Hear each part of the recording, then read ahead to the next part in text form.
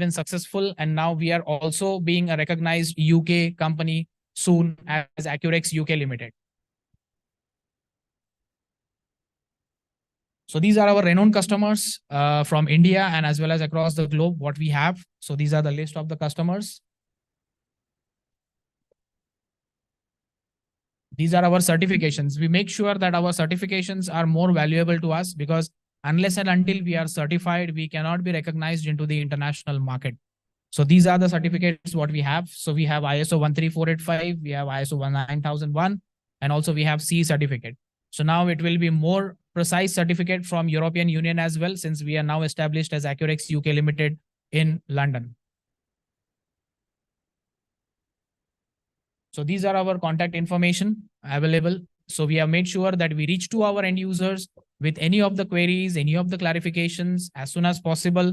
So we have made sure that we are available on the social media, we are available on WhatsApp, and also we have a customer relationship management system. So which makes sure that whenever any query or any clarification is raised from the customer, gets assigned to the proper salesperson, service person, and the issues get resolved, and accordingly we can take it ahead and we can give the customer satisfaction, which is our main priority. So thank you all. And it was a great pleasure to me come here all the way from India and present to you.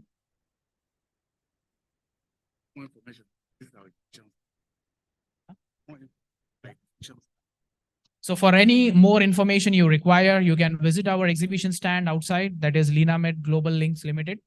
And I will be available, our team will be present. So you can come over there, you can see our products as they are locally available over here. Thank you very much, ladies and gentlemen. Thank you for your patience and time, and look forward to your possible future collaborations as soon as possible. Thank you. Thank you very much for that presentation. You took 3 extra minutes from your time, so we'll surcharge your company for that, but we'll talk about that at the stand. Thank you. Thank you. Namaste. Namaste. You can go. You can go. Thank you. Yes.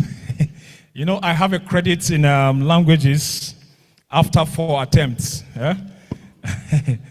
Ladies and gentlemen, it is now time for us to start this program officially. I remain my humble self. My name is Barry, MC Barry, a graduate from the College of the Institute of Federal University of Polytechnic, ABU Jos, HND Hausa Electronics, BSc Yoruba Engineering, and a master's degree in Igbo Mentality Money Technology. Yeah? If you say that school not day, I don't talk my own finish. Ladies and gentlemen, this is the 59th Annual Scientific Conference and Workshop taking place here in the capital city of Abuja with a theme, Universal Health Coverage, the medical laboratory priority in Nigeria. We want to specially and respectfully welcome us all officially to this very program. We'll say Sanoda Zua, we'll say Nde Onu, and we'll say Ekabo to you all. It's going to be a fun-filled program. It's going to be mind-breaking. We're going to be having enough information to be given to us. And just like my co-MC said before we started, that it will not be wise for us to finish this program without having at least 5 new numbers in your contact. Distinguished ladies and gentlemen, we would like to start officially with the acknowledgement of guests that are here present. But like we always say, in case your name is not called upon or acknowledged, that does not mean you're not honored or respected by this great association. But just know that you are a chairman and a cheerleader at your respective seats. We'd like to acknowledge, first of all, His Excellency Bola Ahmed Tinubu, GCFR, the President and Commander-in-Chief of the Armed Forces, Federal Republic of Nigeria.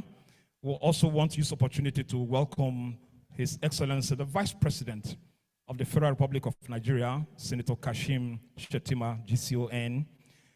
Ladies and gentlemen, we'll also have with us here on our list His Excellency Senator Godswill Akpabio, the Senate President. We are supposed to also have with us Right Honorable Tajuddin Abbas, PhD, the Speaker, House of Representatives. We've just been informed that he will try to come, and if he doesn't, he's going to send a representative to us, and will let us know about his presence. Ladies and gentlemen, let us use this opportunity to acknowledge in a very special way our chief servant, the #1 member of this great association of medical laboratory scientists of Nigeria, Professor James Garba Damen. Can we please put our hands together for him? He has been working tirelessly for the past 3 years, making sure all things go well in the association. We welcome you in a very special way. Distinguished ladies and gentlemen, we have with us here the man that will be directing the affairs of today's program, the chairman of this occasion.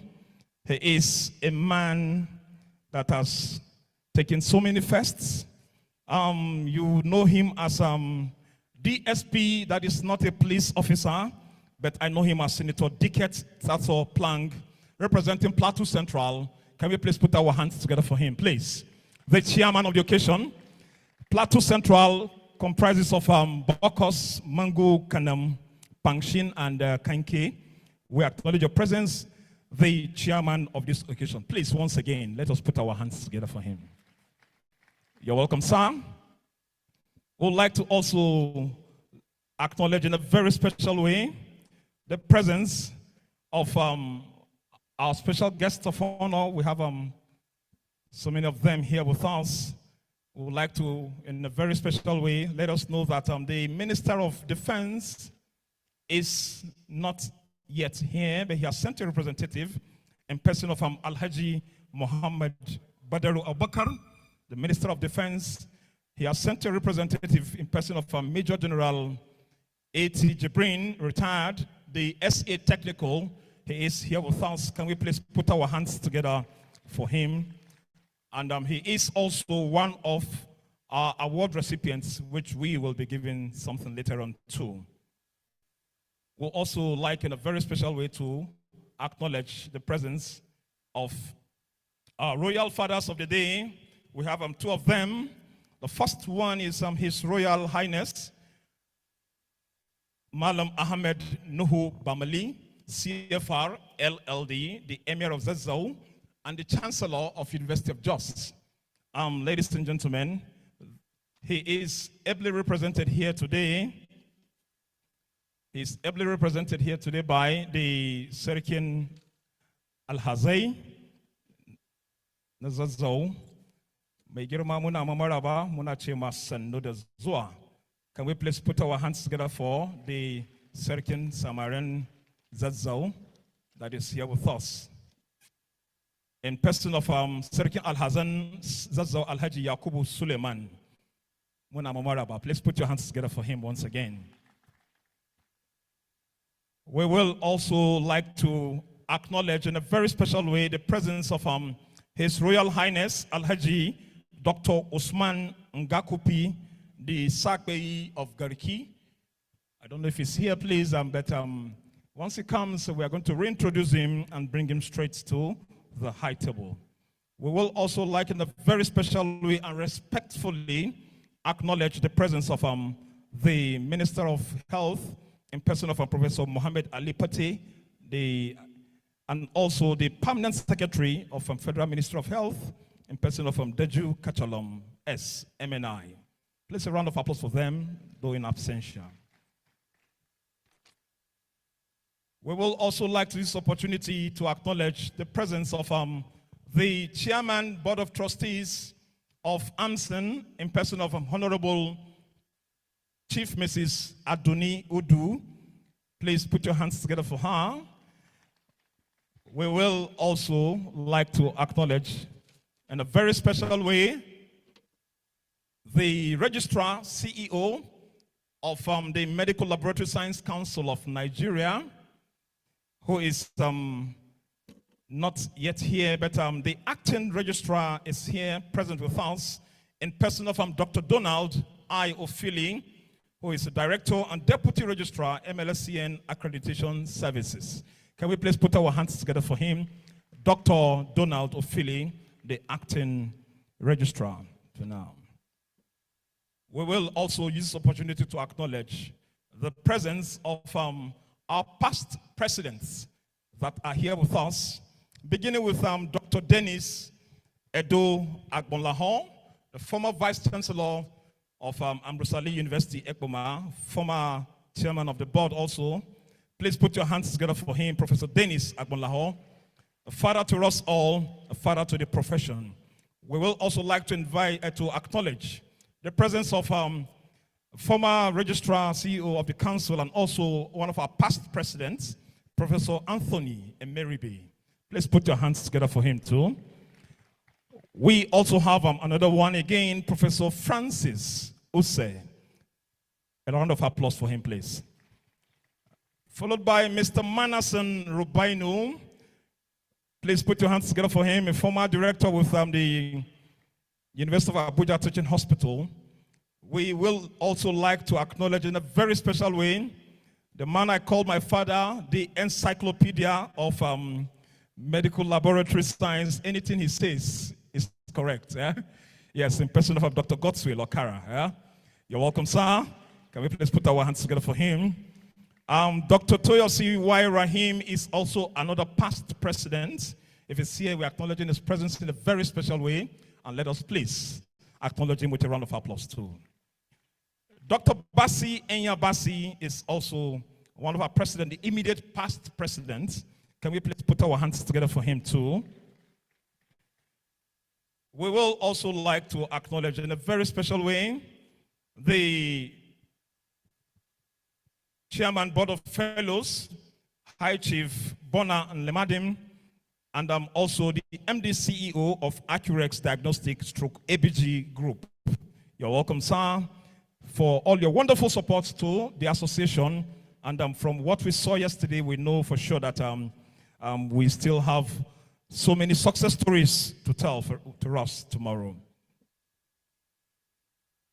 My MC, please. We'll also like to acknowledge the presence of the national presidents of different bodies that are here with us to support us. I've just been informed that the president, the national president of Nigerian Union of Allied Health Professionals, NUAP, is here with us to honor us. Comrade pharmacist Ibrahim Al-Hassan Kamal. We acknowledge your presence in a very special way. All the state chairmen that are here with us of AMLSN, we acknowledge your presence, most especially the chairman of chairmen in person of MLS, Abakar Tokur from Kano State.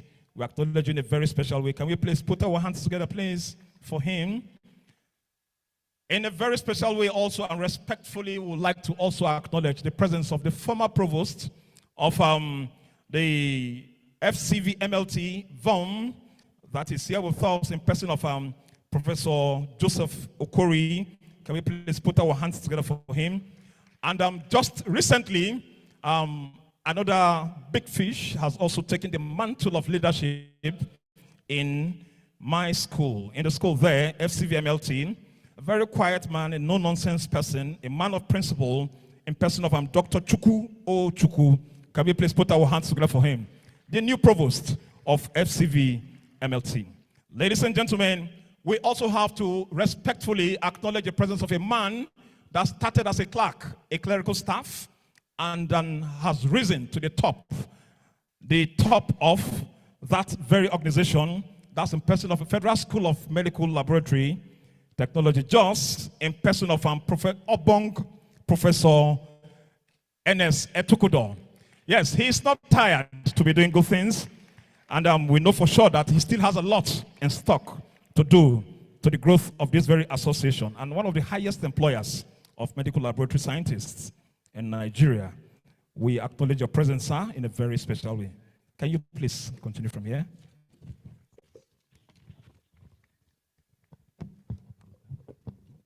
Thank you very much, Barry. Mr. Chairman, very distinguished ladies and gentlemen, it is my honor and pleasure to recognize members of the Board of Trustees. It is said that if you want the job to be done, yeah, well, you can give it to a man sometimes. But if you really, really want the job to be done, you give it to a woman.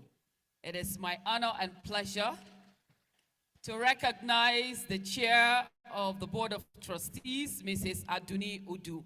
Please give her a round of applause.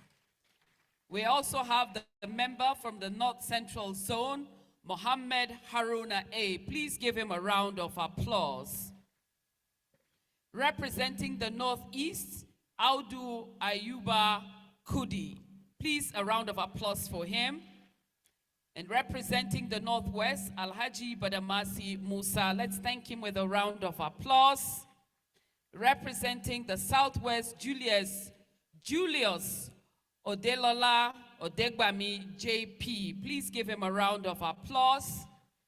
We also have representing the Southeast, Honorable Dr. Ike Njoku. Let's give him a round of applause. And of course, representing the South-South, High Chief Dr. Solomon Ederi Agyanyi. Please give him a round of applause. Thank you all for serving as members of the Board of Trustees and standing tall with the President and other very senior executives to run this organization so efficiently. We appreciate each and every one of you. In the course of today's program, like we've started, there will be lots of conversations around very different sub-themes and many more other product explanations or presentations will be done so that we get to know who is around and what we are talking about as the opening ceremony really gets underway. Barry? Thank you very much, ma'am. I don't know why you say every time a woman. Eh? Is it true that I don't know? Eh? Just don't look for our trouble. Okay. Just let dogs let sleeping dogs lie. Okay, no problem. Ladies and gentlemen, would like to, in a very special way, recognize the presence of one of the key persons for today's program. We know the TCA cycle in science. We know what it does.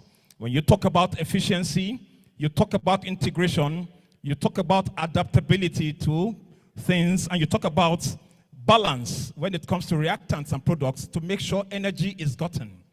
Ladies and gentlemen, you know the TCA as tricarboxylic acid, but I know the man I want to introduce now as a man that has taken so many firsts, a no-nonsense man. He was the former provost of the College of Health Technology in Bayelsa State, and currently he is the Vice Chancellor of the Federal University of Otuoke. He will be our keynote speaker for today. I present to us Professor Teddy Charles Adias, please. Put your hands together for him. No, sir. No. It's just presentation, sir.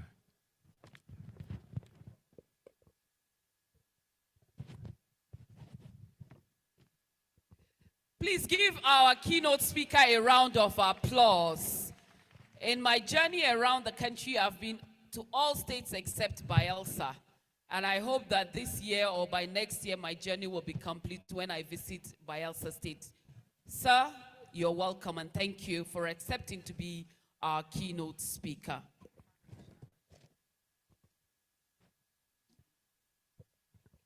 I would also like to use the opportunity to introduce to us our speakers, other speakers for sub-teams that will be listening today, beginning with Dr. James Ame, the lead scientist from Australia.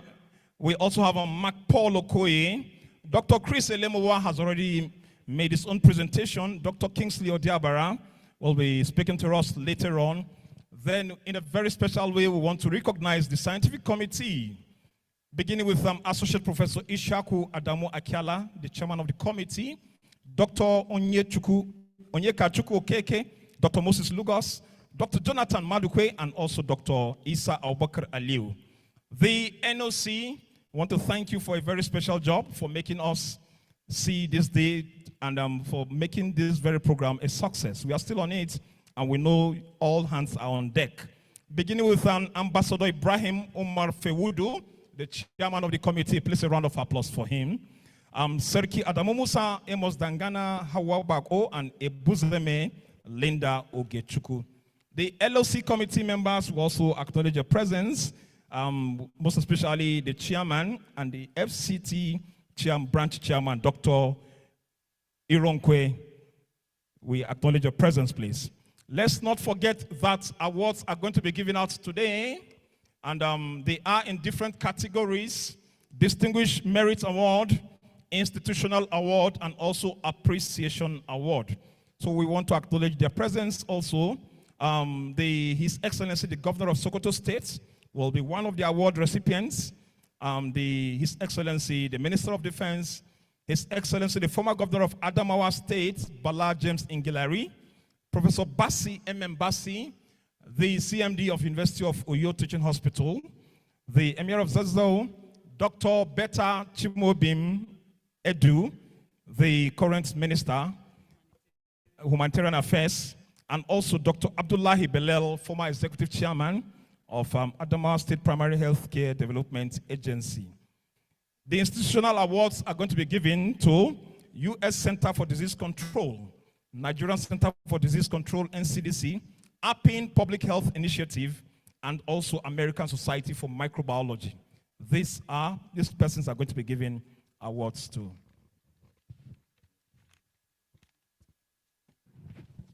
We will also like to acknowledge the presence of the Director of Diagnostic Services, Headquarters, Nigerian Air Force, Air Commodore CC Ohanele. Please a round of applause for him. You're welcome, sir. We will also like to acknowledge the presence of the Deputy Commandant, Nigerian Air Force School of Medical Science and Aviation Medicine, Kaduna, in person of Group Captain D.A. Begila. Please a round of applause for him also. We have a very important personality here, a father to the profession, a former member, House of Reps, the man that made sure he saw to the success of the act we are enjoying today. Let us make welcome to Honorable Kunle Jenrade. Please a round of applause for him. You're welcome, sir. He is already seated. We will also like to acknowledge the presence of all directors that are here, members, fellows, distinguished ladies and gentlemen. Please just bear with us because we won't be able to call on all persons. But for now, please, the NEOs, I would like to invite the National Publicity Secretary, Billy Rose, to please introduce to us the NEOs, please. Please a round of applause for our National Publicity Secretary.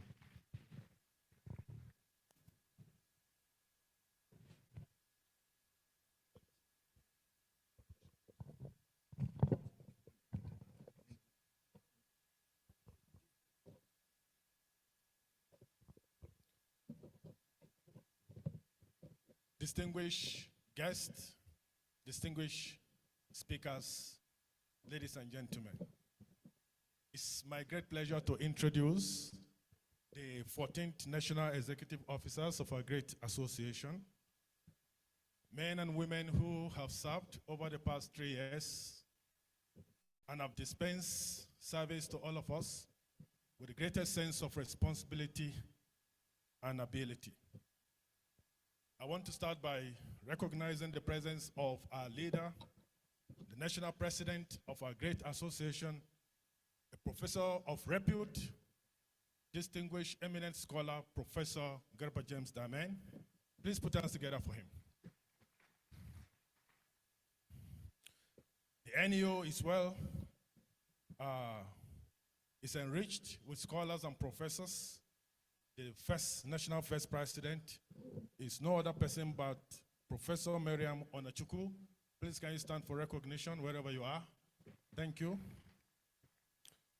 I want to recognize the second vice presidents. Second vice president, Northeast, Ambassador Fewedu Ibrahim Umaru. Second national vice president, Northwest, Honorable Adamu Sarki Musa. Second Vice President, Southwest, Honorable Adebo David Oluwafemi. Please, can you stand for recognition? Thank you. Second Vice President, South South, Honorable Sarabo Esewe. I want to recognize our eminent National Secretary who has served as the engine room of the Secretariat, Professor Musa Abidemi Muibi. I recognize the National Assistant Secretary, Honorable Kantiok CMD. Please put your hands together for them. Thank you. I want to recognize also the National Financial Secretary, Honorable Asiodu Anthony Uche. Also the National Treasurer, Dr. Akiade Adekumbi.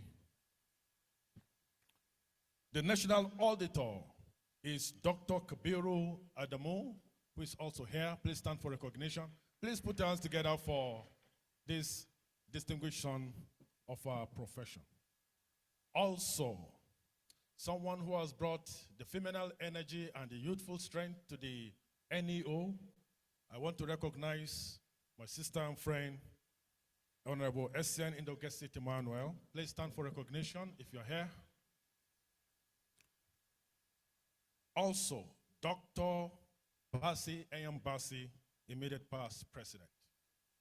Yours sincerely, the National Publicity Secretary, Olusoji Billy Rose. I want to recognize the president of the female sub-wing of our association, Mrs. Yomi Nelson. If you are here, please stand for recognition. The president of the Association of Female Medical Lab Scientists. I want to recognize the president of the Young Medical Laboratory Scientists Forum. Also here, Honorable Jegede. Are you here? Please stand for recognition. Thank you. Put your hands together for him. I want to recognize the Executive Secretary of the Secretariat, our principal, the teacher of teachers, my leader and mentor, Mr. Godwin Ehimepe. I also want to recognize somebody who has given energy, strength, and framework to our profession, who was instrumental to the birth of Act 11 of 2003. Somebody who's, with the help of others, fought to ensure that the act became life. It is my honor and privilege to recognize one of our living ancestors, Honorable Kunle Janrade. Thank you. I want to recognize members of the armed forces who are here. If you don't mind, please can you stand for recognition from the Navy, from the Nigerian Air Force, from the Army, also from the police. Thank you. From the Civil Defense, please can we put us together for these great Nigerians? I also want to recognize the representative of the President of the Nigerian Society of Physiotherapy, ably represented by the FCT State Chairman, Dr. Eze Inamdi. Please can you stand up for recognition? Thank you. I also have here the National President of AMLSN, Mr. Kashimu Shehu. Can you stand for recognition? You are well recognized. Thank you. I also have here Honorable M.B. Ibrahim. He is the Federal Commissioner with the Nigerian Law Reform Commission, Abuja, in charge of Southwest. I want to recognize you. Can you stand for recognition, sir? You are welcome.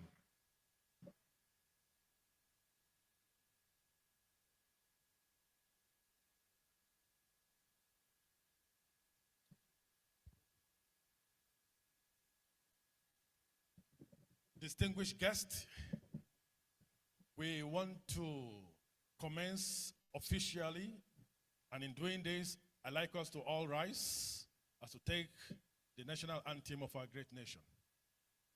May we rise, please.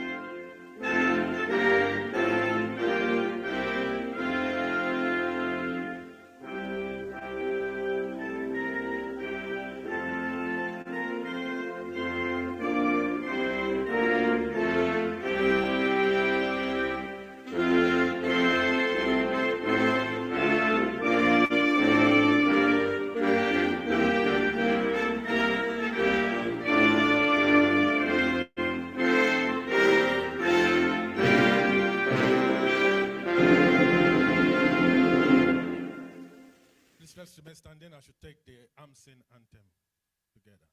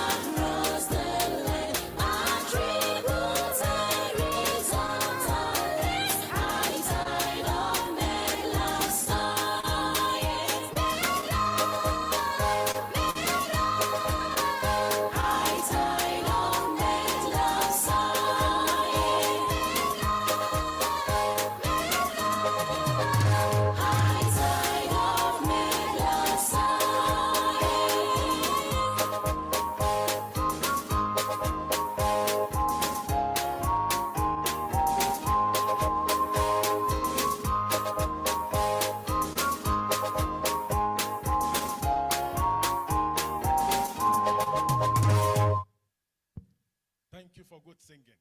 May we have our seats, ladies and gentlemen, distinguished guests. I want to invite for the opening prayer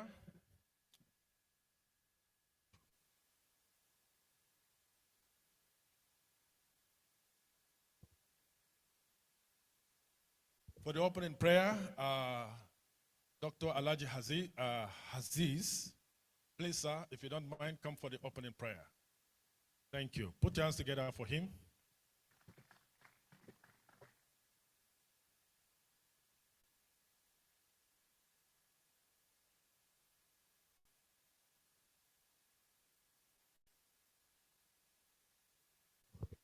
أعوذ بالله من الشيطان الرجيم بسم الله الرحمن الرحيم الحمد لله رب العالمين الرحمن الرحيم مالك يوم الدين إياك نعبد وإياك نستعين اهدنا صراط المستقيم صراط الذين أنعمت عليهم غير المغضوب عليهم ولا الضالين. Oh Allah, we are gathered here from all different parts of this country. We appreciate your protection over us for granting us safe journeys to this place. We now beseech thee to come and take control of all the activities for this conference, so that at the end of the day, we'll have great cause to glorify thy holy name. In the name of Allah, I have prayed.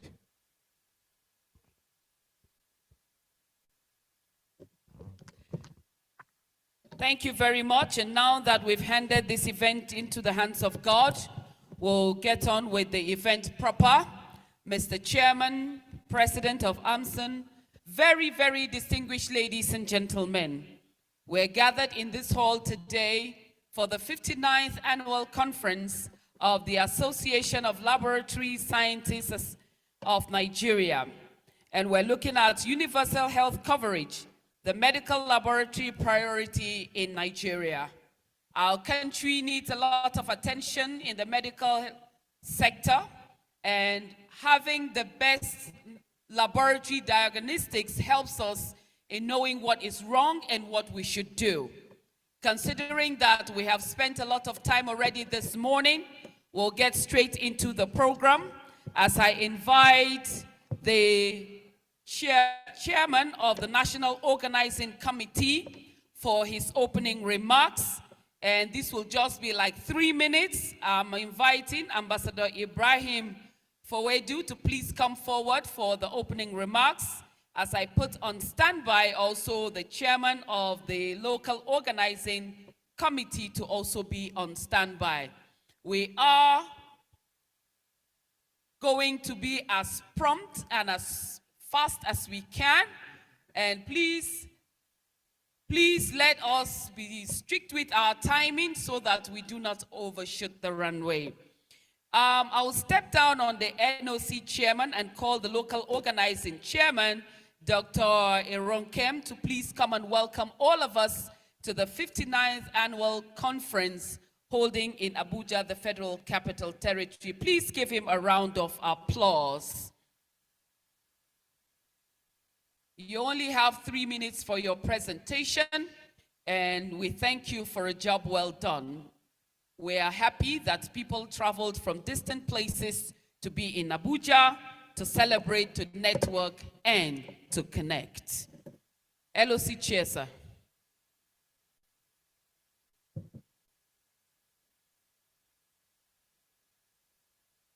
You know, when you've been attending to a lot of people, sometimes some things just slip at the last minute. And it does happen. So, Chairman.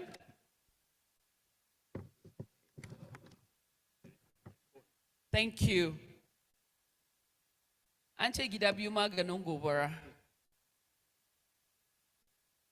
He has already taken 1 minute off his time, so he only has 2 minutes left. And being that we're diagnosing why his speech is missing, I'm sure at the end of it all, the microscope will tell us what virus affected everything. So, thank you, Mr. Chairman. And it was, from what I can see, it was actually misplacementitis. And it doesn't have any septics yet. So it means there's no major virus in his phone. So now he's taking ampicillin as a remedy. Thank you very much, sir. Thank you very much, MC. You have done beyond your scope. Thank you so very much. I want to sincerely welcome you all to this great occasion. Let me start by recognizing the National President, Professor James Garbadamen, all members of NEOs who are here present, our Forum of Chairmen and Secretaries, Chairpersons, Board of Trustees, and members present, Chairman and members of Board of Fellows present, distinguished guests, our highly revered elders here present, ladies and gentlemen, esteemed colleagues, I want to thank you to this great occasion. I plead to stand on existing protocol. It is with great pleasure and a sense of honor that I stand before you today as the chairman of the local organizing committee of this year's conference and AGM of our great association. And on behalf of the LOC members, I extend warm regards and welcome to each and every one of you to this prestigious event. This well-planned conference seeks to address a critical theme, the universal health coverage, the medical laboratory service priority in Nigeria. As medical laboratory scientists, our role in in achieving universal health coverage cannot be underestimated. Our profession occupies a pivotal position in ensuring accurate diagnosis, effective treatment, and overall quality of health delivery. Throughout this 4-day program, we have curated a range of enlightened sessions, knowledge sharing discussions, and interactive workshop that will explore the latest advances, best practices, and challenges in our field. We took the burden to assemble and present to you today a distinguished panel of experts, both locally and internationally, who will share their value, insights, and experience with us all. In addition to the knowledge and enlightenment this conference promises, the end of the event also marks an important milestone. We will conduct an election to determine the new national officers who will lead and guide the affairs of the association for the next 3 years. This election is a significant moment as it sets the course for our collective future. And I urge each member of the association to actively participate in this democratic process. I encourage all participants to fully immerse themselves in the conference, actively engage in discussions, and take advantage of the networking opportunities with fellow professionals in Abuja. As the best FCT being the host city naturally evokes inalienable sense of unity and love and presents an aura of patriotism and ambience. Let us use this opportunity. Let us seize this opportunity. Let us use this opportunity to strengthen our bond and collaboration, share our accomplishments and collective strive towards the growth, development of medical laboratory science in Nigeria. Once again, I extend my heartfelt welcome to all participants, delegates, esteemed guests, and partners as we embark on this journey of knowledge, innovation, progress. Together, let us work towards achieving universal health coverage and elevating the status of medical laboratory science in Nigeria. Thank you as I look forward to an inspiring, productive conference. Thank you so very much. Thank you very much, the local organizing committee chairman, and we look forward to stressing you some more for the next 2 days until this conference is over. And now I will invite the National Organizing Committee Chairman, Ambassador Ibrahim Feweldu, to please come also and give us his 3-minute address as we prepare to welcome the National President for his presentation and also other guests who are seated here. This conference has been put together to improve our knowledge so that we can learn, unlearn, and relearn. Ambassador, sir.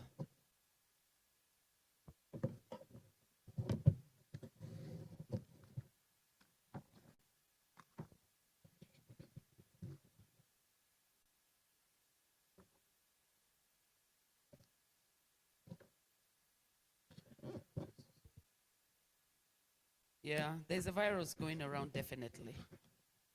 Definitely. We need very strong microscopes to help us discover what it is. Finally. Thank you, Ambassador.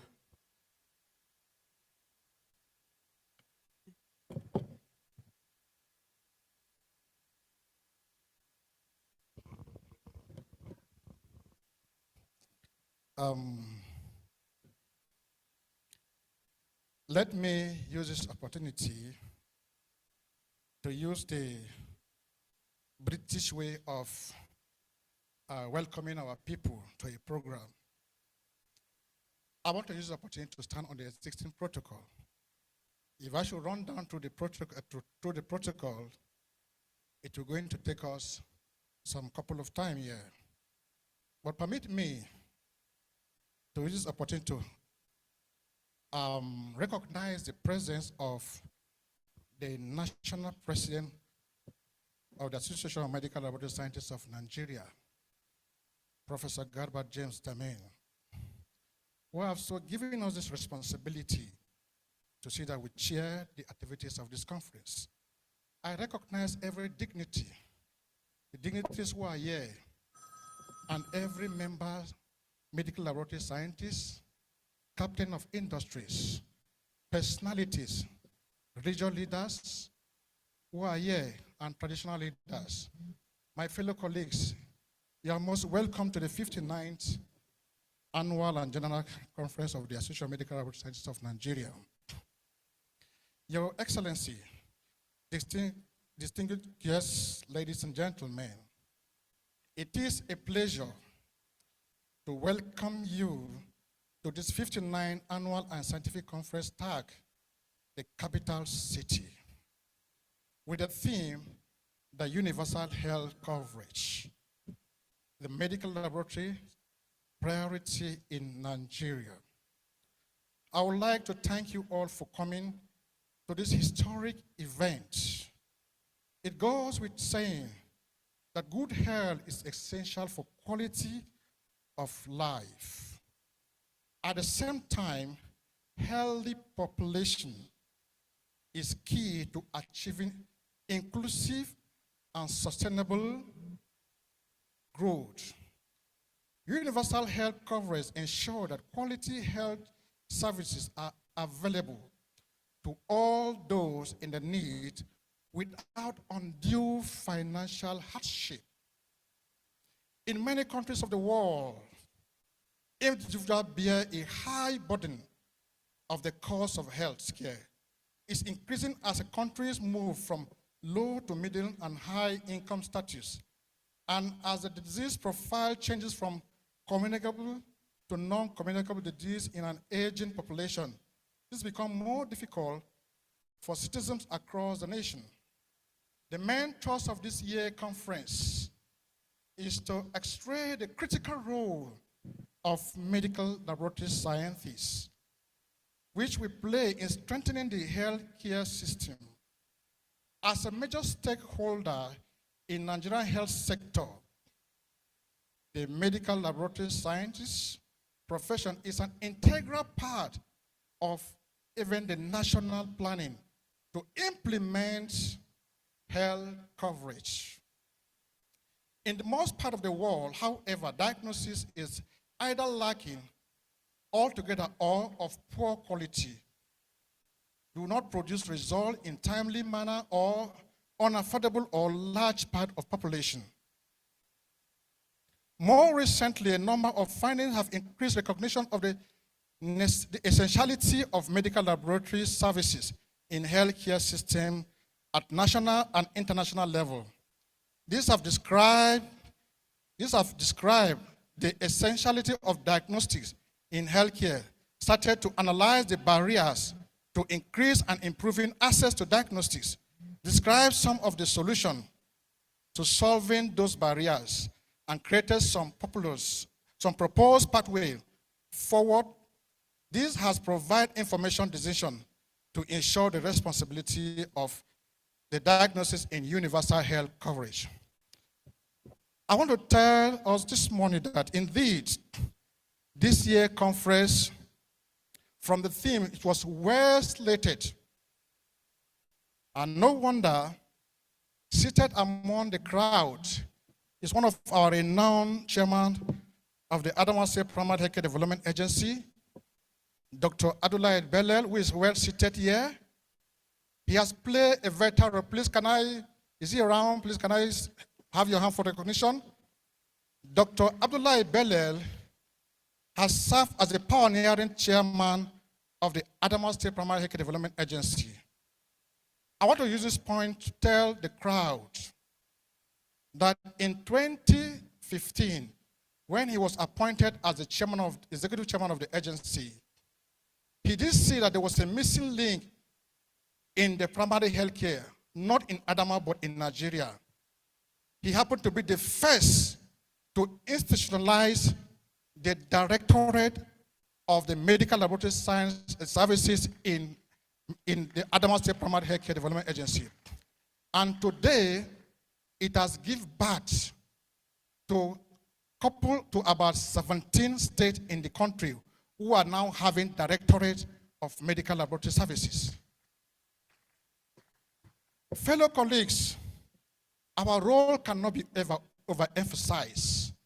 And that is why when the president and the NU saw that this theme should be utilized this year, during the advent of the COVID-19, we have all seen that the world have to stand still, even in the Washington, to say we have to salute the professional called medical laboratory scientists in the fighting for the COVID. I will be very glad if you will clap hand for yourself. The world then recognize our presence. I want to welcome you once again as the National Organizing Committee Chairman to this August gathering. Stay put. You will hear from all our vital speakers who have been drawn across not only Nigeria but in diaspora to see that we give the best in the healthcare services. My earnest prayer is that in this year's conference, every scientist will be well equipped to face the challenges.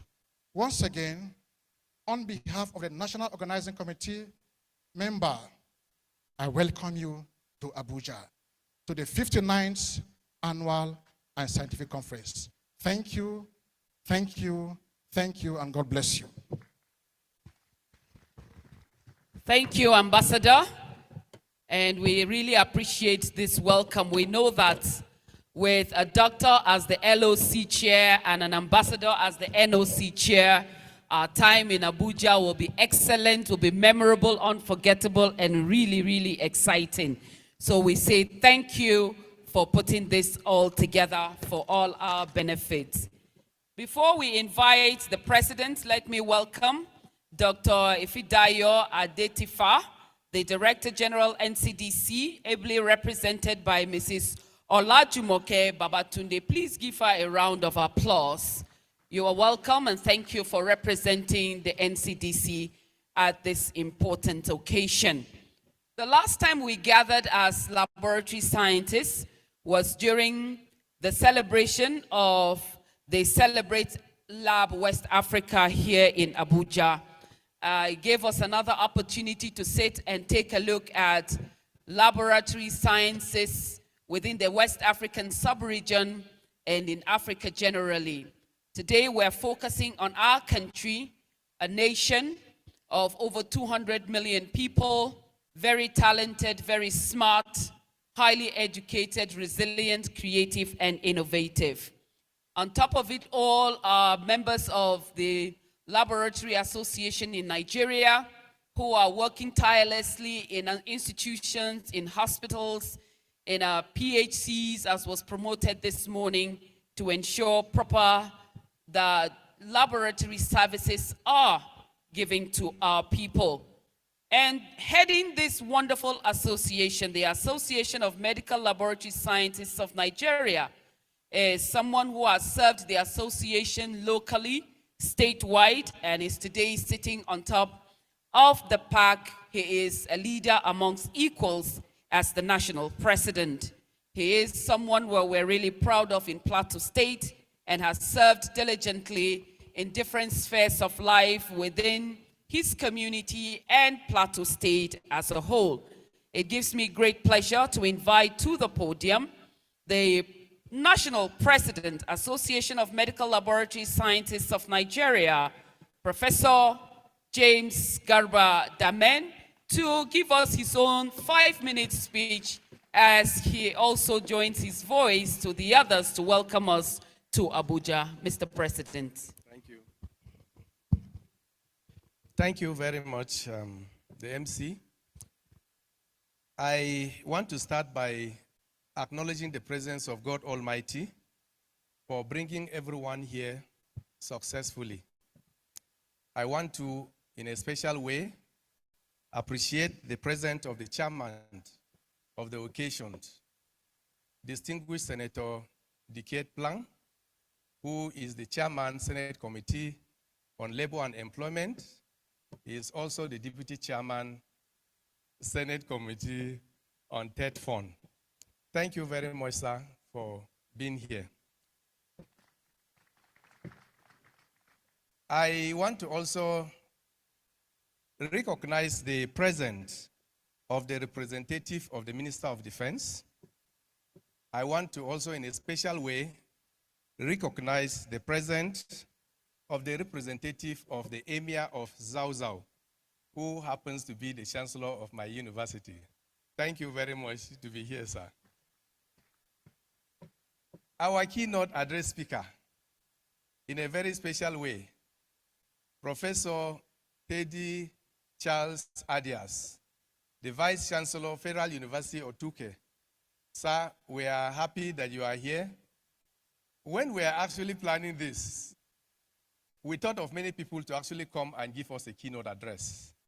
And we decided that Charles, Professor Teddy Charles Adias, is the best person to come and talk to us on this topic. Thank you for being here. Well, we have many national presidents that are here, but I want to use Professor Dennis Obolaho to represent all the past presidents that are here. I want to recognize Dr. G.C. Okara, though he is a past president, but currently he is the Registrar, Secretary General of the West Africa Postgraduate College of Medical Laboratory Science here in Nigeria. The regional office is here in Nigeria. Thank you. We have a lot of, chief executive officers. Let me use Obong Professor Itugudo to represent all the chief executive officers that are present here. We have a lot of permanent secretaries that are here. We have a lot of elders. Please, I want to stand on the existing protocol that is being established by the masters of ceremony for the sake of time. But before then, our colleagues in the military, I want to use Air Commodore Ohanele Shukuma to represent all of you in the armed forces. Thank you very much. I stand here on behalf of our national executive officers and the entire body of medical laboratory scientists of Nigeria to welcome all of you to Abuja for the 59th Annual Scientific Conference and Annual General Meeting of the Association of Medical Laboratory Scientists of Nigeria. I want to say that we are excited by seeing all of you, and you are looking very handsome and beautiful. Thank you very much. We are going to actually deliberate and talk on the universal health coverage. What is the priority for medical laboratory scientists in Nigeria? The government of Nigeria has emphasis on they want a situation that there should be universal coverage all over the country. The question we are asking is that, what is the role, what is the importance of medical laboratory? At the primary health level, can you be able to have just a primary health center without a component of medical laboratory? Will that be able to say that we want to have a universal health coverage? This is issues that the keynote address speaker, the sub-team speakers are going to take us all through. The main aim is for us to upgrade our knowledge, for us to be able to take home the importance of medical laboratory science, that we need to make a position to government so that government will be able to include medical laboratory services right from the primary health care to the secondary and tertiary health institution. I had attended a lot of meetings, both within and outside the country. And the emphasis is that how do we strengthen medical laboratory? You cannot, how can you even strengthen health system? You cannot do that without the component of medical laboratory. And that is why if you look at the sub-teams, all are to remind us and to also build our consciousness on the importance of medical laboratory science in Nigeria generally. We have a lot of eminent scholars that we have chosen them to come and talk to us. Some are in Nigeria, some are outside Nigeria. And it is our belief that at the end of this conference, we will not go back the same. We will go back and ensure that we add value to medical services wherever we find ourselves. Today is going to be my last time to address you as National President of Association of Medical Laboratory Scientists, because this conference will be culminated into election of the 15th National Executive Officers of our great association. I want to thank most especially our elders, the Board of Trustees, and all the medical lab scientists for the support I have so far benefited, enjoyed from all of you for the past 3 years. It has not been easy, but God has always been the backbone, and it has made it very easy with your support. Permit me at this point to also report that during this period, we have individuals that have supported us. We also have institutions that have supported us. And that is why, if you look at it, we are going to confer awards to some distinguished personalities. Some are appreciation awards. And then we also have institutions that we have collaborated with them. And based on even what they are doing is in line with the objective of my administration. We put more emphasis on strengthening the laboratory system.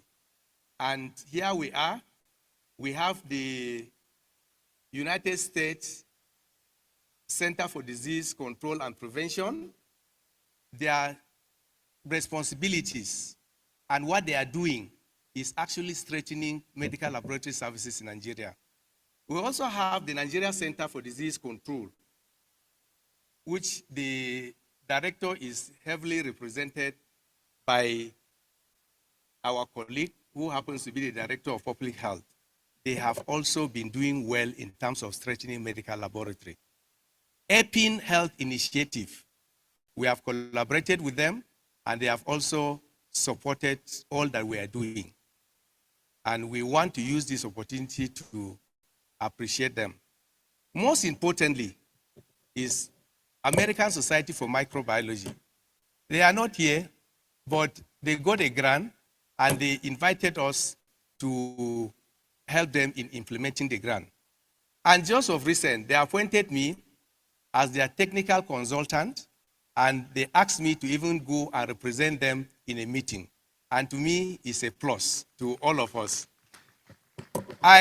So we are going to use this. Now, I want to also state that apart from even the list that you have seen, tomorrow when we have our annual general meeting, we still have some of our colleagues that have distinguished themselves.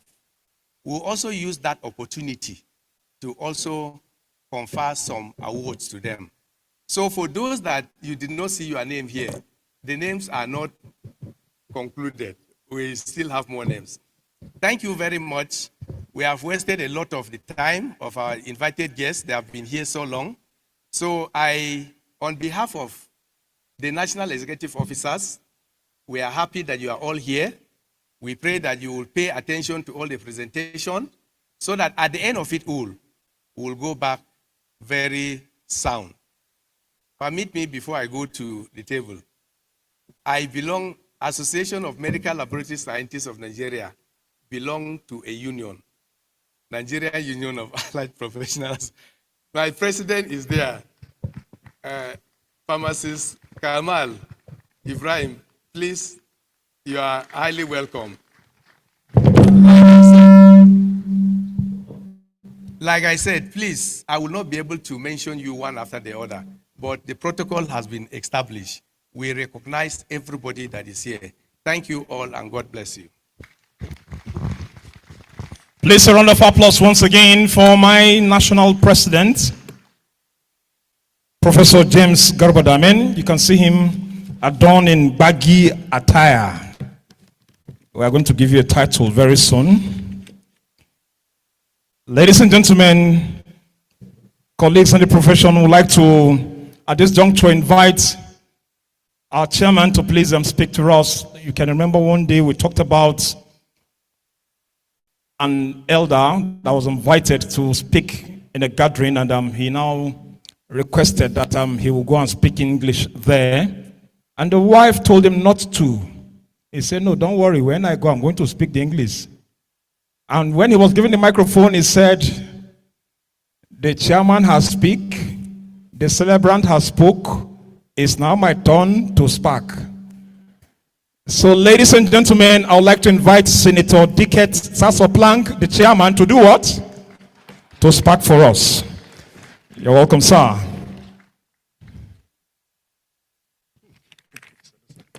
Thank you.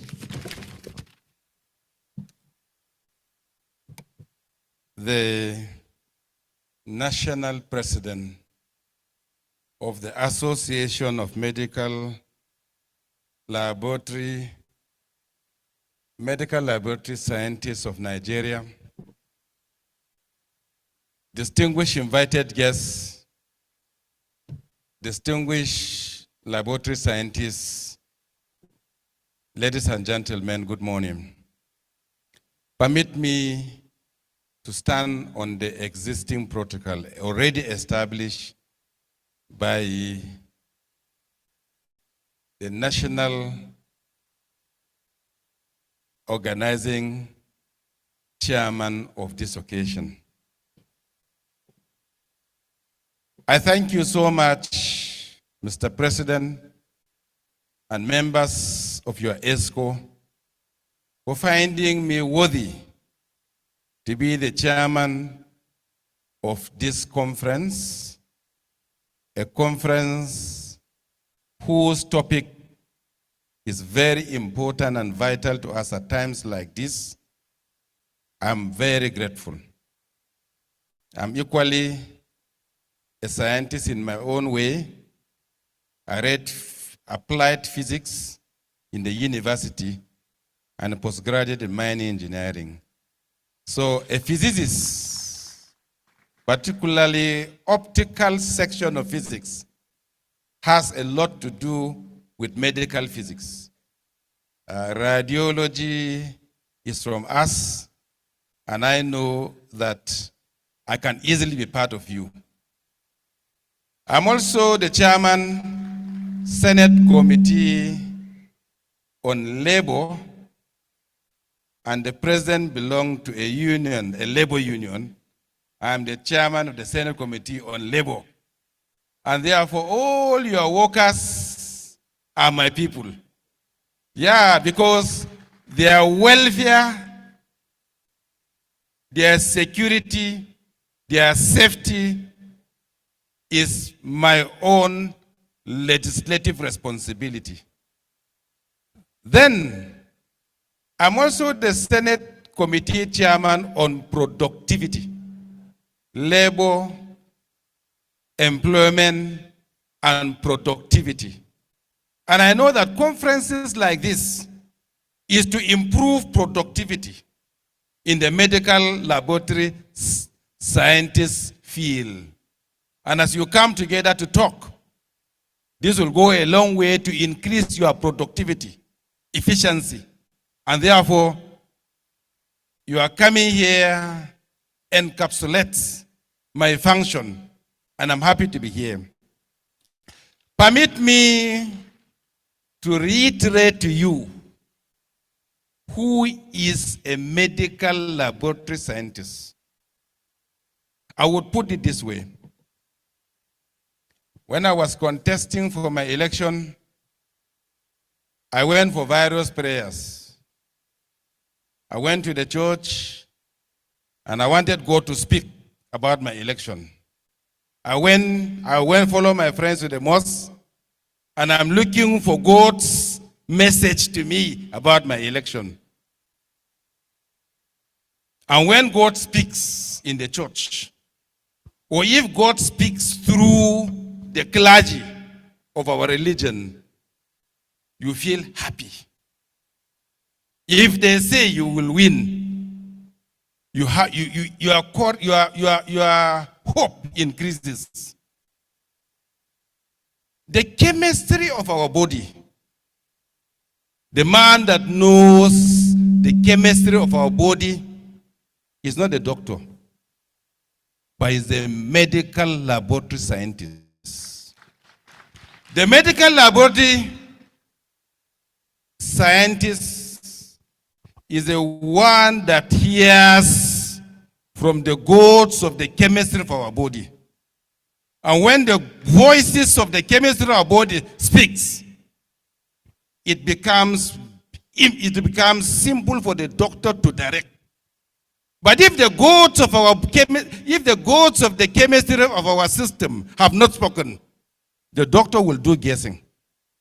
And therefore, I look at the man that can bring message from the chemistry of our body as a laboratory scientist.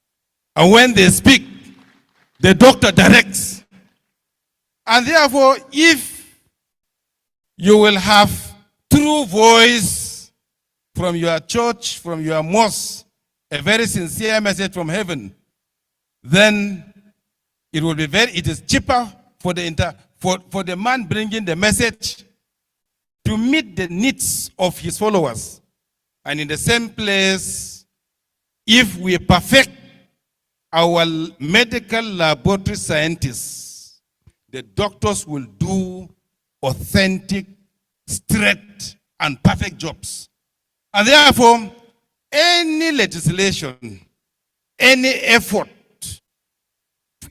for government to put on medical laboratory scientists, we will be hearing very sincere message from the chemistry of our system to the doctors, and the doctors will perfect our health. So the beginning of our health starts from the correct interpretation of the chemistry of our bodies. And therefore, if we would want to meet a universal health coverage, we must start with those who hear from the chemistry of our bodies. We must prioritize and ensure that the medical laboratory scientists are well placed. When they are well placed, we will hear the true story of our system, and then the medical doctors will be able to direct, and we will attain a more perfect, efficient, and a more promising health status in our system. I want you to know who you are, and I want to assure you that I will be part of you in terms of legislation. I will be close with you and my colleagues that are heading your committees. Whatever proposal they bring, count me as one of your senators representing the Association of Medical Scientists in Nigeria. And again, by the grace of God, I was talking to your president, if we will be having little constituency project, I want to assure you that I would want to upgrade the medical laboratories of my constituency via you. I wish you a very successful conference. I wish you a very successful scientific deliberations. And I also wish you a very successful laboratory scientist election that will be conclusive, not inconclusive, but will be conclusive. And I pray that in your most laboratory scientific election, there will be no litigations, because your elections will come very scientifically and then using our usual scientific formula, and you will have no reason for litigations. I am very happy when I came, I saw the past presidents of the association coming. I think this is very encouraging. And I pray that even when your tenure is over, it will not be over, because the issue of the Association of Medical Laboratory Scientists continues until the world ends. And therefore, when past leaderships, they are still in tune with present leaderships, your association will succeed. And I thank them for coming around with you. I want to thank Gloria. Gloria she's a very fair person. She told all the men in Hausa that GW maganin gobara. I don't know whether the board chairman, who is a female, knows what Gloria said. Gloria said, GW maganin gobara. Men, did you hear what Gloria said? Blessed is our Gloria. May God, no, I didn't, I'm just a joking. I wish us success, and I wish to thank the distinguished guests, from the generals to the serving generals that are here to listen, and from the Traditional Council. I want to assure you that your program is well attended. I pray that you will have a very successful conference, successful election, and you will be having a rewarding union, and that God Almighty will bless you with a lot of assurances from the legislative arm that we will support you. We are now on appropriation of the estimates that are about to come to the Senate or the legislative arm. And I pray that whatever will be the envelope of the medical MDAs, nobody should subtract. We can only add. May God Almighty bless you. I thank you so much, and I want to confess, after this, I will not be able to stay long.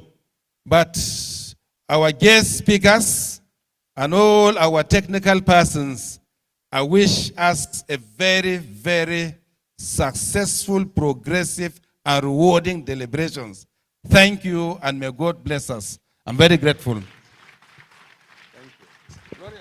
Thank you very much, sir. Can you please put your hands together once again with a standing ovation for our chairman, who has just finished sparking. Yes. And he wishes that our elections will not be scientifically proven. And we pray so.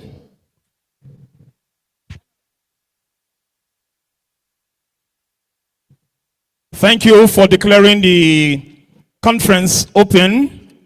Please, we can take our seats. Okay.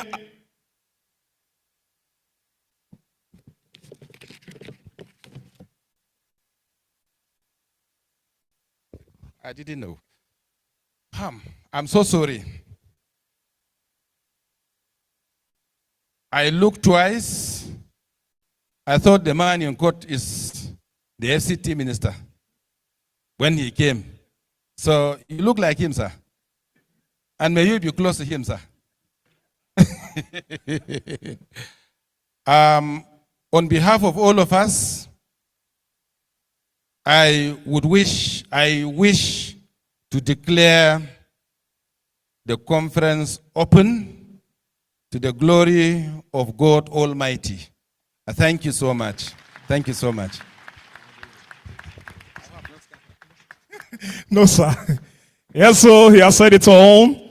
You know, we always talk our own for the other side. Just digressing a little bit. We know how it is, how things have been done here. So we would like to invite the Gbagi dancers. They are going to come and entertain us before we bring on stage our keynote speaker. Please, the Gbagi dancers, if you're ready for us, it's now time for us to at least shake it out a little bit and enjoy the rich culture of the natives of Abuja here. You can see our national president and the LOC chairman adorning the attires of the Gbagi people. Gbagi dancers.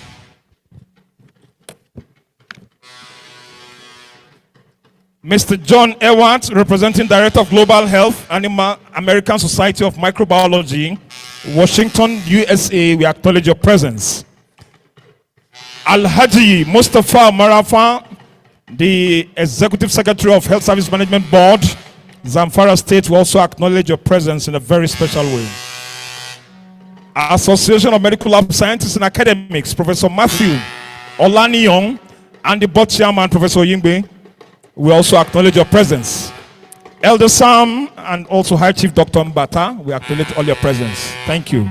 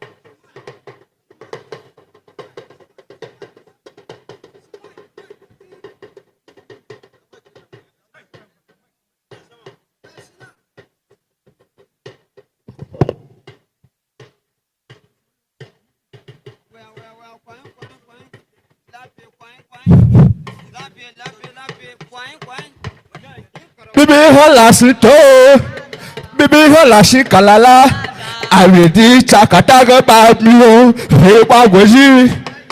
Bibi hola shikalata, bibi hola shikalata, agbagi chakataga babio, hewa goji.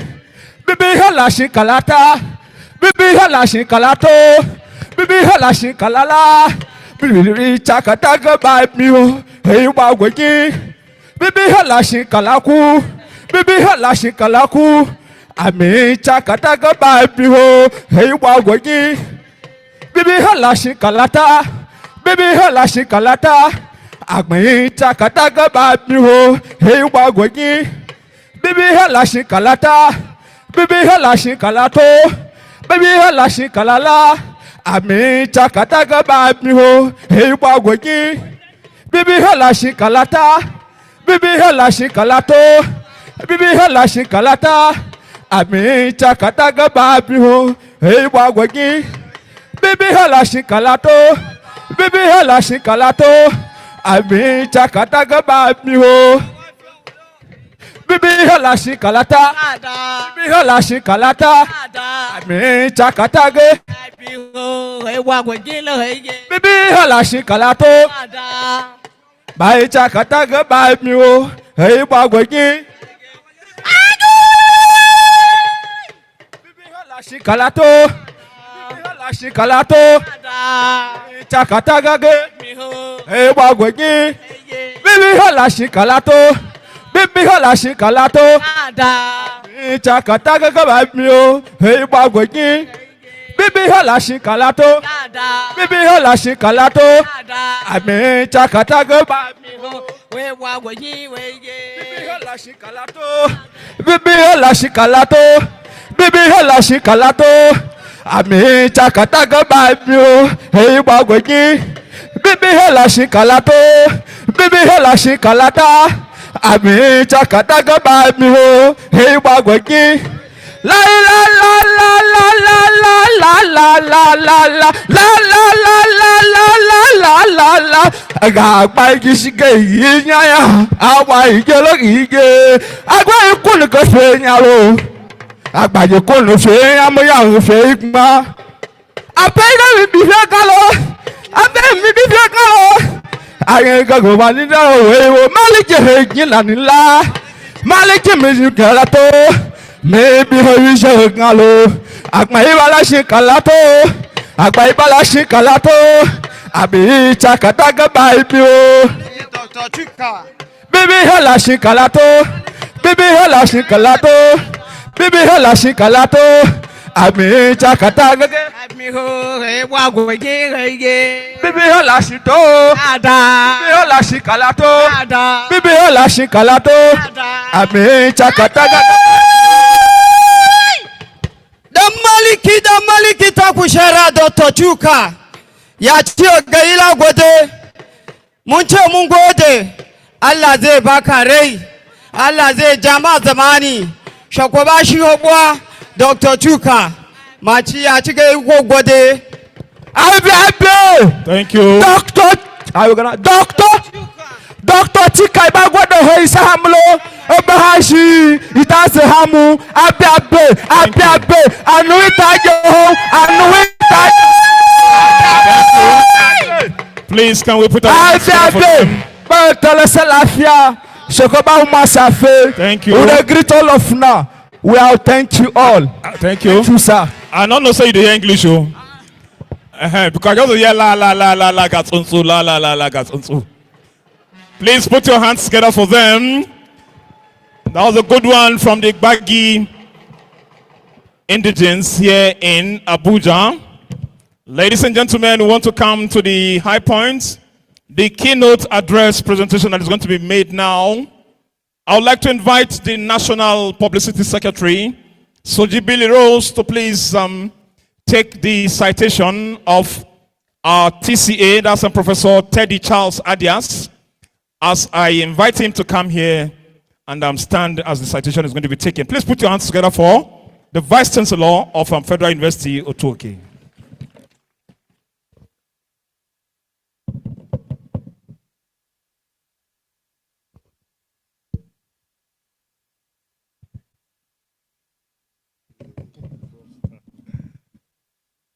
Distinguished guests, distinguished colleagues, respected elders, ladies and gentlemen.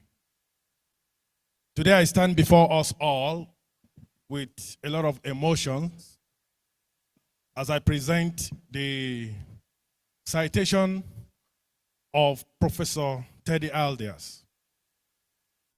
I say I have emotions for two reasons.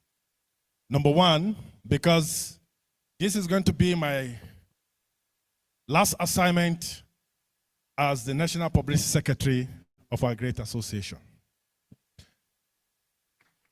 Number two, because I'm reading the citation of a great mentor, a teacher, and an iconic professional and professor of repute that I have decided to choose as one of my key mentors in the profession. Teddy Charles Adias is a professor of hematology and transfusion science, and of course, the Vice Chancellor of the Federal University of Otuoke, Nigeria. His core responsibility is to provide leadership into the university around the development of academic, research, regional and international initiatives and engagements. He holds the terminal degree of Doctor of Philosophy degree, PhD, in immunohematology from the River State University, previously River State University of Science and Technology, Port Harcourt, Nigeria, as well as the postgraduate fellowship of the West African College, Postgraduate College of Medical Laboratory Science, as well as the Institute of Biomedical Science, London, and the Medical Laboratory Science Council of Nigeria, and he is a member of the Board of Trustees for both the West African Postgraduate College of Medical Laboratory Science and Hematology and Blood Transfusion Scientist Society of Nigeria. He is an experienced administrator and a fellow of the Corporate Administration Institute of Nigeria.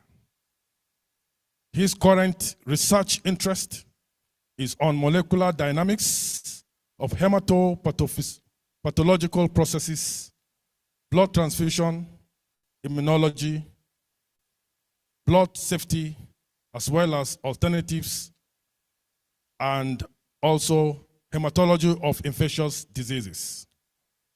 His citation indices as of November 10th, 2023 were citation 1090, index 20. His research interest indices is 8,000.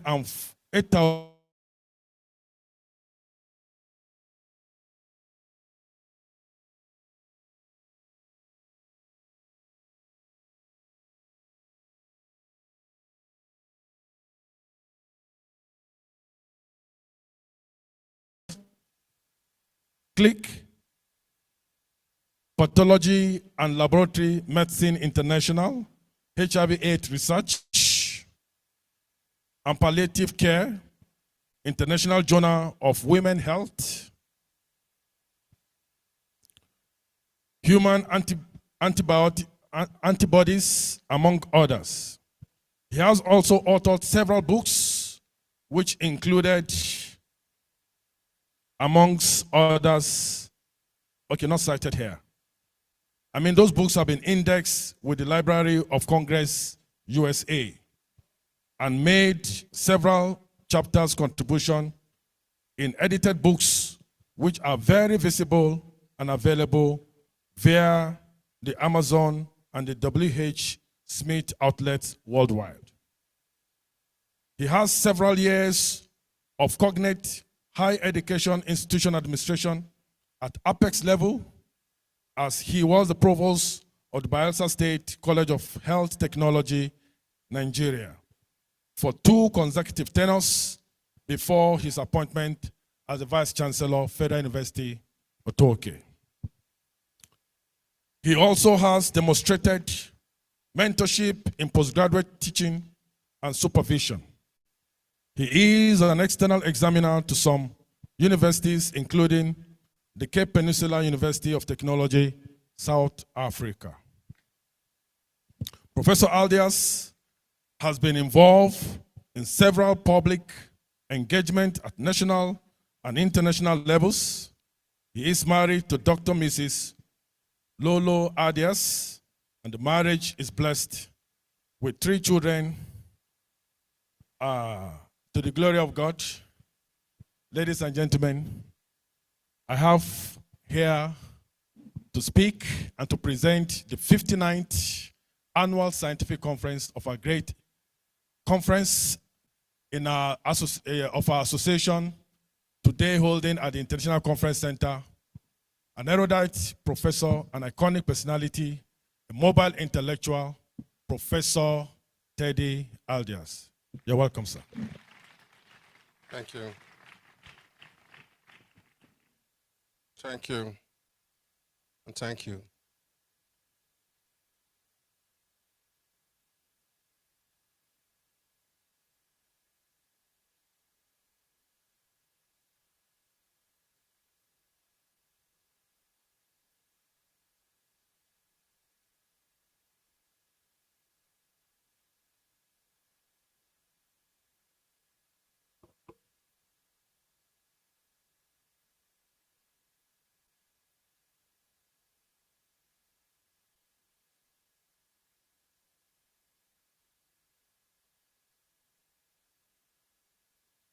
Just a minute. Part of housekeeping.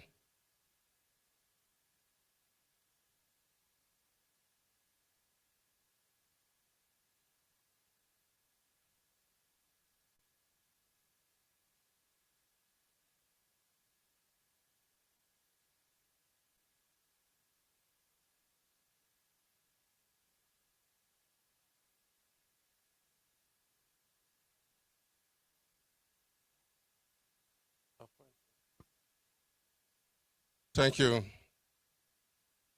Protocols have been established today. I will have the honor to recognize the president of our association, and by extension, all former presidents. Today, let me start this lecture by pointing out that at every time I have the honor to speak in events that concerns our discipline, indeed, science and allied discipline, I become very happy and proud. The reasons for this is simple. It gives me joy to speak to colleagues. It gives me joy to validate the amazing jobs we do as scientists. When Apostle Paul was confronted with issues, in some places he would say he's a Jew. In other places, he says he's a Roman.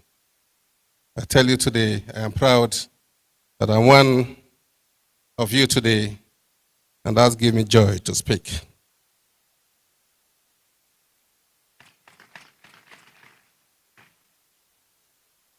Speaking today, in a way, fulfill the doctrine of what we are as a people.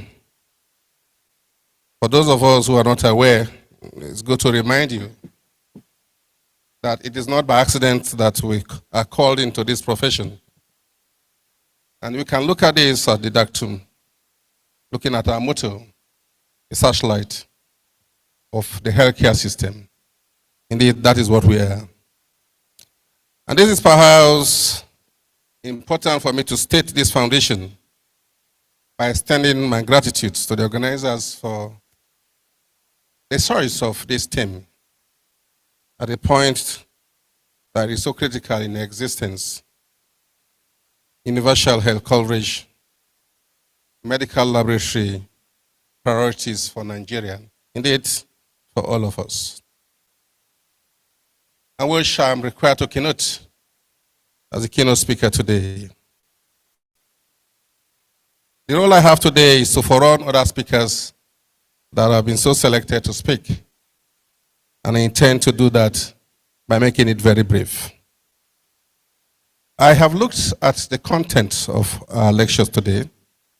I look at the content of the theme, universal health coverage, and I felt that this is in line with the principles set up in 2015 for the SDGs. However,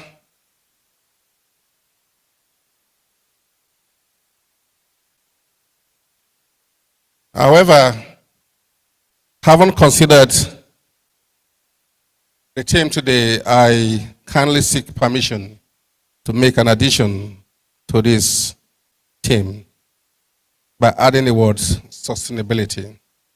And so the presentation I have today will now read: sustainable universal health coverage, the medical laboratory priorities in Nigeria. We are aware that the world over, with the lead of WHO,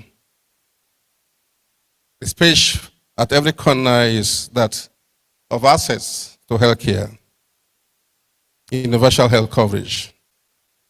It is for the purpose of existence that this declaration is made.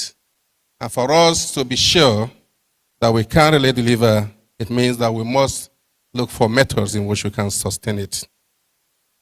My dear audience, by adding the term sustainability to the theme, it attracts some measures of confidence that whatever our priorities are as scientists in Nigeria and the world over, we should be backed with concepts in our minds that universal health coverage should be done in a manner that transcends our current existence as a people, and therefore needs for some level of preservation and sustenance for the present generations and the ones to come. Having said this, it is necessary to first make definitions of the term sustainability. In this way, sustainable universal health coverage. And I define that sustainable universal health coverage refers to a healthcare system that is aimed at providing quality healthcare services to all individuals and communities in a way that it is financially sustainable and in an intergenerational manner. The call to the achievement of this particular health coverage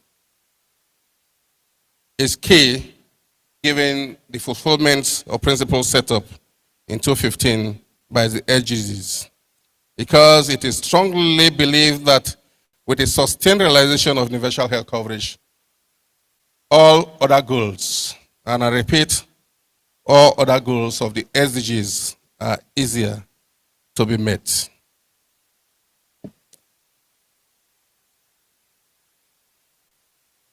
The principles that underpin the declaration is that no one is left behind. Both the rich, the poor, and the vulnerable.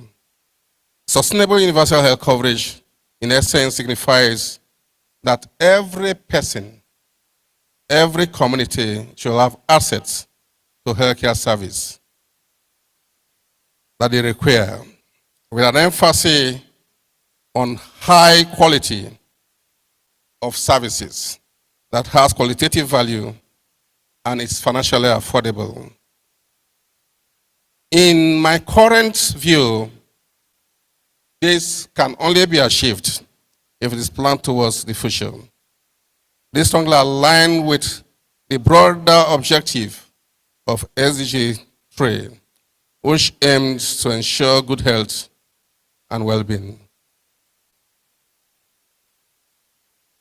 Let us be quick to look at the issues that befell us as a people, given the occurrence of the pandemic we had in 2021, which was the COVID.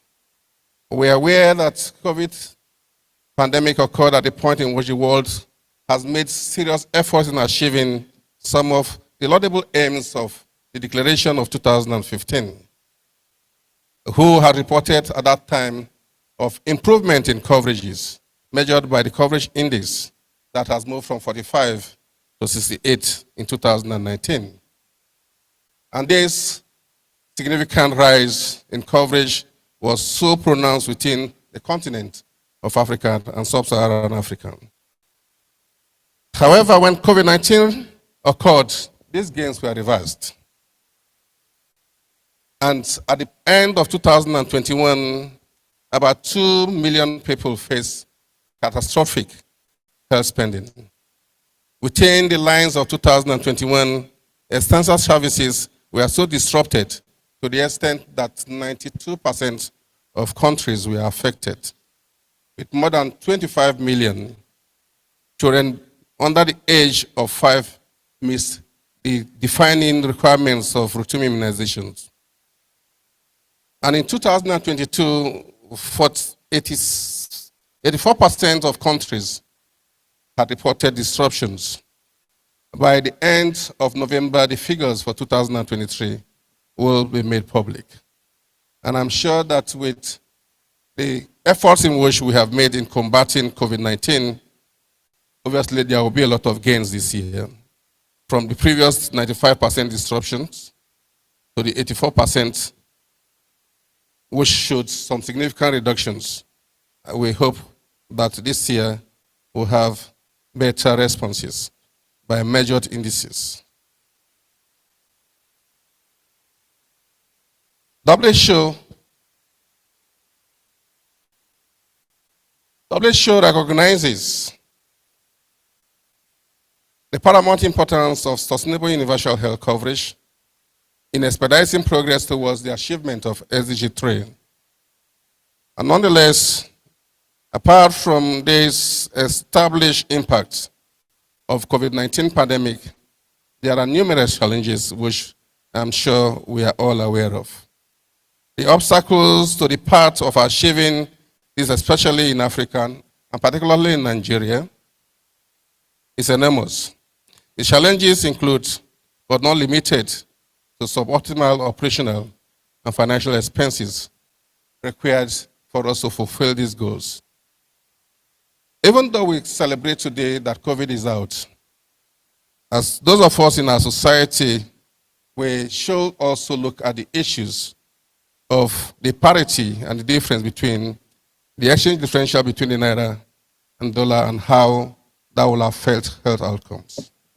And I'm sure that will be a discussion for another day.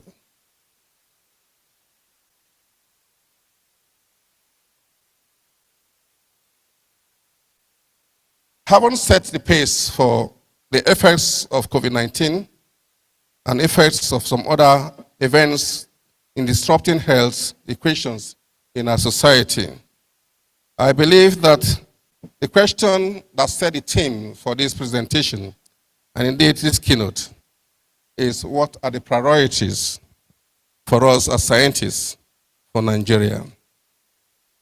We must acknowledge the critical impacts and facts that sustainable universal health coverage is not merely a declaration, it is an aspiration, it is an issue that address a fundamental right for existence, freedom to health. We are aware as scientists that we have rules, and medical laboratories are not mere rooms filled with equipment, and that our services are critical for the success of all reforms in healthcare. This is because the tests we perform, the results we generate, are key and integral to patient care in all settings. Today, we had the privilege of listening to the representative from the Primary Healthcare Development Agency, Dr. Chris Elemuwa, who has spoken about primary healthcare. But I'm bold to say that for us to achieve our priority rights as a profession, I'll need to amplify the fact that we need to look back at that involvement at primary healthcare levels, and not the current state where we are seen mostly in secondary facilities and tertiary facilities. And so what are the priorities we have as professionals? And they are 6 in number. First is the issues of capacity building. The second is the issues of the infrastructural development. A third is the issues of quality, assurance, and accessibility. And the fourth is the issues of how we manipulate and record our data and how we manage our data. And second is the issues of how we keep pace with technology. And the last but not the least is the need for public-private partnership. Starting from the most important is the issues of capacity building. We know as scientists that our level of practice is dependent on the level of training which we achieved. Scientists are required to accept, adopt the concept that as long as you're in practice, the experiences and learning must be lifelong. It means that if scientists will need to key into achieving universal health coverage, we must double our effort in ensuring that our training is streamlined to an extent in which we will be efficient in the conduct of our operations. Scientists must imbibe the concept that obtaining a degree is not an end to itself, but it has to be a continuum for the purpose of gaining experiences. We are aware that diseases are evolving and re-emerging, and that the infections and diseases that are emerging are not static, but dynamic. It means that it takes only a profession that have to imbibe the concept of dynamic knowledge sharing and training that can combat the needs for accurate diagnosis. We need to look at the issue of infrastructure. We are aware that our infrastructures are dilapidated. In some cases, they are even non-existent. Visits to primary healthcare facilities, secondary and tertiary facilities speaks volumes about the rots in our system. For us to key into sustaining efforts towards universal health coverage, we must invest in modernizing our facilities, modernizing our equipment, and improvement in our technology. The third is the issues of quality and quality assurance. We are aware that without quality control, there are no results. Sadly, in most centers, there is not even one element of quality control. And so for us to key into the concept of defining new priorities for ourselves at all centers and our results, that there must be quality control. Quality control, assurance, and total quality management are key terms that key into the belief that for systems to be sustainable, we must adopt methods, involve ourselves in total quality management, involved with concept of lean as policies for management, involve Six Sigma policies for management. Without quality, and I repeat, there are no results. And so if scientists must key into this doctrine, it is important that scientists must submit totally to improvement in quality standards for us to have effective results. For us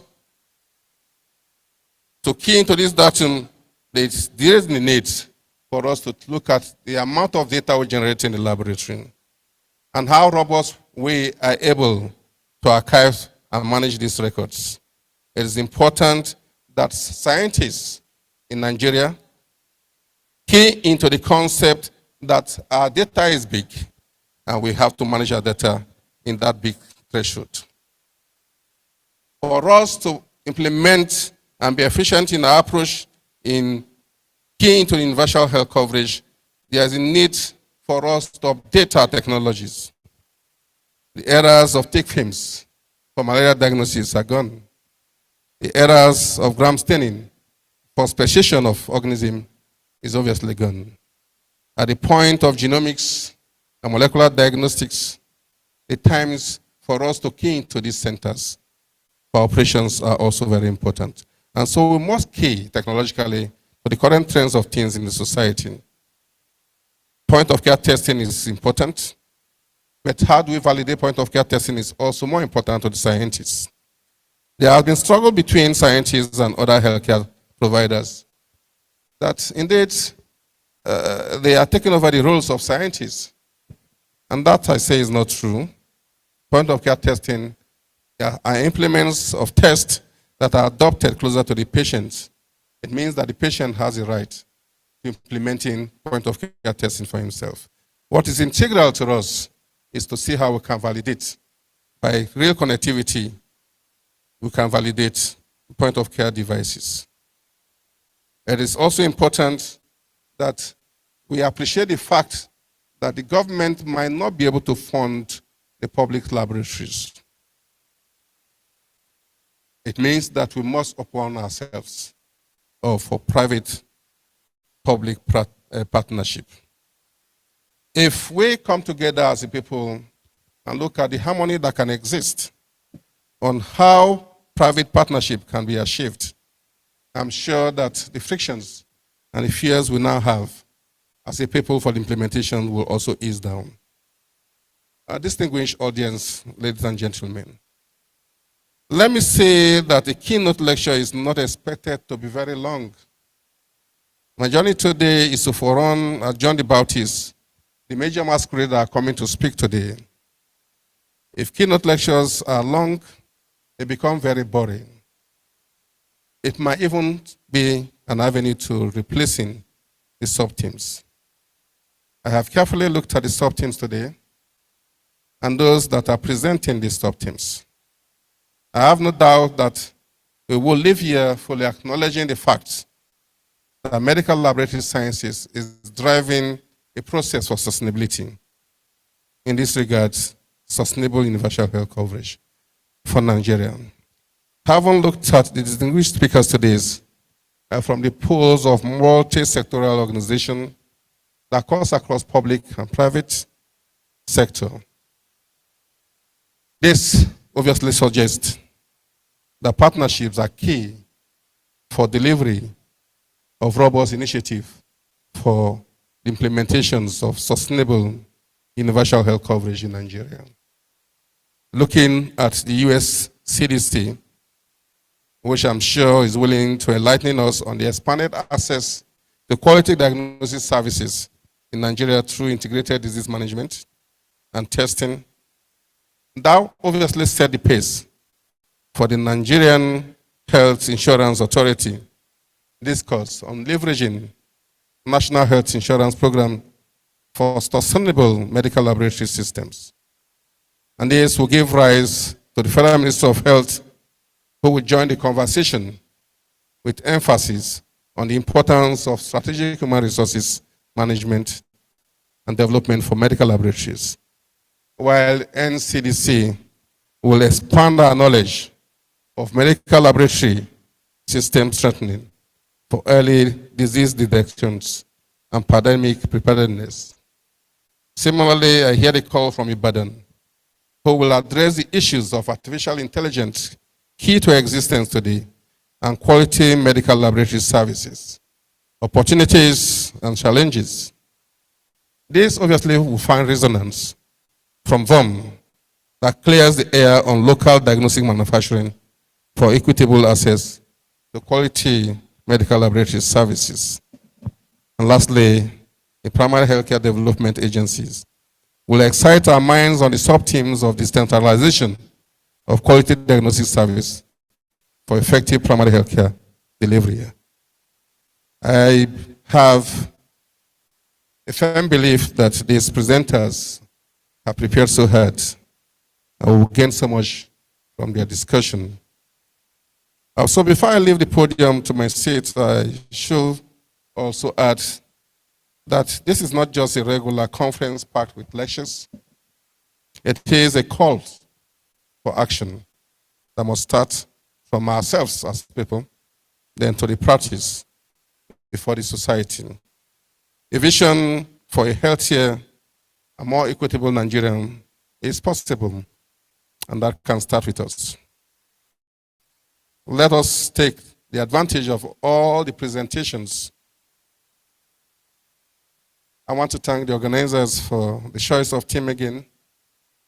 I want to thank the audience for the rapt attention in which you have offered.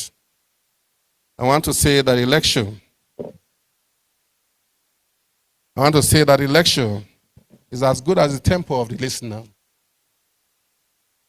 I want to thank you for lending me your ears, and may God bless us. I come from the Niger Delta, and when there is nothing else to add, we'll say Igberifa. Can we all shout that? Igberifa? There is no other story. Thank you for your time.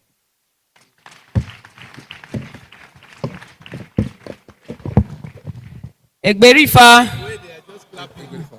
Thank you very much, Prof. Or should I just say Egberifa, Prof? Egberifa. Egberifa. Please, let's give our keynote speaker a round of applause.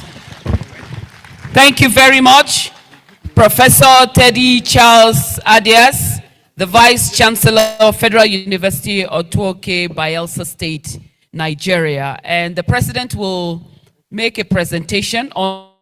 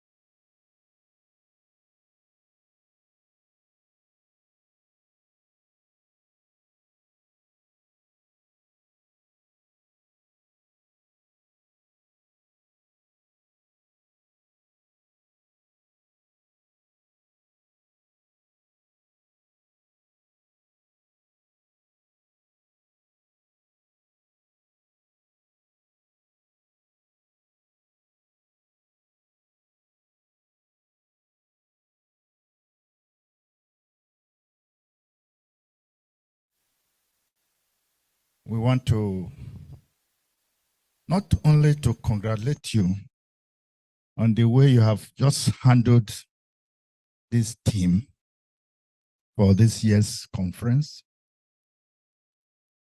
but also to recognize what you did early this year for this country, of serving Vice Chancellor, overseeing on behalf of INEC in Port Harcourt, that wonderful feat of yours. Things were rough in Port Harcourt, but you kept a cool and calm head, like the scientist you are. We are proud of you. And then, of course, in tune with our desire as a professional group, you created a Faculty of Medical Laboratory Science. And some of us have been following the trend. Recently, you appointed one of us, one of our young and upcoming medical laboratory scientists as the foundation, dean of that faculty. So we are proud of you. And on behalf of the Association of Medical Laboratory Scientists of Nigeria, I want to present to you this meritorious award. The association says they are proud of you for many reasons. Please keep it up. Keep doing what is good, fearlessly too. The association is behind you, and God is your helper and remains your helper. Congratulations. So, Daniel. Congratulations. Thank you very much, Prof. When an elder speaks highly of a young man, then you know that he is doing well. He doesn't have to be like the lizard who jumps from the Iroko tree and gives himself praise. The elder has said you are doing well. The association is behind you. Please keep it up. Thank you very much, Professor Teddy Adias. We're grateful. Please, another round of applause for him and for instituting a faculty of medical laboratory science in your university. It can only get better. Thank you, thank you, thank you very much indeed. Awabako, please come close to me as we do two other presentations very quickly. And we're going to do that in 5 minutes maximum so that we take some goodwill messages and then have a product introduction as well as we continue with the sub-paper presentations. Please come close to me. We want to make two presentations now. And the first presentation will be going to the Honorable Minister of Defense. Our request is representative to please come to the stage for the citation to be read.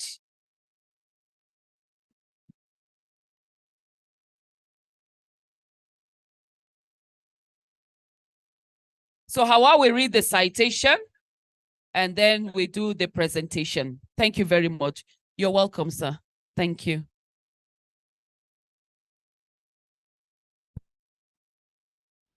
I'll have to stand on the existing protocol. I'll be taking the citation of the Honorable Minister of Defense, Alhaji Muhammad Badaru Abubakar. And in absentia, his award will be collected by Major General Ahmed T. Jibril, who is the special advisor on technical affairs for the ministry. Muhammad Badr Abubakar is a Nigerian politician who has held various political positions in Nigeria. He was born on September 29, 1962 in Babura, Jigawa State, Nigeria. He obtained a Bachelor of Science degree in accountancy from the renowned Ahmadu Bello University, Zaria. Before he joined politics, Badaru had a successful career in business and entrepreneurship. He ventured into politics and became a governor of Jigawa State in 2015. Badaru Abubakar was re-elected as the governor of Jigawa State for a second term in 2019. During his tenure as governor, he focused on various developmental projects in Jigawa State, including infrastructure, agricultural transformation, education, healthcare services, as well as youth and women empowerment. Badaru is now the Nigerian Defense Minister under the current administration of President Bola Ahmed Tinubu, GCON. Muhammad Badaru Abubakar is a member of the ruling party, the All Progressive Congress. He is married and blessed with children. He was nominated for this award because of his he has been a friend to the profession, and we would all testify that when we were in Jigawa State for our public health lecture, he personally attended, and as a result of his attendance, we were able to secure a directorate for medical laboratory science in the state. And also a land was given to the AMLSN Jigawa State chapter to develop a secretariat because of the public health lecture attendance. I would want us to please, in honor and dignity, confer on him, for who he has been to the profession, the Distinguished Lifetime Achievement Award. Congratulations. Thank you very much.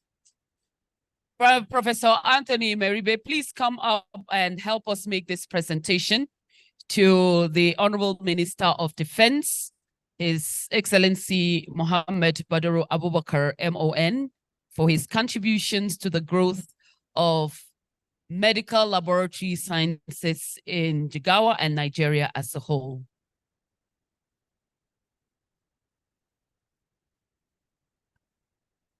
Yes, we'd like to congratulate His Excellency Muhammad Badaru Abubakar for his being nominated for this Lifetime Achievement Award based on his precedence in support to healthcare development, particularly to the medical lab services sector. We've heard from his brief citation what he did in Jigawa State, approving that Department of Medical Lab Services, appointment of director, giving land and other things. Now, to the glory of God, he has been elevated to the position of Honorable Minister of Defense of the Federal Republic of Nigeria. And we expect him to do a lot more in that direction. We all appreciate that we have security challenges in all nooks and crannies of this country. And as the numero uno of security services in this country, with direct access to Mr. President, we are very sure that His Excellency is going to do a lot in this direction. So we are pleased on behalf of the Association of Medical Lab Scientists to present this glorious award as lifetime for life achievement to aid His Excellency to do a lot more in security services and also to continue to support the health sector. Health, as you may realize, is a key area of security. If citizens are not in good health, I mean, we have challenges as regards health. So we wish the Honorable Minister successes in this direction. Congratulations.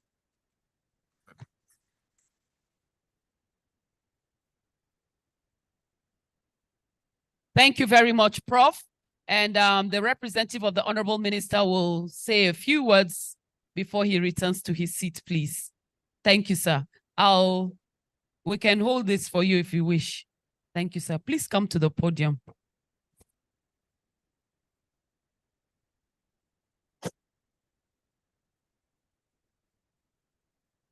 As has been said, my name is Major General Ahmed Tijani Jibrin. I'm the SA Technical to the Honorable Minister of Defense. The Honorable Minister of Defense wanted to come here personally and accept this award, but due to other pressing national issues, he was unable to attend and asked me to attend on his behalf and accept the award, and also asked me to thank the executives and members of the Association of Medical Laboratory Scientists of Nigeria for deeming him, for seeing him as worthy of this very important lifetime achievement award. For all intent and purpose, the Honorable Minister has been a key stakeholder in this country, not only in the area of politics, but in every aspect of human endeavor. So I little wonder why he went to the extent of what he has been able to do to support the effort and the activities of the association. So he asked me to thank the association and the executive, particularly the president, and also say I should pray that the other activities that remain to be done should be done in an atmosphere of professionalism, and also the election that will be done should be done without rancor. And like I borrow from the other speaker, that it should be conclusive, not inconclusive. Thank you very much. Thank you, sir. Please, election should be conclusive, not inconclusive. We thank Major General Jibrin for the kind words from the Honorable Minister and for standing in for him to receive this award. Thank you very much. Thank you. The next award that is going to be given out is to Malam Ahmed Nuhu Bamali, the Emir of Zazzau and the Chancellor, University of Jos. And he is ably represented here today by the Sarkin Al-Hazan Zazzau and person of Al-Haji Yakubu Suleiman. Please, would like you to come and stand on behalf of the Emir of Zaria, Emir of Zazzau, to receive this award. As our sister here reads his citation. Then once she finishes, please, Obong Professor Etukudo, you're going to help us out to present the award, sir. I'm not sure if it's permissible for the royalties to stand, and I don't want a situation where I would go to the palace and I would have to face some challenges, but you may have to stand. Okay. I will be taking the citation of His Highness Malam Ahmed Nuhu Bamali, CFR LLD, the Emir of Zazzau and the Royal Father for the day. His Highness Malam Ahmed Nuhu Bamali, the Emir of Zazzau, was born on the 8th of June 1966 to the family of late Nuhu Bamali, the then Nigerian Foreign Affairs Minister. He hails from the Mallawa dynasty and also a direct descendant of Malam Musa, the first Fulani Emir of Zazzau. His Highness studied law at the Ahmadu Bello University, Zaria, between 1986 to 1989. He had his master's degree in international affairs and diplomacy from the same university. In 1998, he obtained a postgraduate diploma in management from ESUT Business School in Lagos. He studied fellowship on conflict resolution and became a senior Chevening Fellow from the University of York in 2009.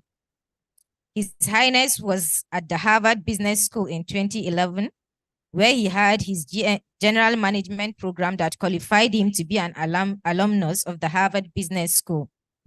In addition, he obtained a diploma in organizational leadership from Oxford University in 2015. Among other accomplishments, he was appointed the second most senior title in the Zazzau Emirate and was crowned 20 years after as the 19th Fulani Emir of Zazzau on the 7th October 2022 by the then Kaduna State Governor, Malam Ahmed Nasir el-Rufai. He succeeded his late father. His Highness has worked in many institutions and thereby served in several capacities. He was a foundation member of the first security discount house in Lagos and rose to the position of assistant manager. He was also in FSB International Bank and Fidelity Bank, where he voluntarily left as a senior manager. He briefly served as the assistant director, Abuja Metropolitan Management Agency. He was at the Nigerian Mobile Telecommunications, where he served as the general manager for human resources for 2 years. He was also appointed the executive director, corporate services, after reorganizing the Nigerian security printing and minting in 2011.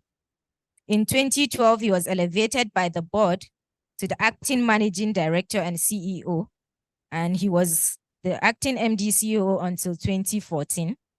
He served as a member of the transition committee for the new administration of Kaduna State in 2015.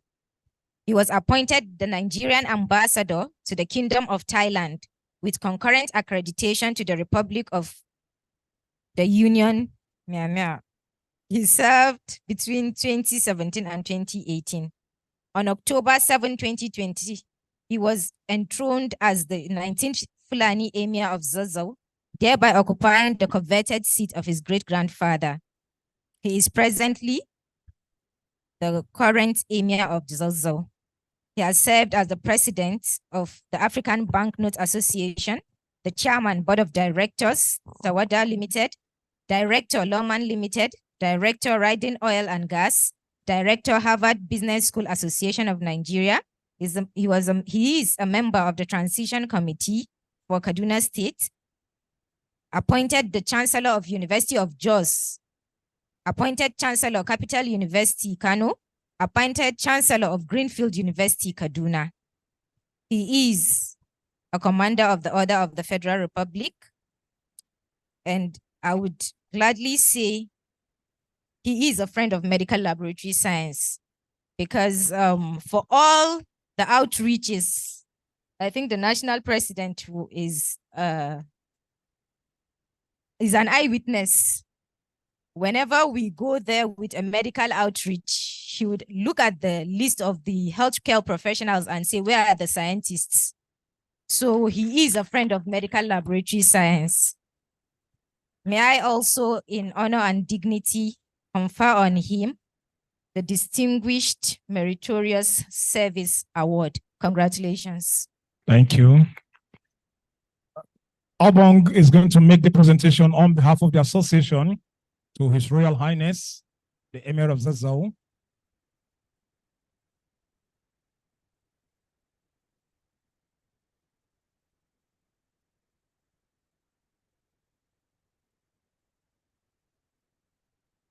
On behalf of the Association of Medical Laboratory Scientists of Nigeria, I have this singular privilege and honor of presenting this award to His Royal Majesty, the Emir of Zazzau.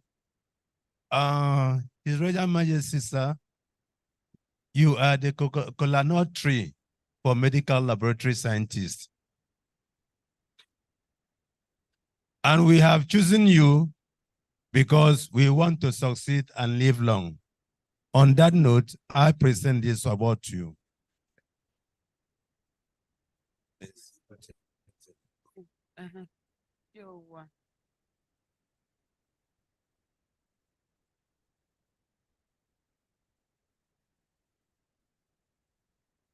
Thank you very much, and Obong Enes Otukudo. Royalty, they give royalty, you know, easy.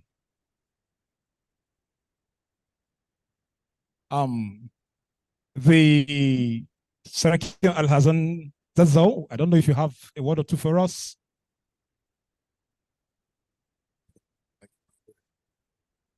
أعوذ بالله السميع العليم من الشيطان الرجيم بسم الله الرحمن الرحيم the national president, my big brother, because he's a friend to the palace. Since the relationship have existed up to now, we are so delighted to have someone like Mr. President as a great friend to the palace. We appreciate you, sir. The National Executive Council members, the former national presidents, the distinguished fellow awardees, ladies and gentlemen, good afternoon.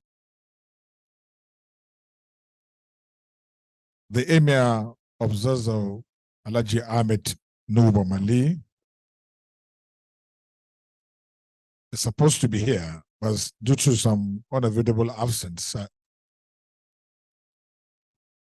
that made him not to be here, and assigned me to come and visit, represent him on this occasion. And he wishes the national president the very best of success in his future endeavors, and congratulate him for his 3-year successful leadership. I wish the association the best always. Thank you, and God bless all of us. Thank you. Thank you very much, Your Royal Highness. We are very grateful. To be the friend of royalty really puts you up there. So thank you, thank you, thank you very much indeed. We'll go on with the sub-themes presentations, and we're taking one all the way from Australia. Yes, so Dr. James Ahmed, the lead scientist, Tesla, Pty Limited, is going to link up with us here now for a virtual presentation. All the way from there, please, you have to bear with us because of the time there. It's almost morning there now, and he has been waiting. So please, the technical team would like you to link up with Dr. James Ahmed from Australia to please make his presentation now.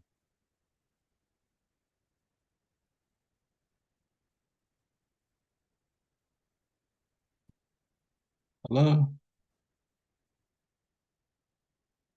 Can you hear me?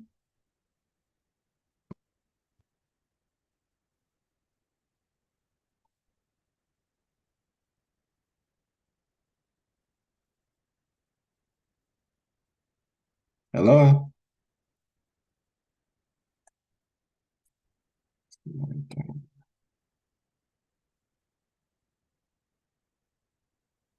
We can hear you, Prof. Oh, okay. Sorry. I wasn't sure if you guys were hearing me. All right. My name is Samuel James. Good evening from here. I think it's almost 12 p.m. I need to quickly apologize. My voice won't be too good because I've been sick. I had COVID from a conference that I attended. So the conference just ended yesterday. So I got COVID from that conference. So I apologize if you can't hear me properly or if my voice is cracking.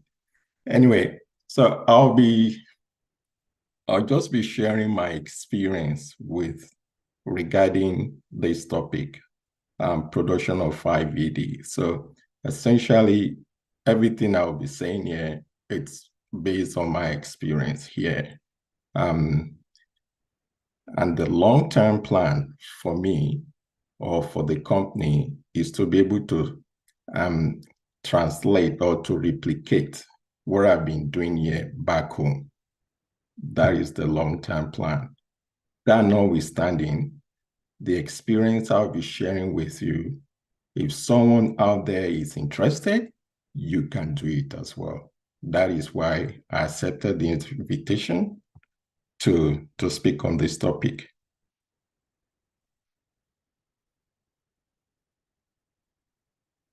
Let me quickly acknowledge Professor James Dame for this invitation.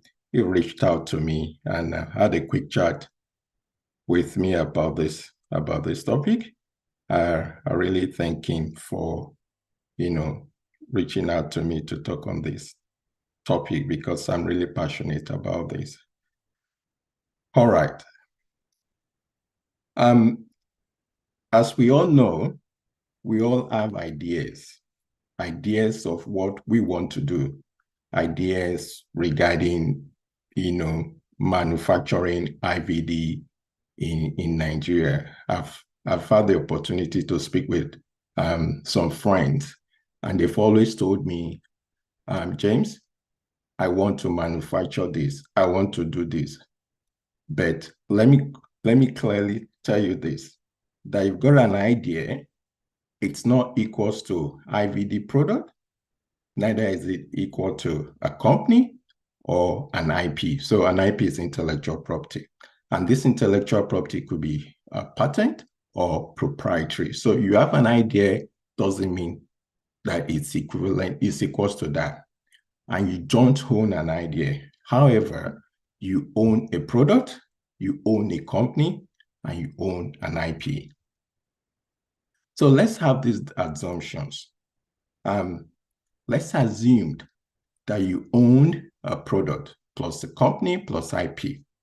And let's also assume that the market mindset towards your product is highly positive. So I'll be talking more about market mindset later.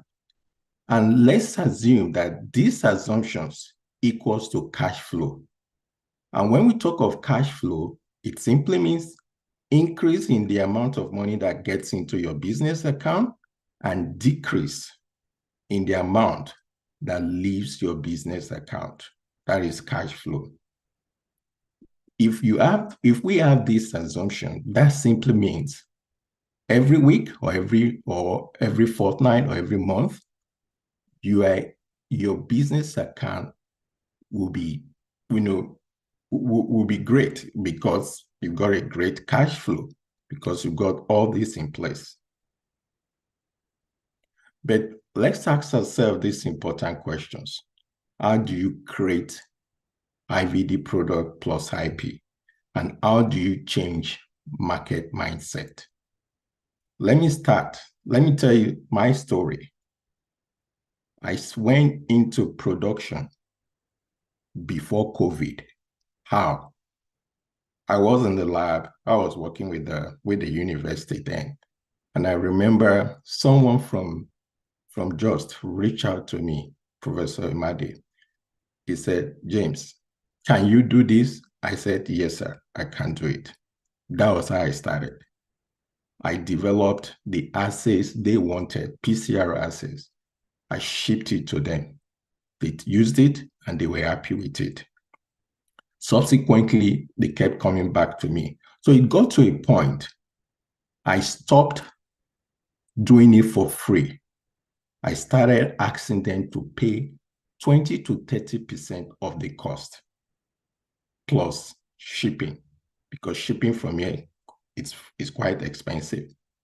So what does that mean? They began to appreciate the fact that they are now paying for it, even though they didn't know that what they are paying does not even cover the cost. However, but I was enjoying the job because I was using the opportunity to fine-tune my design, to fine-tune the development. When COVID hit and we were asked that we can't go to the lab, you know what I did? Because of my interest and because of my focus, I got a loan. I bought a portable PCR equipment, and I set up a research and development lab in my garage. That was how I started during COVID. So while I was in my garage, I was doing my research, I was developing assays. What does that mean?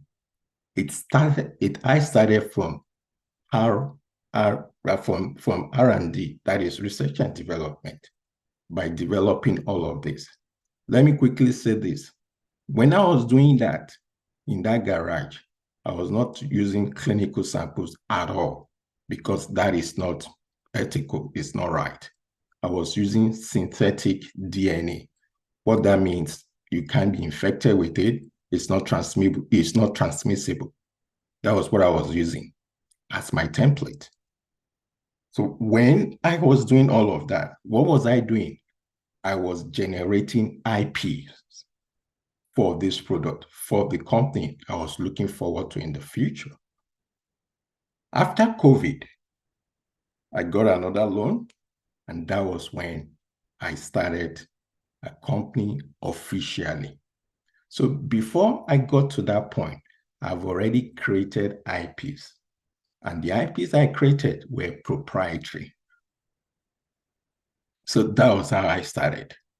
Now, when I started marketing this product, that was when I learned about the market mindset of Nigeria, not just in Nigeria, in the Gambia, in Ghana, in Ivory Coast, and in other African countries. So let's look at these connections. Once you have you have an IVD product, every IVD product is embedded with an IP. Don't forget that. And that is what makes that's what makes your product different from others. If you don't have an IP, let me put it in a layman's term. An IP simply means your secret. You don't share your secret because that is what sells your product. In a globalized market where competition is really, really high, you need to set yourself, you need to set your product, you need to make your product different. And that IP on that product, it's your secret. That is what gives you an edge over that product. And when we talk about market, we are looking at the labs, the pharmacies, the distributor, government agencies, end use, the users, and the beneficiaries of what you have created. They are the patient, they are the public.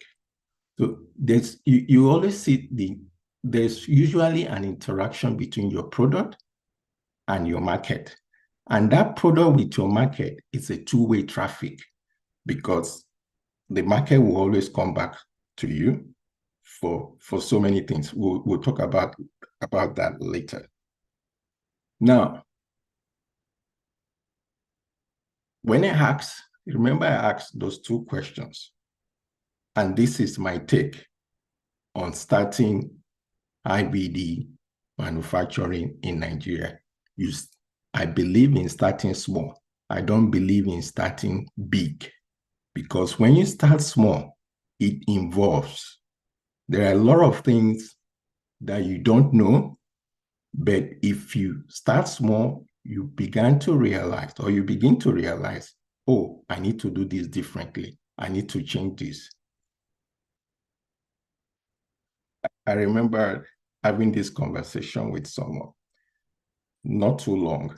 The person told me, oh, James, you know what I want to do? I want to get a land so that I can start manufacturing IVD products.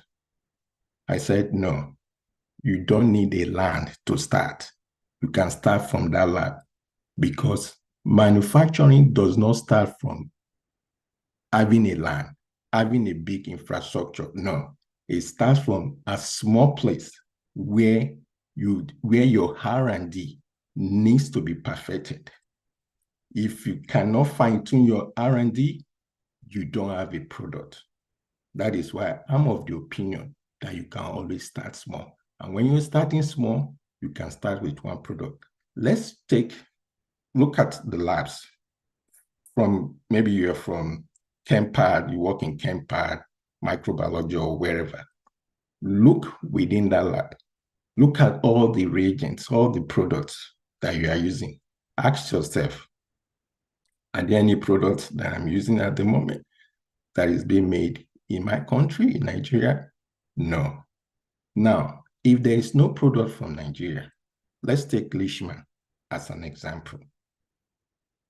Let's say you've identified Leishman as something, as a reagent that you can make, that you can produce. Before you go into that, the first thing you have to consider the market survey. And this market survey is equivalent to the return on your investment. If your market survey cannot guarantee a return on your investment, there is no point going into it because you'll be losing your money. Except if you have more than enough money, and if you lose and you are happy to lose that money, that is fine. But if you know that you cannot afford to waste your money, to lose your money, then you need to do a proper survey. Let me share with you this lesson. When I started, I didn't do my market survey. You know what I was doing? I was making lots of PCR assays. At the moment, I have made more than 200 PCR assays, both singleplex and multiplex. These assays that I made, I found out later, they are all research products. Only 6 out of these 200 assays are what I considered as IVD products. What happened? What lesson did I learn? I wasted money. I wasted my time doing all of this without doing my market survey. What prompted the market survey? I started chatting with colleague scientists like you and myself. Tell me, what is the common PCR product you use in your lab? And they will tell me. I'll call another lab, they will tell me the same thing. So I now saw a trend. This trend now clearly tells me, look, you only have 6 products as IVD. The rest, they're just research products. Now, number 2, R&D laboratory is equivalent to your experiment. I said it before, you cannot say you have a product until you have R&D lab. That is the starting point. That is where you know if you have a product or not. Back to Leishman's thing. If you've done your market survey and you're happy with your market survey, you've looked at the size of the market. You've seen the market, oh, there's huge potential if I start producing Leishman's thing. Remember, that Leishman's thing is being imported from somewhere else, from India, from China, from wherever. The question you have to ask yourself, how do I make my own Leishman's thing better than the ones being imported? That is where your R&D comes in. That is where you start to think, okay, before I produce this, what sort of experiment do I have to do? I can tell you today, since I started till now, I've done more than 1,000 experiments on all the PCR products I've produced, more than 8,000 experiments. Because sometimes you do an experiment, it doesn't work according to plan. It doesn't work based on what you think. It doesn't work based on what you expected the outcome to be. No. What happens? You have to keep tweaking until you get it right. And one thing that you also need to know is this. Your R&D lab is where your first validation starts from. If you cannot validate your product in your reagent, that Leishman's thing, in your R&D lab, it won't fly, because by the time that Leishman's thing goes out there, it will be faulted, because that is when your market or your user will come back to you and tell you, sorry, we can't keep buying this. 3, once you have your R&D lab sorted and you have your Leishman's thing, you've done your experiment, you're happy with all the outcome, your Leishman's thing is better than what is out there, then you begin to think of how can you produce this Leishman's thing. And that is where the manufacturing comes in. And from my experience, manufacturing is mostly about the clean air and your packaging. In my lab, obviously, you've got R&D lab, you've got manufacturing or production lab. There is an equipment that monitors the air circulations. Once the air is contaminated, that with dust or whatever, that equipment changes color. It tells you, it flags red. That means I need to stop, or we need to stop and find the solution and see where is the contaminated air coming from. And once it's green, you know the air is purified. It's okay, because you need that air in that you need that clean air in that environment for your packaging. Again, starting, if you're going with Leishman, to put in place what I've just said, your R&D lab and your manufacturing lab, they are not expensive at all if you're starting with one product, as I said. Now let's look at the market mindset. I began to look at the market mindset based on the feedback, based on my interactions with the users. Let me tell you this clearly. Let me say this clearly. With my interactions with users, users are happy to tell you the problem. The users are happy to tell you the issues. But one thing I noticed is this: if I told them from a manufacturer's point of view, do you know what? They don't believe me. You know why? Okay, I'll give you this. Recently, I shipped a PCR product, right? Or I won't mention the name of the institution. When I shipped the product, it arrived there. They took the temperature of the kit on arrival, and they called me and said, "James, look at the temperature at which it arrived." I said, "Thanks for letting me know." And now explain why I don't ship on dry ice. Because in my R&D lab, I've found a solution.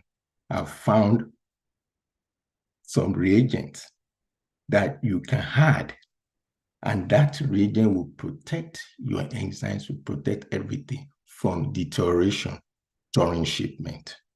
I explained all of that. Remember, I've been doing this for a long time. This institution, they were just, I think they're just the first. This was their first time. I explained all of that to them. The person I was talking to didn't believe me. You know why? Because this person is used to having products, especially PCR kit, shipped on dry ice, not afford. After so much talk, and I asked this person one question.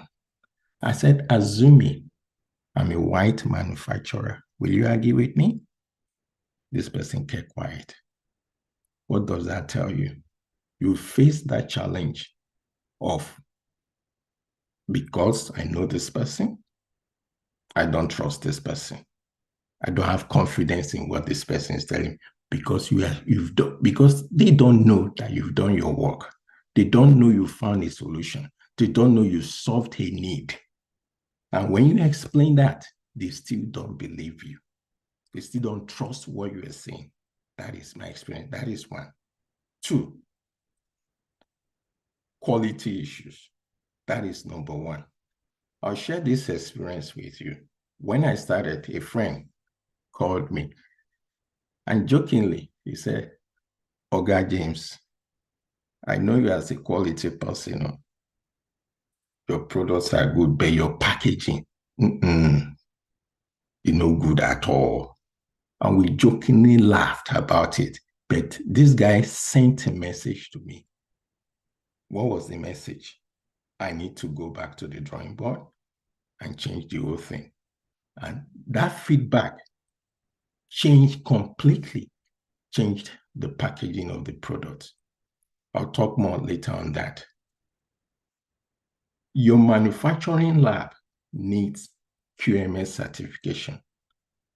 I've highlighted ISO 9001, ISO 13485, and ISO 1401. 9000, then we'll briefly look at this and I'll tell you why. Then you need proof of validation and feedback. 9001. I went with 9001 because it's hard, but it provides the foundation for your lab. If you have 9001 in place, it's easier to build on it. Telsa DX Lab is certified ISO 9001. This standard focuses on processes, user, customer, and continual improvement. And what are the benefits? It builds customer confidence, trust, and satisfaction.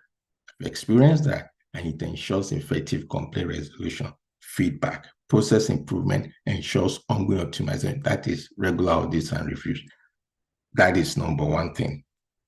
This is the major standard that every manufacturer of IVD needs. If you don't have this, you are not in business. Let me say this, depending on the country, like in Europe, all IVD must have this standard. It's the must. I don't know much about FDA, but with this, I know. Now, let's come back home. We do have regulatory bodies back home. I think from memory or from what I've gathered, Nigeria seems to have a very better regulatory system than other African countries. I mean, West Africa, East Africa. Let's forget about the North here. So from my interactions, I remembered when we submitted one of our products, HBV, to the council for validation. One question, I think it was Manasseh that asked me that question. He said, can you provide me with some documentations? And I sent him all the documentations. You know what? No one has ever asked me that question. Nobody. He was the first person that asked me that question. Immediately he asked me that question, I knew straight away. He understands and he knew what is involved. I sent him all the documents. The only document that I didn't include was this ISO standard, and I did explain. Now, this standard is expensive. Regardless, it helps you to look at your design and development of your product. We've already, in our lab, we already have the quality manual for this, but I've not had time to invite auditors for this purpose because I've been busy trying to work on a product for this institution. And that has taken lots of my time. Now, it also involves your production, your storage, and distribution. Now, if we are into equipment, or if we are interested in going into equipment manufacturing, then you start talking about installation service of a medical device. Then it also talks about technical support. Now, with technical support, it's very, very key. We have our products, as I said, back home and other few African countries.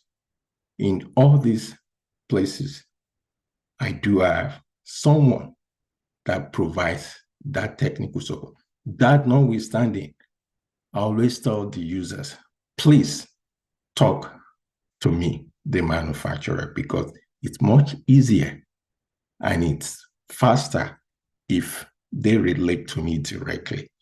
What does that mean? I'm providing that technical support to resolve solutions or to resolve any issues that comes up.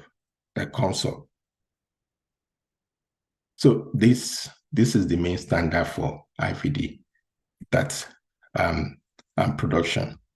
Now, let's move to this standard. This standard is more of environmental management system. It's not really important, but if whatever you want to do regarding IVD, it's water related, then you need to consider this standard.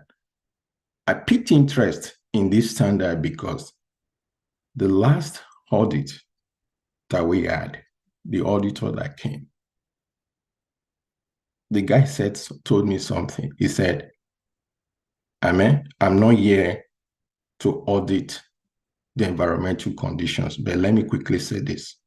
He pointed out the proximity between our freezers. And I was like, really? He said, yes, it's an issue once you apply or once you are considering ISO 14001. In mentioning that triggers a lot of questions in my mind. If you are telling me the proximity of our freezers, that's our storage facilities, they are too close, they're not distant enough, then I need to look at the conditions within the lab. The other thing he mentioned, he showed me the way our cables, our power cords, were arranged and all of that. He said, there is a certain way you have to do this. I said, really? He said, yes. I didn't know that. It was an eye-opener. That was why I picked interest in this. But regardless, you don't really need this. But the key thing, the key standard, as I said, is this one. Now, proof of validation.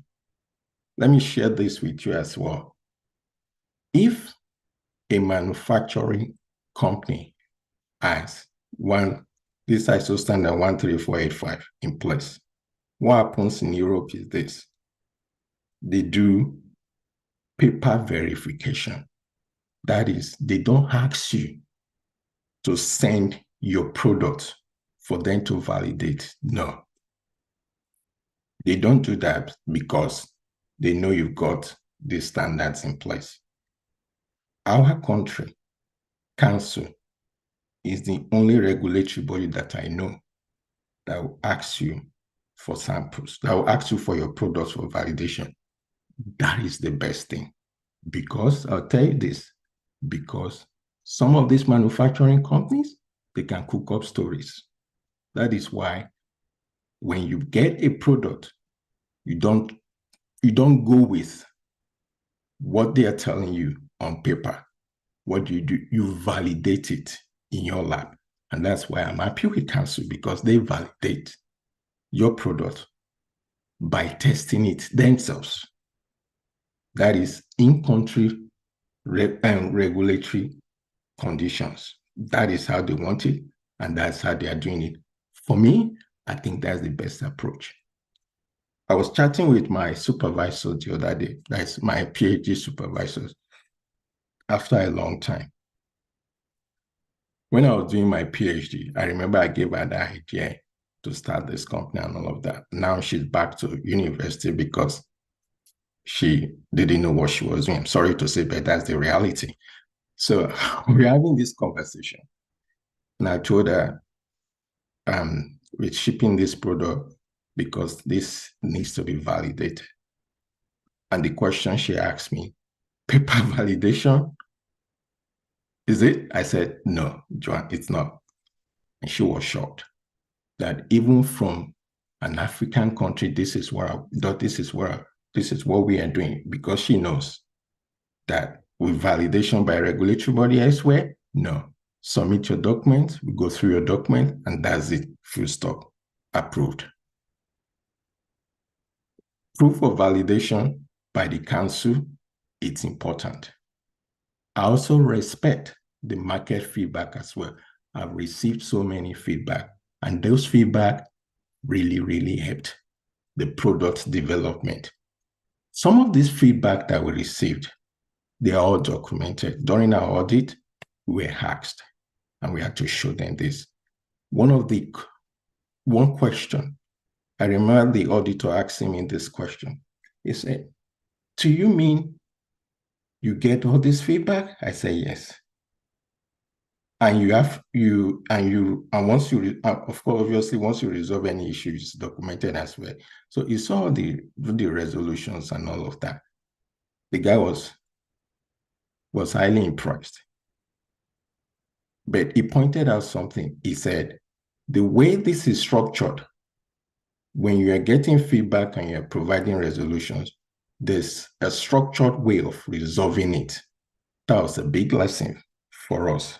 So honestly, I prefer the feedback from the market than anywhere else.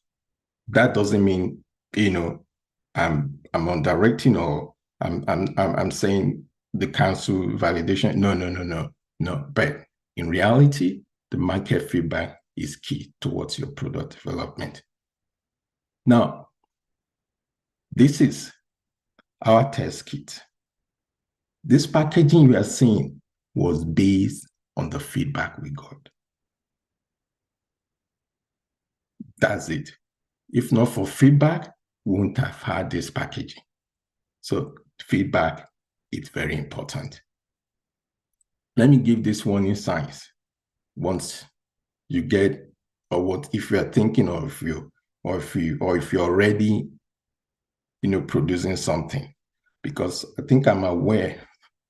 I think there is a lab in Kaduna that's into some sort of production, and there's a chief.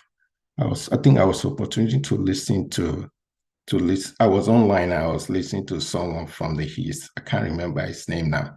I think he's also into IVD production, something like that. But one thing from that, when he was talking, from his body language, I saw disappointment. I saw frustrations. And to be honest, I could relate with that frustrations. I could relate with that disappointment as a manufacturer. Why am I saying this? When you venture into this, so many things will come up. So many. Because of these things that are going to come up, you'll be disappointed, you'll be frustrated, especially from your colleagues, especially from the people you think will respect you, will trust you, who have confidence in you.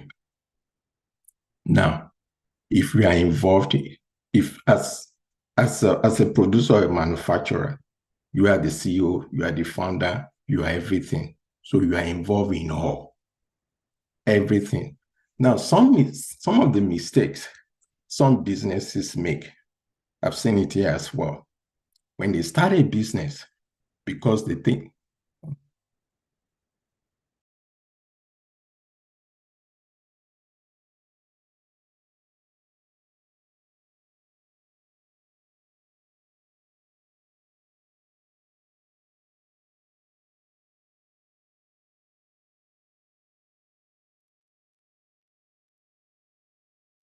Please, can we give our presenter a round of applause? He presented from down under, all the way from Australia, which means he's practically in another day, while we are in a different day with all the time zones and time differences. We thank him most sincerely for making out time to present that paper for us. That is Dr. James Ame, lead scientist, Tesla DX Pty Limited in Australia, talking to us about manufacturing and all we need to put in place to manufacture quality products that will sell and also make impact. We appreciate that. We'll take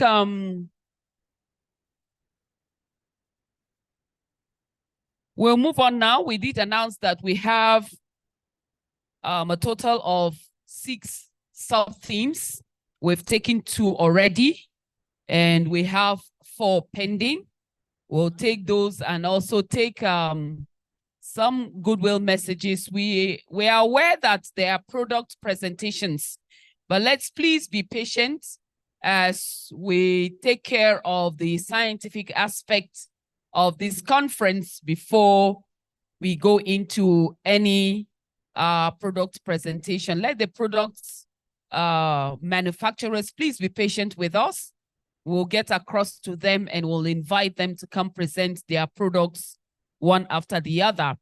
However, please check around you, people sitting around you. If they're out in the corridor, they should kindly come and join us and be part of what we are doing here. Following the program, we take goodwill message now. And the goodwill message will start with the NCDC. Dr. Ifedayo Adetifa, the Director General, is represented by Mrs. Olajumoke Babatunde. Please give her a round of applause as she comes up the podium for a goodwill message from NCDC. Thank you very much, ma'am. I know we've kept you here a long time. We appreciate it. Being a scientist is being patient, so thank you, ma'am.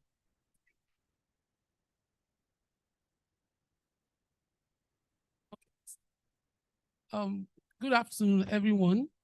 And please permit me to stand on the existing protocol. So I'm here this afternoon to represent the DG of NCDC, Dr. Ifedayo Adetifa. Dr. Adetifa is a friend of the profession, and he would have been here in person, but for exigencies of office. He's currently away outside Abuja to attend to an official assignment. So I will be reading his goodwill message to you all. So I want to appreciate the organizers of this conference for the honor of being part of the AMLSN 59th Scientific Conference. This conference is an event that unites the medical laboratory community to foster collaboration and knowledge sharing. I am thrilled to witness the convergence of professionals who play a vital role in our nation's healthcare landscape. The NCDC mandate is to protect the health of Nigerians through the prevention, detection, and response to public health threats. We quite appreciate the fact that we cannot achieve our mandate without laboratory diagnosis. The COVID-19 pandemic has underscored the crucial role of laboratory diagnosis in safeguarding the public health and has also highlighted the need for strengthened national and regional healthcare system.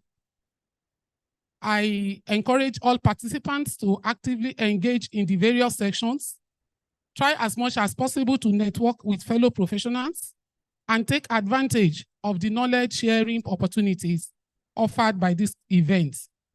This very great event is an opportunity for us to share insights, knowledge, and experiences in tackling health challenges. I have no doubt that the insights gained during this conference will be instrumental in achieving our shared mission of safeguarding the health of Nigerians. Once again, thank you, and I wish you a successful and enriching conference. Thank you. Thank you very much, Mrs. Olajumoke Babatunde, for speaking on behalf of the NCDC. And I'll call on the president of NOAP to also come and give us a goodwill message as we get ready for one award presentation. Pharmacist Kamal Ibrahim, please step forward. We thank you for your collaboration and continued support in the course of giving Nigerians credible healthcare. Thank you very much. For correction, I'm not Pharmacist Kamal for this occasion. I'm MLS Kamal. The chairman of the occasion, my president, all protocol duly observed.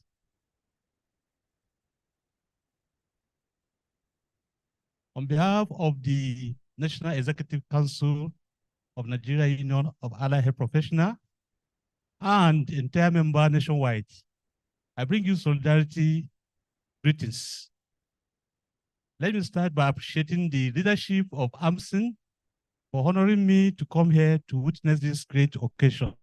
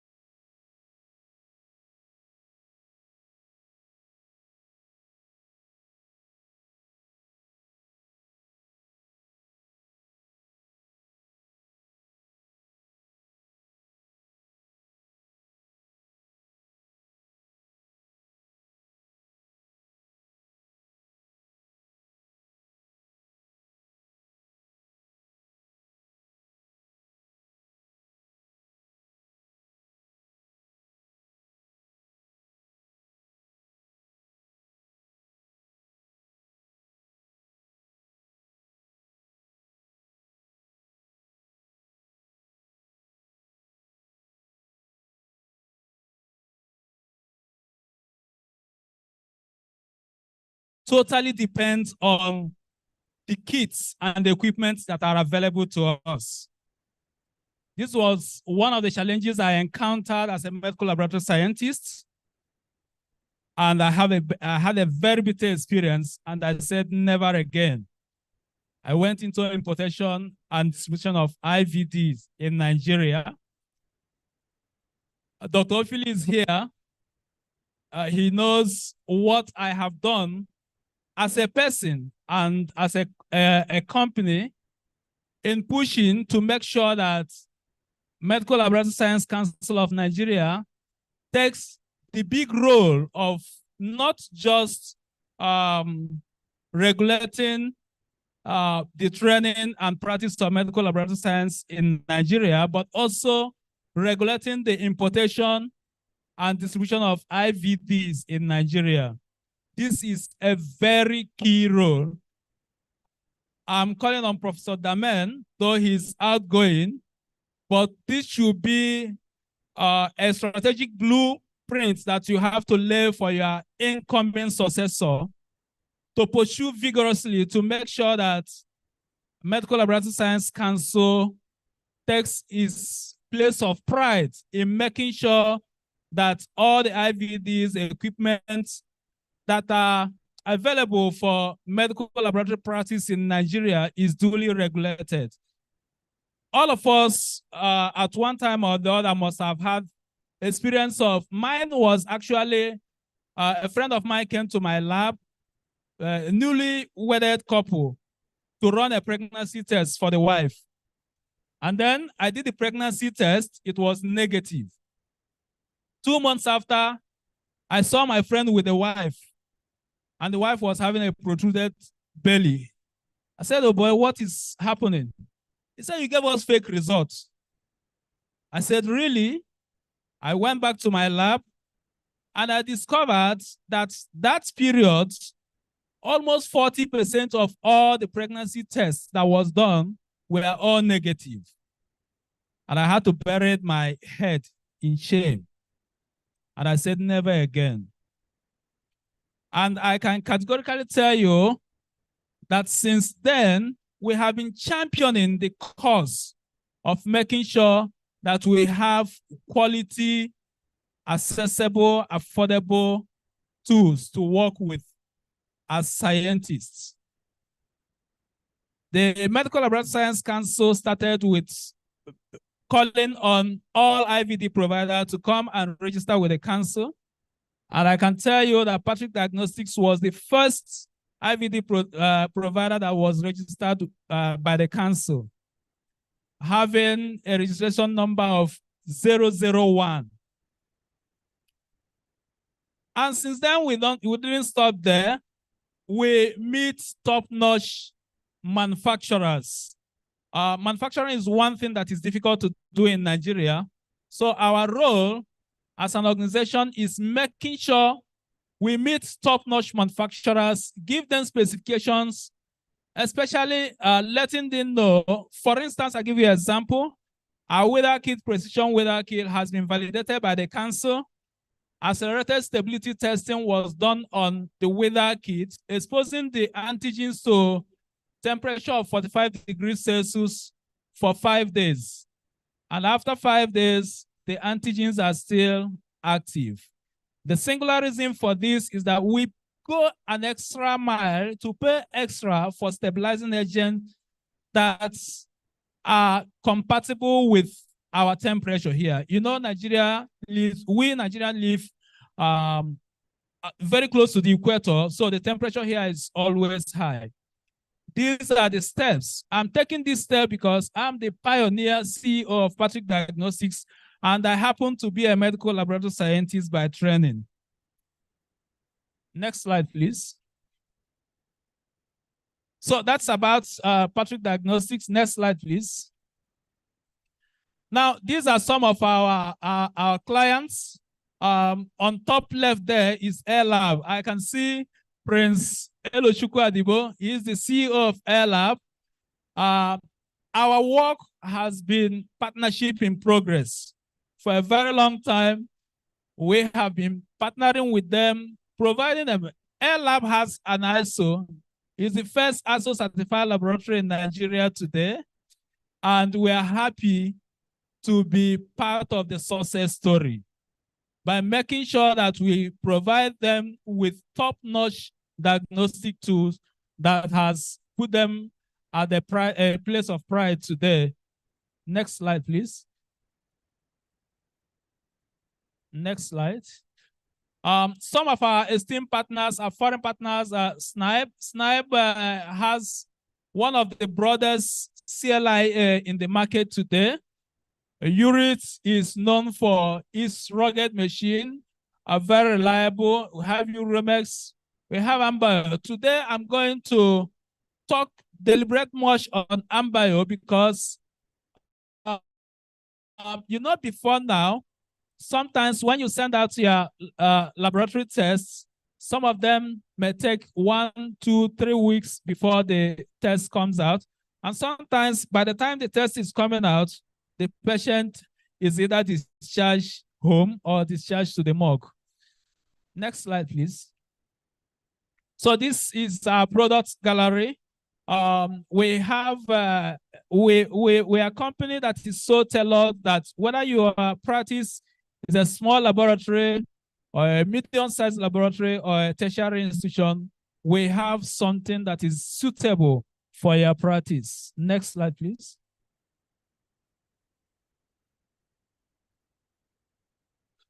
Now today, I'm going to talk about Ambio, fluorescent immunoassay analyzer. This is purely handheld. I would say that it's small but mighty. Most of us know the challenge that comes with some of the more complex instruments like the CLI.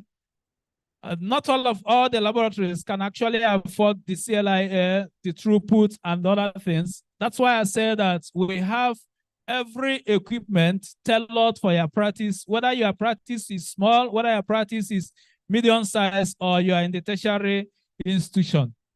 Next slide, please. Now, Ambio's presence is scattered all over the world. You can see they have offices in North America. They have offices in Western Europe. Now they are coming to Africa.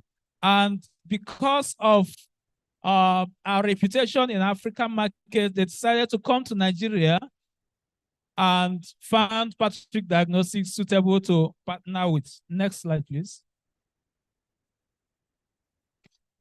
Now, this is a customer-centric company that is actually looking to bridge the gap between the long time of patient diagnosis from the point of collection of sample to the point when the patient will receive his results by providing for us one of the fastest diagnostic tools that can actually assay for infections, for your hormones, inflammation, cancer markers, and this produces a very reliable, reproducible result. At the end of this, we have sent for validation. We have sent some of this to AfriGlobal for validation. We are promising to send to Council for Council to also validate and give us the validation results. Next slide, please. We are diagnostic solution. Amber, we have different types of machine. This is a single channel. If your throughput is very small, this is very suitable for you. We also have 12 channels that can actually produce run 12 different parameters at a time, giving us a minimum throughput of about 240 tests per hour. Next slide, please. Now, before now, you see what the protocol is. The patient to healthcare professional for assessments. Then the patient's results go to a laboratory to get tested, picked by the courier to maybe a reference laboratory, data generated, and then back to the healthcare professional. This takes a very long time, but with this single tool, you can actually pick up your patient samples, and then the healthcare professional get the patient tested, and immediate decision is taken by the clinicians or the healthcare provider, and the patient is treated, and then the patient is discharged home. Next slide. Next, please. Please, the previous slide, please. No, next. Now, this covers both infections. Like I said before, we have a total of 31 infectious diseases to be tested, just like the CLIA, and then it does not actually give a complete quantitation like in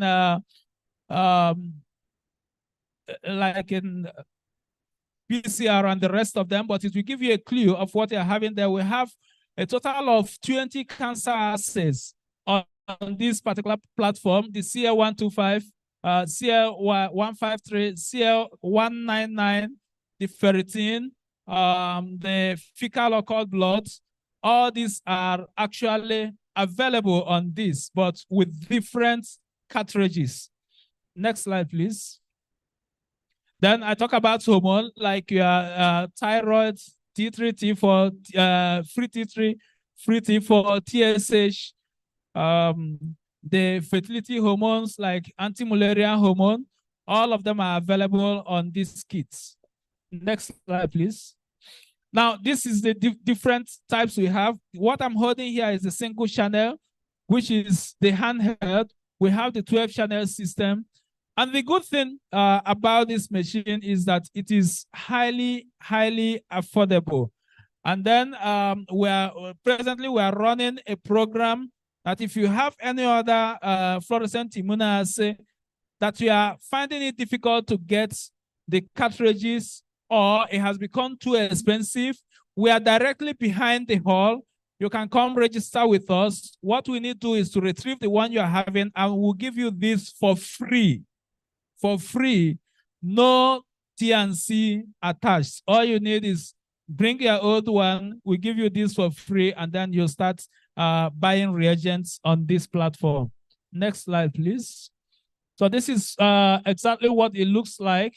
The operation procedure, I don't have the time to go deep into that. Next slide, please. You can see the array of assays, like I mentioned before: testosterone, luteinizing hormone, prolactin, E2, human chorionic gonadotropin, anti-malarial hormone.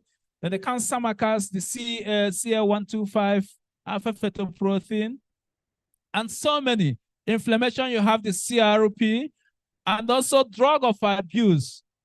You have the cocaine, the methyl-dopel, the ketones. And then this is the first fluorescent immunoassay to assay for drug of abuse for hair. We can actually, and you know that for drug of abuse for urine, after 2 weeks, you hardly see the drug in the urine. But for the hair, after 2 months, the presence of the drug is still there. Next slide, please. Next slide. Now, this is actually the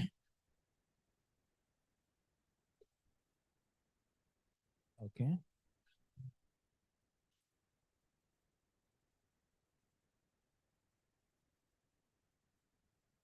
Okay, this is actually the principle. Very easy. Once you collect your samples, take the instructed quantity of the sample into the dilution buffer, mix, and then apply to the cartridge. The cartridge, there's photoelectricity converter. Once it's inserted into the machine, and the light source is generated photometrically, and then the fluorescent, because this is antigen-antibody, the antigen-antibody combination will actually generate some fluorescent light. It is these fluorescent particles that is measured and then quantitated, and your result is given. That's about this machine. And then for more information about this machine, please, Patrick Diagnostics is directly behind the hall. As you're coming out, we have small gifts for you. So please don't fail to stop by and then get your small gift. Now, another innovation of Patrick Diagnostics I'm going to mention here is right now, everything is also going into automation. We have one of the best diagnoses. You know that the WHO gold standard is that any patient that goes into the lab must do urinalysis and at least have full blood count done. So we're bringing to you today one of the best urinalysis analyzer. It is not like the urinalysis analyzers you have been seeing, but this will actually do your urine chemistry and do the urine sediment as well. Well, manufactured by one of our partners, Urit Medical Electronics. We call it Beyond the Earth, Beyond Urinalysis. This is US 500 Artificial Intelligence Urinalysis System. This machine has actually featured in Dr. Gupta CNN Health Program and is accredited as one of the best innovations in healthcare delivery in 21st century. This actually is the world's first semi-automated urine analyzer, runs 60 tests per hour for dry chemistry, 30 tests per hour for sediment, and 25 tests per hour for both dry chemistry and sediment. With this particular machine, you don't have to do your microscopy. All you need is slotting your urinalysis strips into the machine and then get your urine, mix it. The machine aspirates it the way your hematology analyzer aspirates blood, then goes into the chamber and tests it. Compact all in one. Artificial intelligence technology has featured in CNN deep learning, automatic microscope with raw and large picture. Ideal for both small and medium-sized laboratories. The good thing about this is that you don't have to check whether this is cast or this is hyalinsis or anything, because it's going to give you a live picture of the sediments. Now, this is actually the outline. It comes with a 10.4-inch sensitive touch screen. You can see the microscope, the XYZ controlling microscope with automatic focus without focus solutions.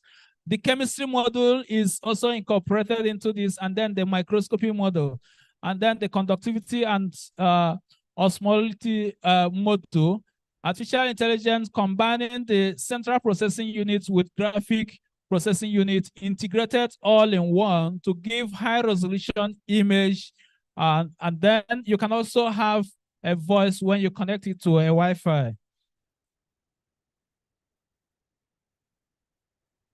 Now, this is the dry chemistry. You have the 14 parameters which tests both vitamin C, microalbumin, urine, calcium, and creatinine ratio. You know the importance of the protein creatinine ratio and the albumin creatinine ratio when you are doing your urinalysis. Now, the sediments, these are all you're going to have in the sediment, both abnormal red blood cells. You have a very clear pictures, which you will automatically print at the end of the assay. And then this is how your result will look like. On the dry chemistry, it will give you whether you have WBC and other parameters. Then the urine sediment looks like my far right, with operation area, image review, classification, and then you can print or send to your central printing unit.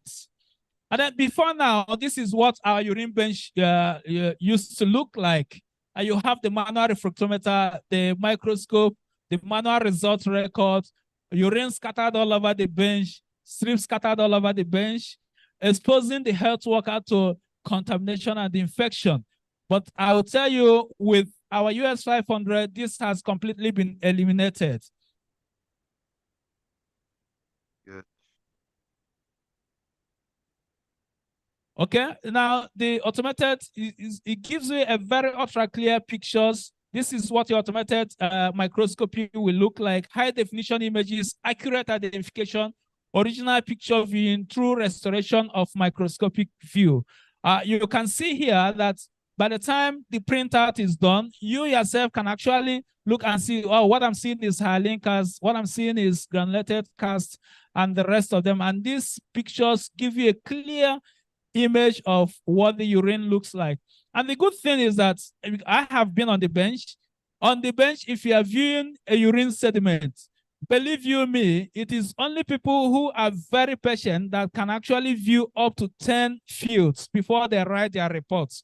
With this machine, views about 280 views before producing the results. So there is no possibility of missing any pathological debris.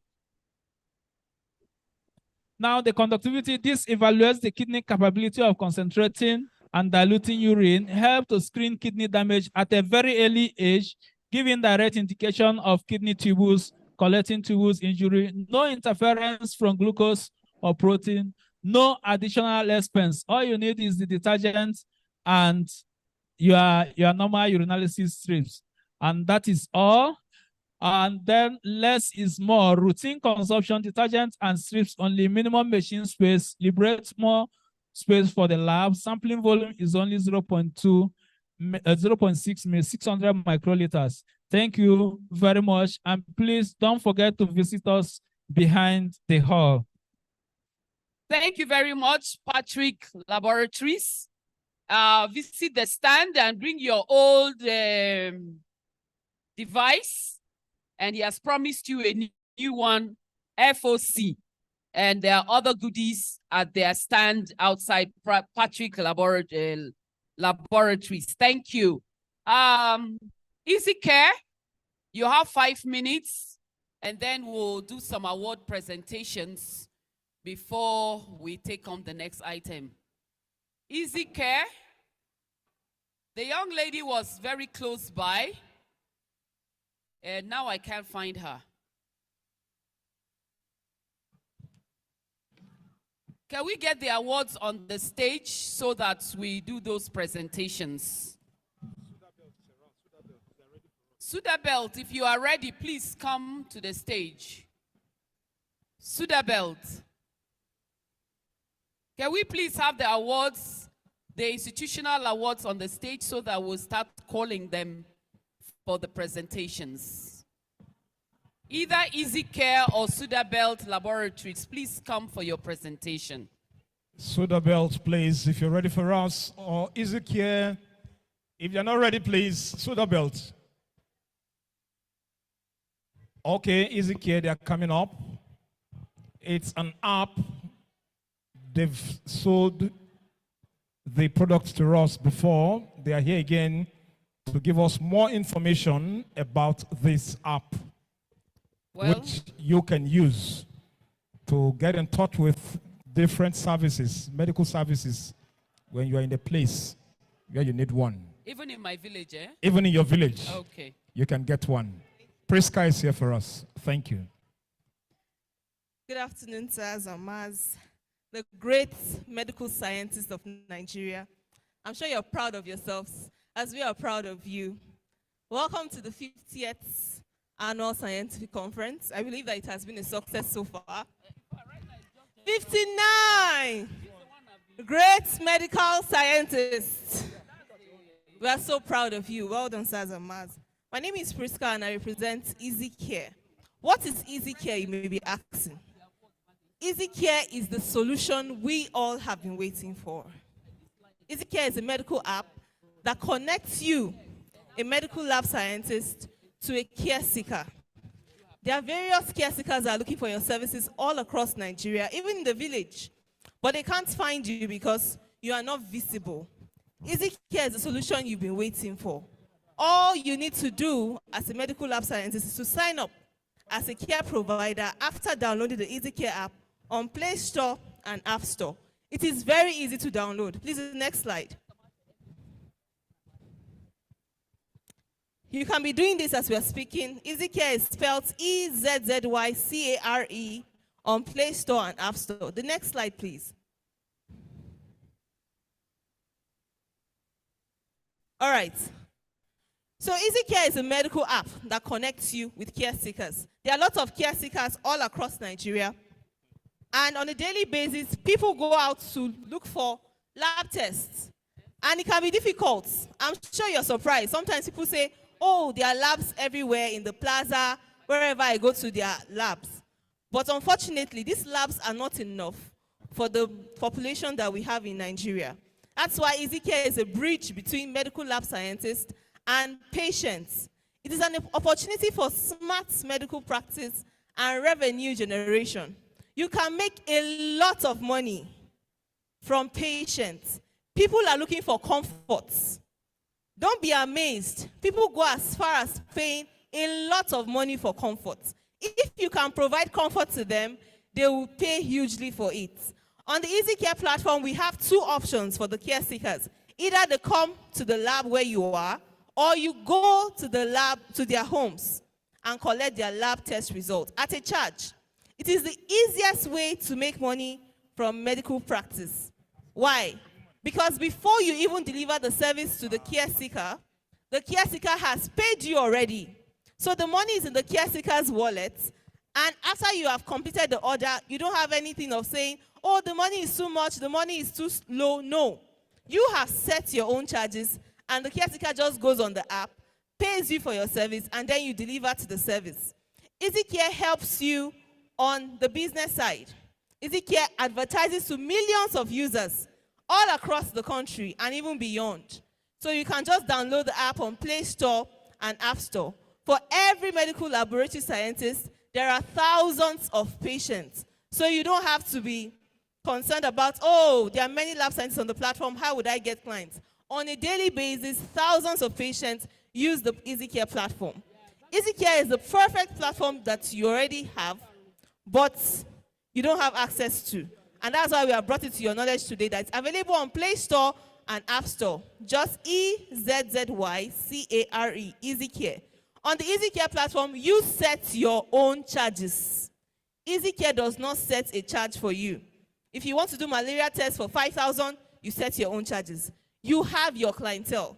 Don't be afraid to set your own charges. People are willing to pay for comfort. All you need to do is to prove to them that you can deliver the service that you put on the EasyCare platform. How do you start? Download and set up your account. It's very easy.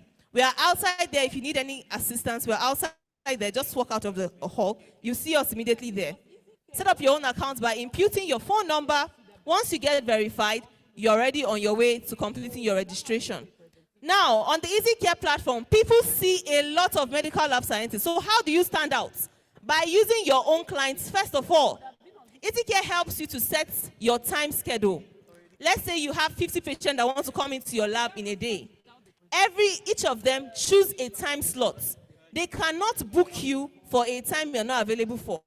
So on the EasyCare platform, you set your own time availability. If you're not going to be available in the morning and you set it for the afternoon, that's the time they book you for. So once they book you for that time, another patient cannot book you for the same time. We can see many laboratory scientists today. People sit down and wait for long hours because they come in at the same time. On EasyCare, we avoid long queues. So the patient just walks in majestically. You are prepared to receive the patient. You already know the test that the patient wants to carry out. And the patient has even paid you before the service is rendered to the patient. So after you've completed the service, the money automatically goes into your EasyCare wallet. On the EasyCare platform, we pay you every Monday. Every Monday, we pay our care providers on the EasyCare platform. Be available most of the time. Most of the lab scientists that complain that they don't receive patients is because they are not available. You have to be available. If you're not available, you cannot provide service to this patient. And because it's instant, it is a real-time booking, you have to be constantly available. And if you're not available, our team is always available to remind you of an appointment on the app. You can always chat with the client and reschedule for a convenient time. So if you have put a time that you're going to be available on from 10 to 12 p.m. and unfortunately you're not available, you can reschedule the patient or you can cancel the order or the request rather. Now you don't need to own a lab. Some people are asking, oh, I work in a government hospital. How do I do this? You can arrange with a private lab. Please, you have 1 minute. And have your lab test done. Or you can arrange the fees on Easy Care. If you charge 1,000 naira for malaria test and you want the patient to do it in the lab, in the government's lab, all you need to do is to input the government charges and add it to yours. So when the patient comes in, you settle the government, and then the remaining money goes into your pocket. What are you waiting for? Easy Care is spelled EZZYCARE. What does Easy Care take from your own percentage? It is only 15%. We give you visibility. We take you around the world where your legs cannot go to. Easy Care takes your face there, and people request for your services. So what are you waiting for? Go ahead, go to Play Store or App Store, bring out your phones. Our reps are all across the room. They can help you to sign up on the Easy Care platform. Thank you so much for your time. Great medical lab scientists. Great. Yes, so I want to thank Engineer Priska. I've been at MLS Priska, yeah? Anyone? Thank you. Please, if you need more information about Easy Care, they have a stand outside. You can also meet them and look at other staff from Easy Care. You can also meet them. Please, quickly, Suda belt, if you're ready for us. Suda belt, please.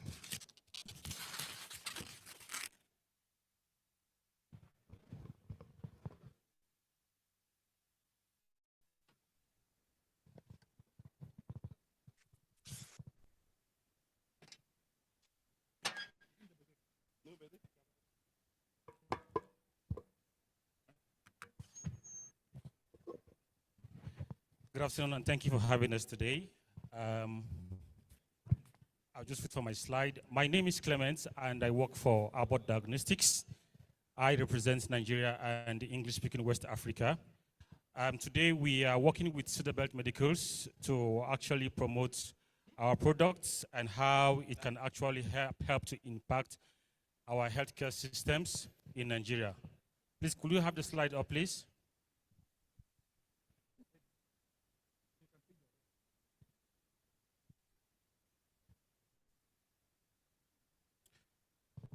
Okay, next slide.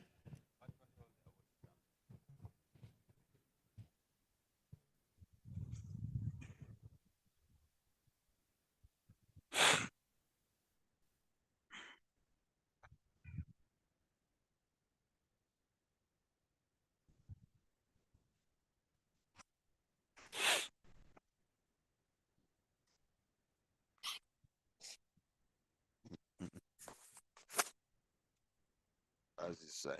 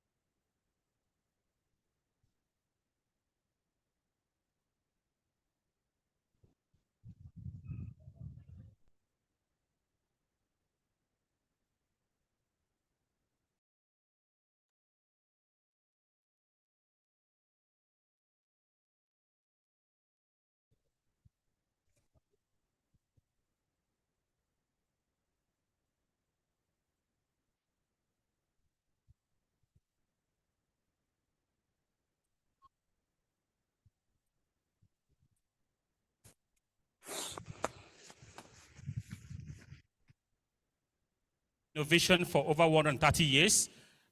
We have over 107,000 employees all over, and we have established business in diagnostics, nutrition, established pharmaceuticals, and medical devices. Beginning from 1972, we have some level of established innovations. We are the first to innovate on the hepatitis B testing through HIV, even up till now that we have our systems of alinity in the market. So we occupy market leading positions in every business: cardiovascular, neuromodulation, nutrition, medicine, diagnostics, and diabetes care. So we are focused on core laboratory solutions that can actually advance and can actually contribute to achieving universal health care coverage. And what we are bringing in is our Alinity series, our Architect series, as well as our Hematology series, including digital health solutions. And because we understand the challenges of the Nigerian healthcare system, which also is the global healthcare challenges, which include increasing workload, financial pressure, faster turnaround time demands, exacting regulatory environment, higher patient-driven expectation, staff shortage. The question is, what are medical device institutions doing to actually, ameliorate and contribute to achieving universal health coverage? And when you talk about Nigerian specific challenges, we have inefficiencies and inequalities in the Nigerian healthcare system.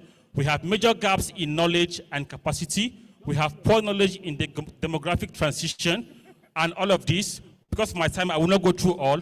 So we are positioned to offer collaboration and partnership with Medical Laboratory Science Council of Nigeria, as well as health institutions, to see how we can collaborate with our specific solutions in the area of hematology, clinical chemistry, immunoassay, and digital health solution. The world has become a global village, and now everybody talks in data. It's very important that our health systems and institutions are able to collect data, to have data insights, so they can have a more informed medical decisions. And that's what Abbott is positioned to do.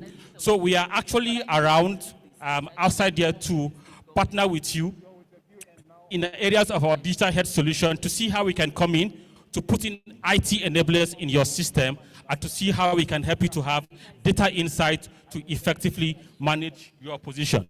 So in summary, 3 key drivers that we have proposed to make the clinical laboratory achieve universal healthcare coverage goals. Number 1, we must work to position the clinical laboratory to support population health so we can achieve UHC.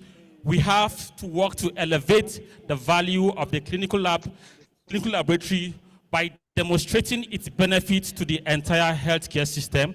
And we all have to be ready to invest in agile laboratory infrastructures, technology, and professionals that will give us data insights, that will give us values to help us take informed clinical decision. This is just a short presentation. We have a more elaborate solutions out there. For the purpose of time, we are at the Sudabelt medical stand, and we're waiting to receive you to take your questions and provide answers to your questions. That will be all from me for now. Thank you very much for listening. Thank you for your presentation. And like all the others, they are outside, ready to attend to you, to answer questions, to give further explanations about their products and services. They've been in the market for so many years. So please visit their pavilion and gain something from them. We'll make some presentations, award presentations to institutions who have collaborated and supported the Association of Medical Laboratory Scientists of Nigeria over the years. Starting, we're inviting the U.S. Center for Disease Control and Prevention Nigeria, and I believe Mr. McPaul or Dr. McPaul is representing that institution. Please step forward for this award.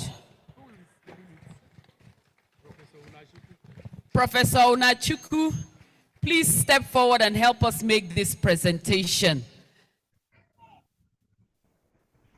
to the U.S. Center for Disease Control for their collaboration, their work, their commitment, and everything they have done over the years to help us and to help Nigeria, and what they're doing currently in terms of disease control. I know that there's a lot of collaboration with it.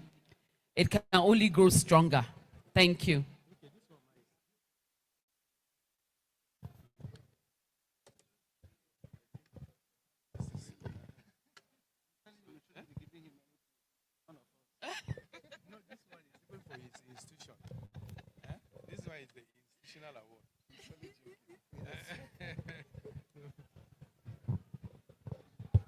Okay, please, just like I stated earlier in my opening address, we have some institutions that have been very supportive to our programs, and most especially, we are interested in medical laboratory system strengthening. And the work of NCDC is actually targeted, the USCDC is actually targeted at that. And so we are just showing our little way of appreciating them for this good work they are doing for Nigeria. Great scientists, greatest scientists, and we all know that they were of much help to us during the COVID era. And they also introduced the medical laboratory scientists into that field. And many got what they desire and satisfaction as a laboratory scientist. So on behalf of the medical laboratory scientists of Nigeria, I present this high impact in laboratory strengthening system award to you, the U.S. Center for Disease Control and Prevention, Nigeria. Congratulations. Thank you.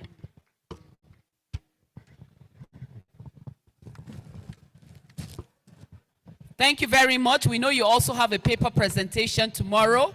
So Dr. Mark Paul, thank you. I appreciate the U.S. Center for Disease Control for us for all they're doing. Can you just say a word of appreciation? Distinguished guests, ladies and gentlemen, on behalf of the staff and management of the U.S. Centers for Disease Control here in Nigeria, we want to thank you for this recognition. Our goal in Nigeria is to support the government of Nigeria to achieve public health excellence. And part of that public health excellence involves laboratory system strengthening from end to end. The award that has been presented to us will only motivate us to do more of what we are good at doing, working closely with each and every one of you at the national, state level, and local government levels. Thank you very much for recognizing what we do. We look forward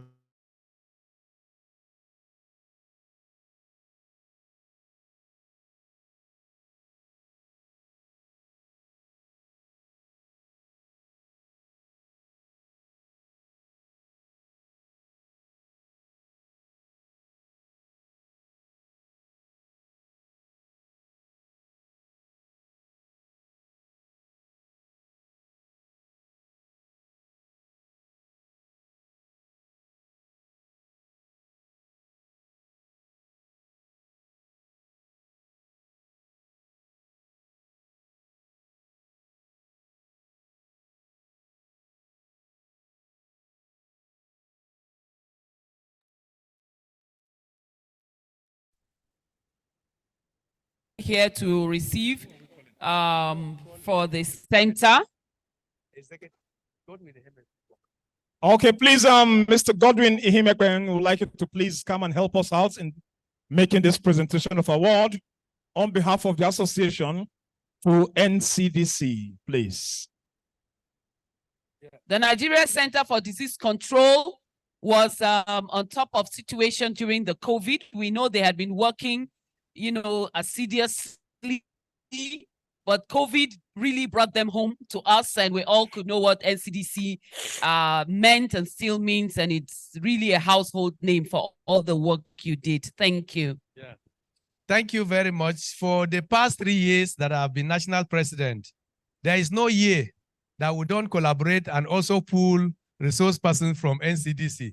So this is also a mark of appreciating NCDC for all the support that they have been doing to this to our professions and association.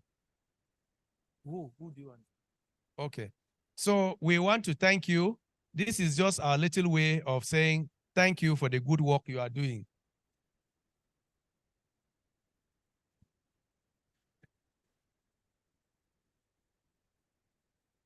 Oh.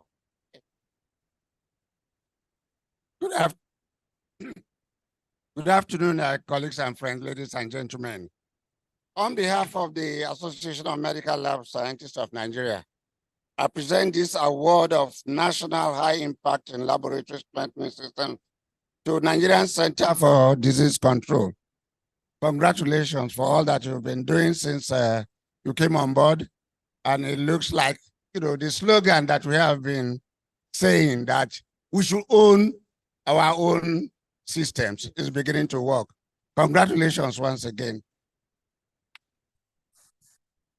Can we stand very well for the picture, please?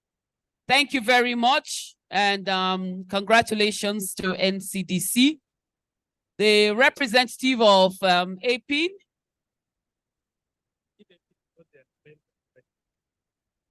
APIN. American Society for Microbiology, the representative from this organization.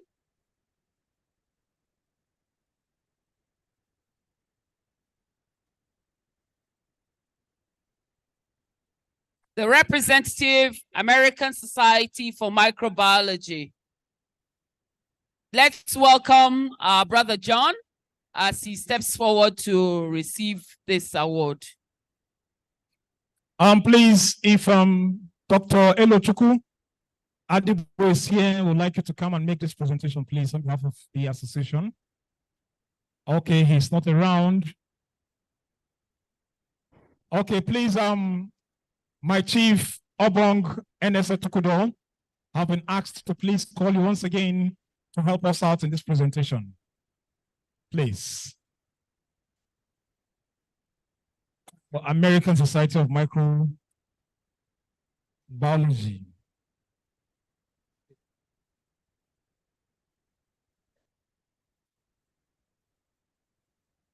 Well, let me say this. American Society for Microbiology membership are people that read microbiology, and we have many of our colleagues that are also members of ASM. We have collaborated with them and actually trained a lot of our members on biosafety cabinet end users. And our members, we have really enjoy partnership with them. And I also remember too, as I reported, I had to represent them to attend a meeting on their behalf. And so we have a very good relationship with them. And we hope that this relationship will continue. So we are giving you this as a mark of appreciating you for the collaboration and partnership that we are looking forward to continue to partner with ASM. So John is their technical consultant in Nigeria, and he was very useful during I'm sure for all those that participated in biosafety cabinet. John was the one making arrangement for your flight. John was the one also making arrangement for your payments. So John, we are happy that you are here on behalf of ASM. Thank you. On behalf of the Association of Medical Laboratory Scientists of Nigeria, I hereby present this award to you. And it is important to note that you're standing for the major things that medical laboratory scientists are known for. Safety. And then that safety goes with precaution. And we cannot do anything in microbiology. I will not remember Liz Pasture. And they are doing that. So thank you very much and congratulations. Continue to do more as we are not ungrateful of what you are doing. Thank you very much. Thank you very much, sir. We appreciate you, Prof, and the American Society for Microbiology. We also thank you for the collaboration. We'll take an acceptance kind of message from you, please, John.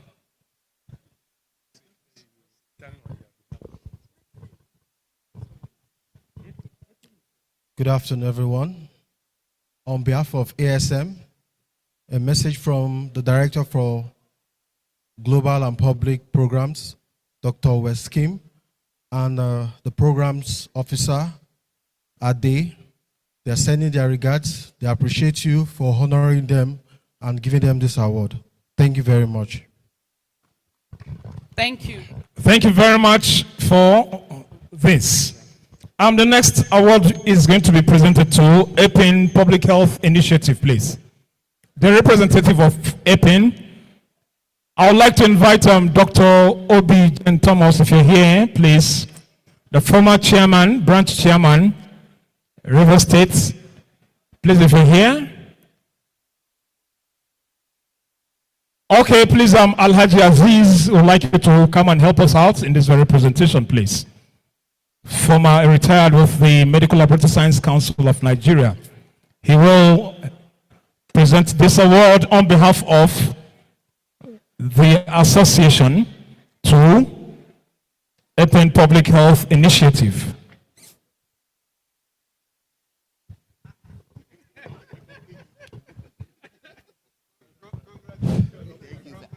Who is receiving? Okay. Good. Okay. So just like APIN is doing very well in supporting strengthening medical laboratory in Nigeria, and I know that through the support, the funds they got from USCDC Nigeria, they were able to organize a workshop for our members in Directorate cadre, which is titled Foundation of Medical Laboratory Leadership and Management. Okay, so in Lagos. So we want to thank you very much, and we are looking forward. You remember that when we started, we said that was just the first batch. So we expect that even as I'm exiting office, those that are coming after me, please, we have many of our directors that their capacity need to be built. So we want to appreciate you and solicit that you continue with what we have started. Thank you, and God bless you. On behalf of the Association of Medical Laboratory Scientists of Nigeria,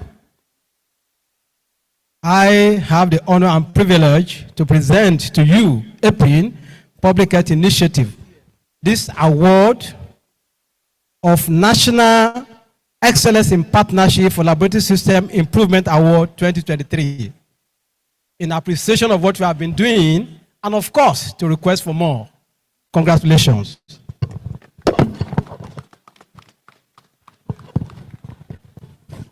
Thank you very much, Alhaji Aziz.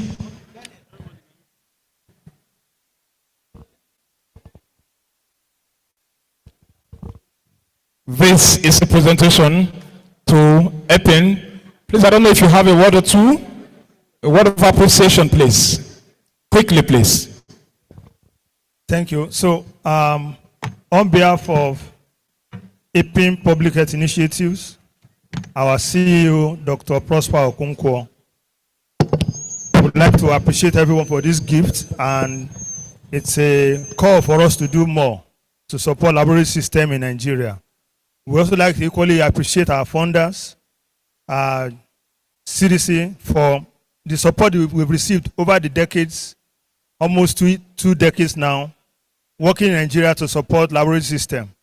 Our promise is that we'll continue to do more and to strengthen the system and to ensure that lab system is built and strengthened across the country. Thank you very much. Thank you very much. Very quickly, we'd like to take appreciation award. That's what we want to take now. So let me invite quickly Chief Charles Anyanwu, who will be the first of the DCL laboratories.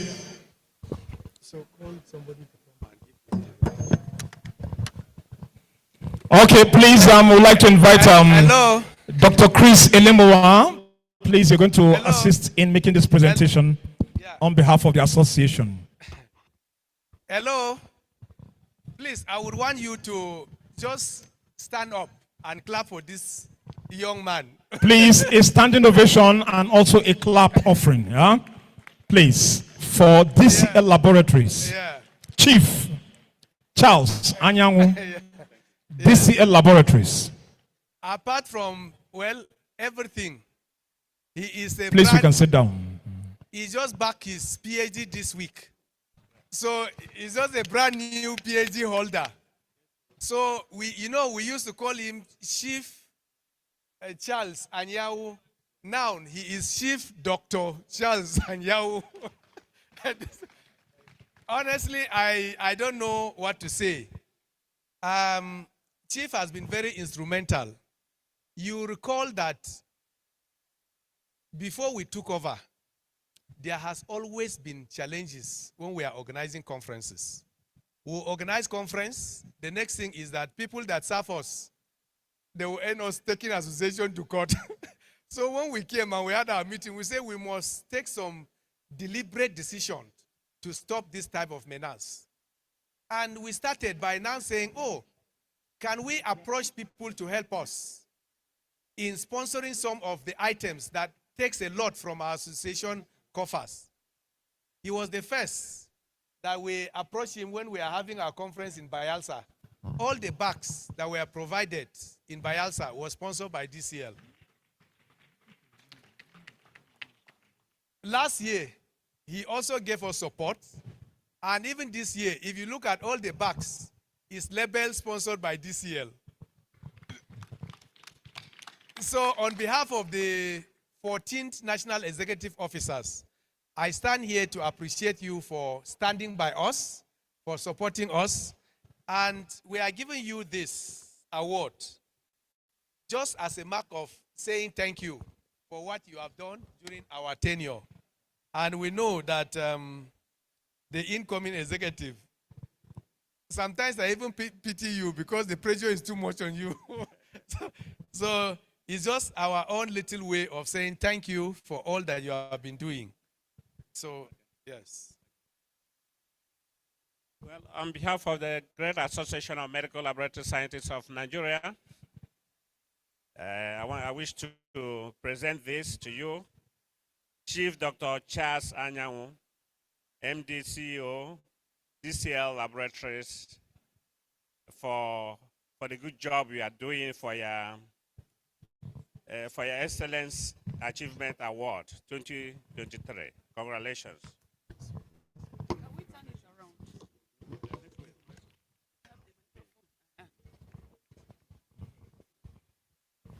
Congratulations, Chief Dr. Anyao. Charles. We are going to wash it at this conference. One car to everybody. The toy cars. Doctor, say something, please. So maybe we can help me to put it aside.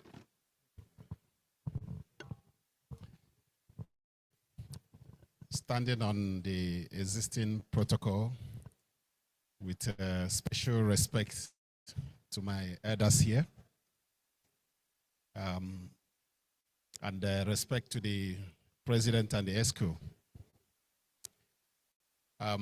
I feel so humbled. I feel so glad to be honored this way. I don't know what to say, but to say thank you to everyone. Thank you to my elders here.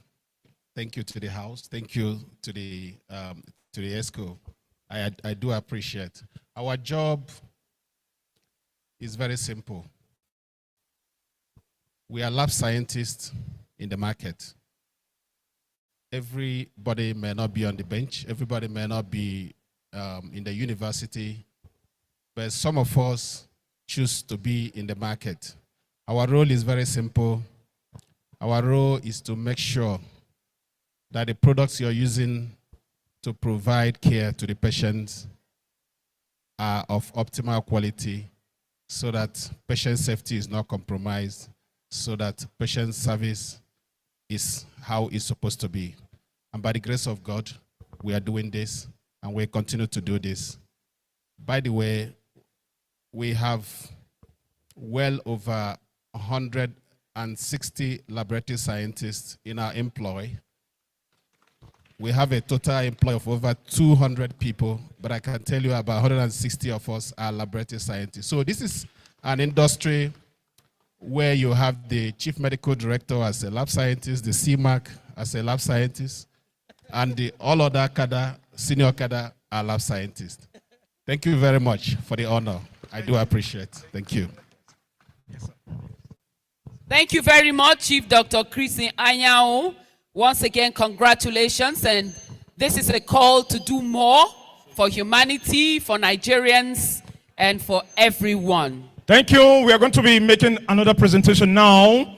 to the man that has always been there for us as medical laboratory scientists, the association and the council and everywhere. The man that started from the rank of a clerk to where he is today. Obong N.S. Etukudo. Please, we would like him to come and receive a word from this great association. Can we please put our hands together for him? He is one of the highest employer of medical laboratory scientists in Nigeria.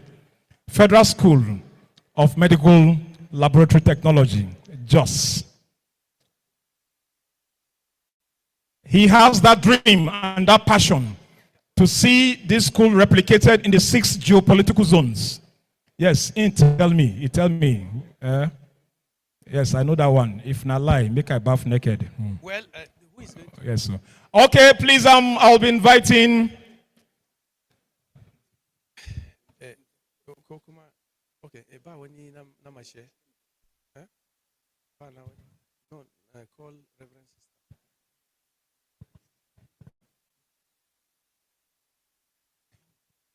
Please would like to invite one of our Reverend Sisters there, one of our Reverend Sisters to please come and make this presentation of award. Please, one of our Reverend Sisters, can you come?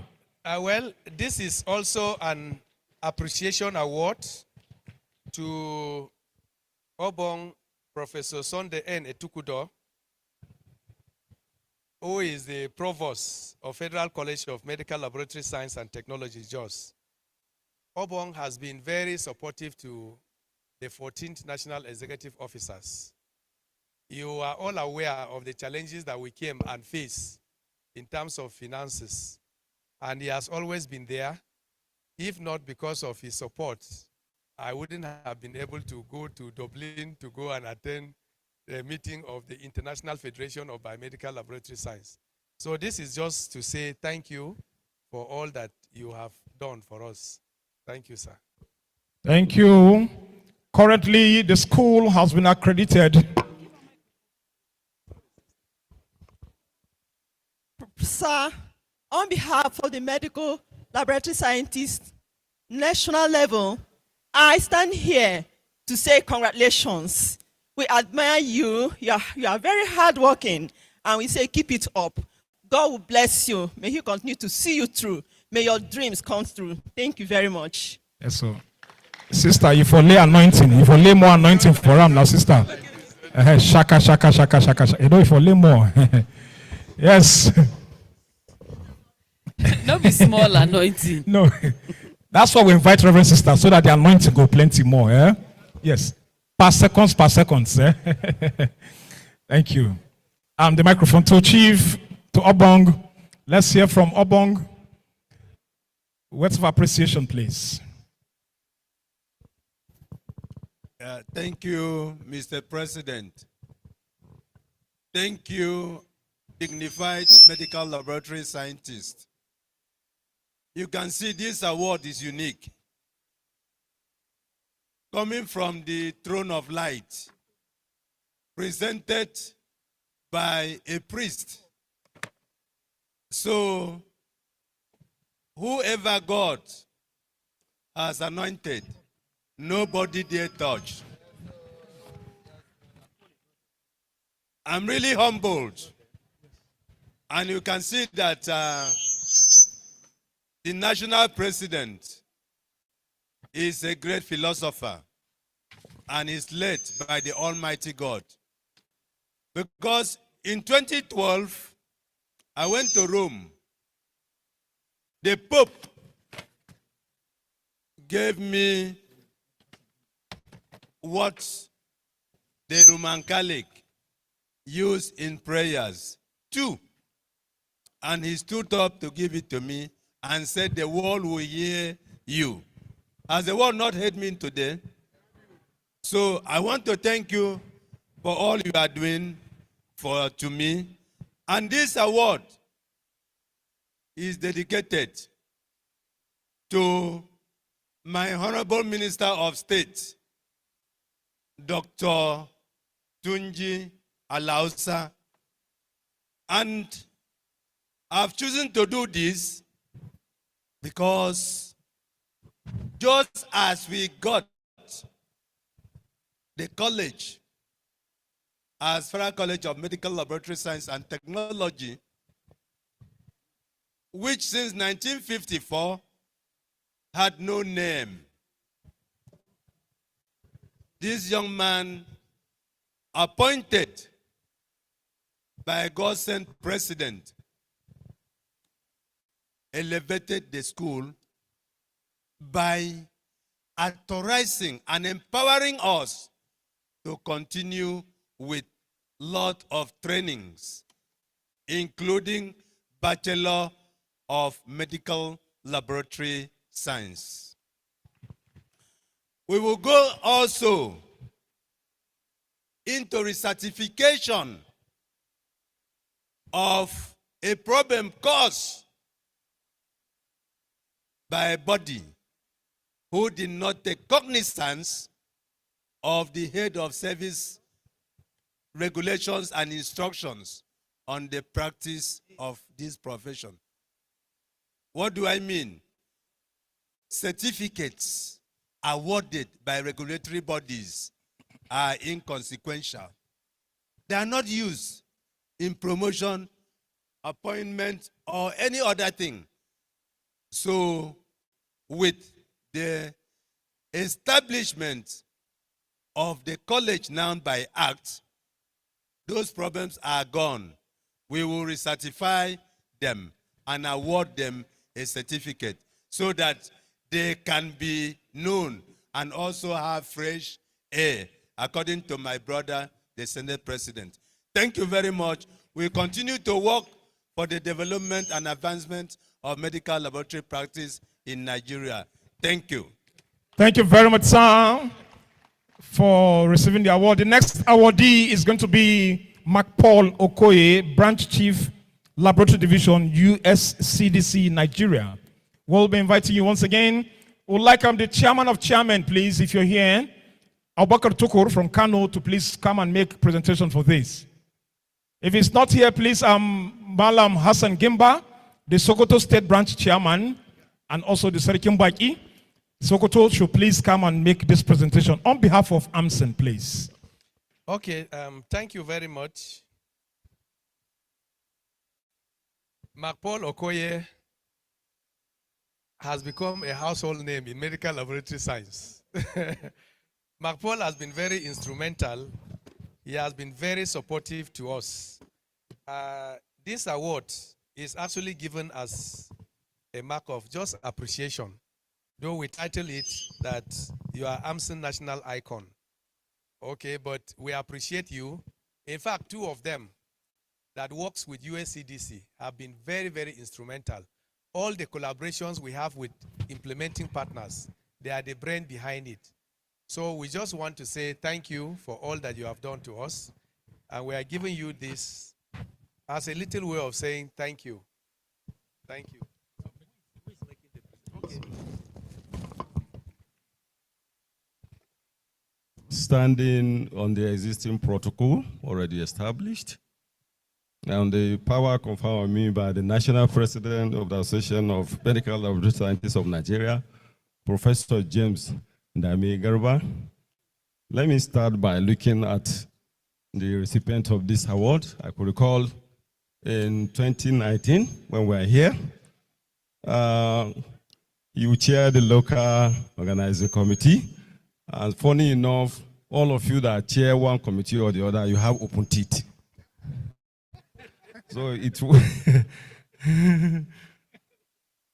so on behalf of the 14 executive of the Association of Medical Laboratory Scientists of Nigeria, I'm being asked to present this award to you, Mr. Paul Okoye, Doctor in Court, by the grace of God, for your selfless service to this association. We wish you all the best and everything you are wishing yourself. Thank you. Congratulations.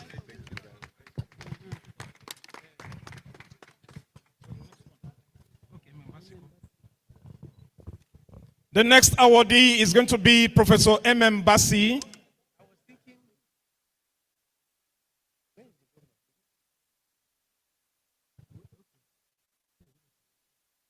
Okay, Kakira, I was thinking that we will finish all this however, this appreciation award. Let's conclude that. Kira, go ahead.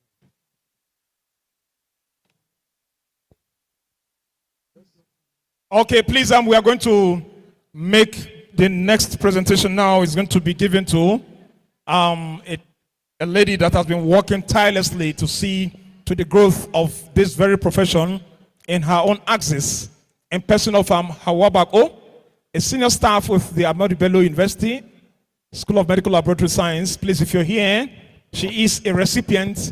Would like you to come and receive this award.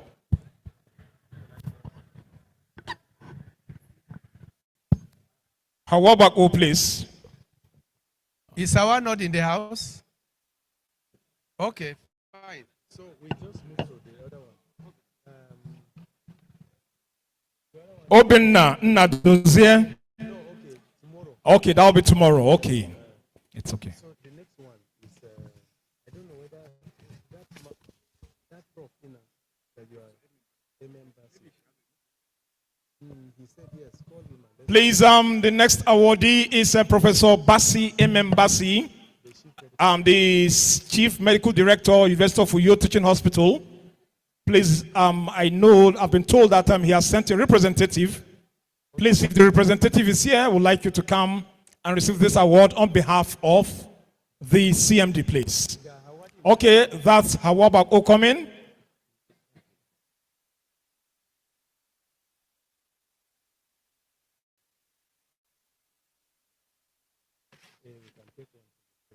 And to make this presentation, please, Pastor Mrs.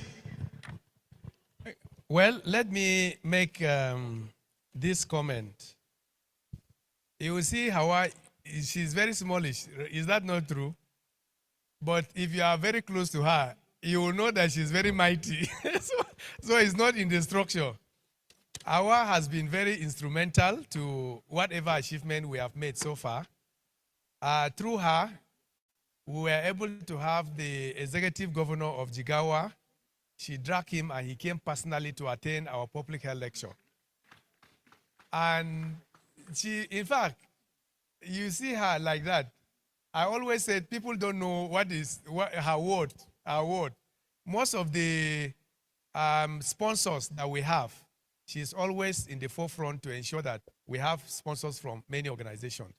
And I am leaving this office tomorrow, and she has supported this, my late national executive officers. And I just want to present this as a mark of appreciating you for all that you have done during our stay in office. Thank you very much. Pastor Mrs. Ademuyiwa will make the presentation for AMLSN, please. Thank you very much, Madam. We so much appreciate you on behalf of the National Association of Medical Laboratory Scientists of Nigeria for your love and support to the profession. We advise that you keep it up. The good Lord will continue to bless you and lift you up in Jesus' name. Amen. Thank you very much.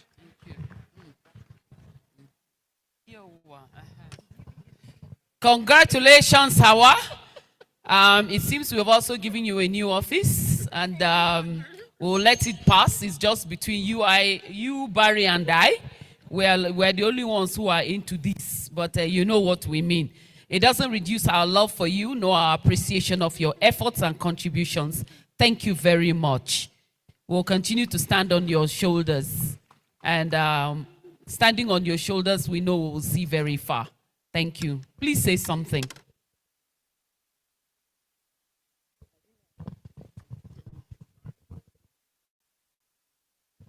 I think I've had a lot of present surprises, but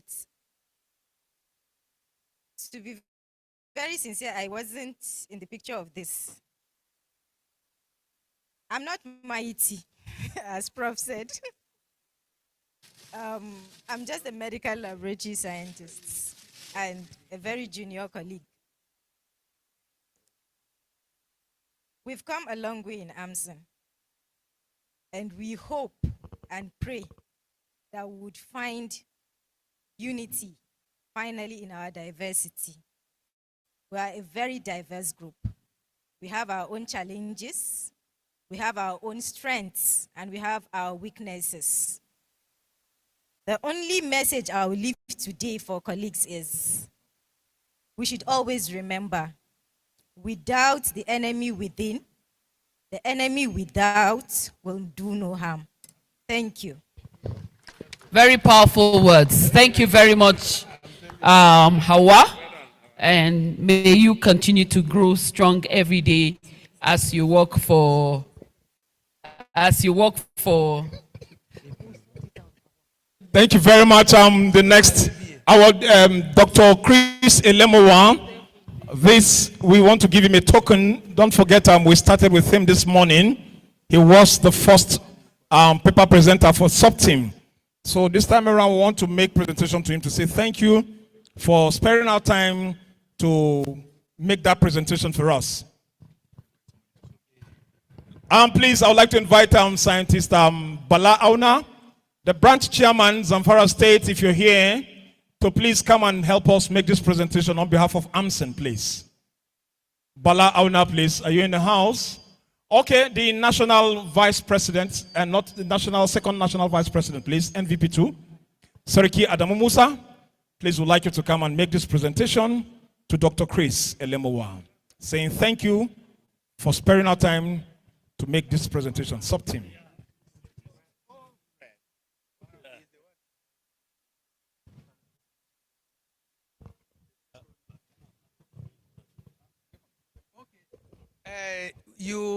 Well, Dr. Chris Elemwa, if you were here in the morning, he gave the first presentation.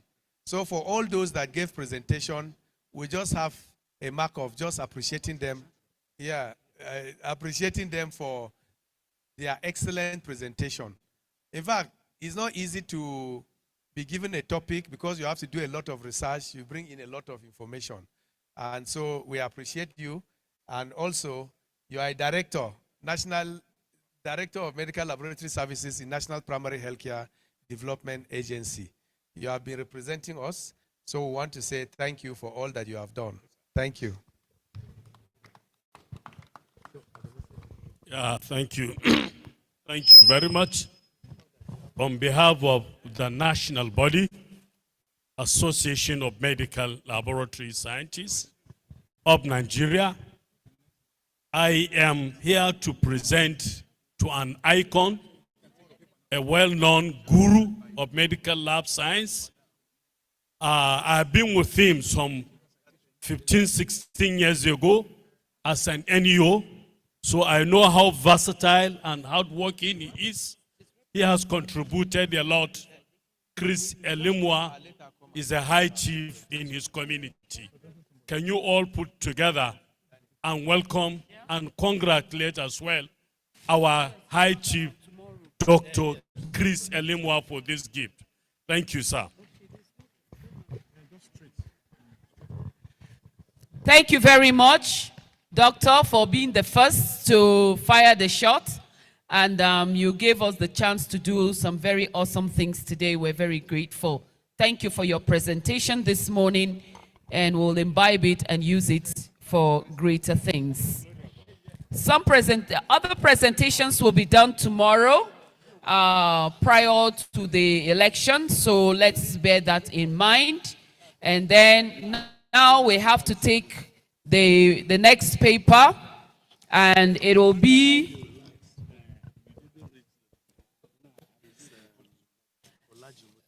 it is Medical Laboratory Systems, Strengthening for Early Disease Detection and Pandemic Preparedness, to be presented by Dr. Olajumoke Babatunde, Director, Public Health Laboratory, Nigeria Center for Disease Control. She was on stage earlier for, to receive an award on behalf of the NCDC, and now she will make her presentation to this august gathering. Please welcome her with a round of applause. Thank you. I know we've done a lot before calling you. We thank you for your patience, and we are really grateful. Thank you so much.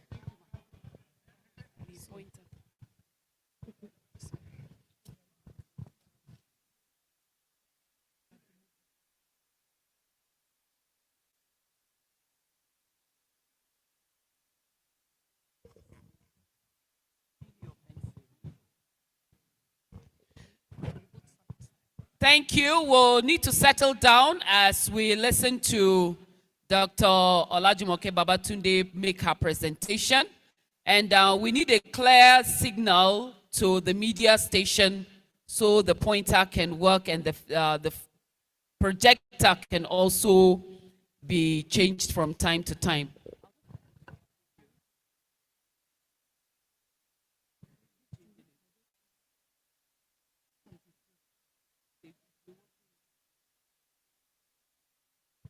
Thank you, Doctor.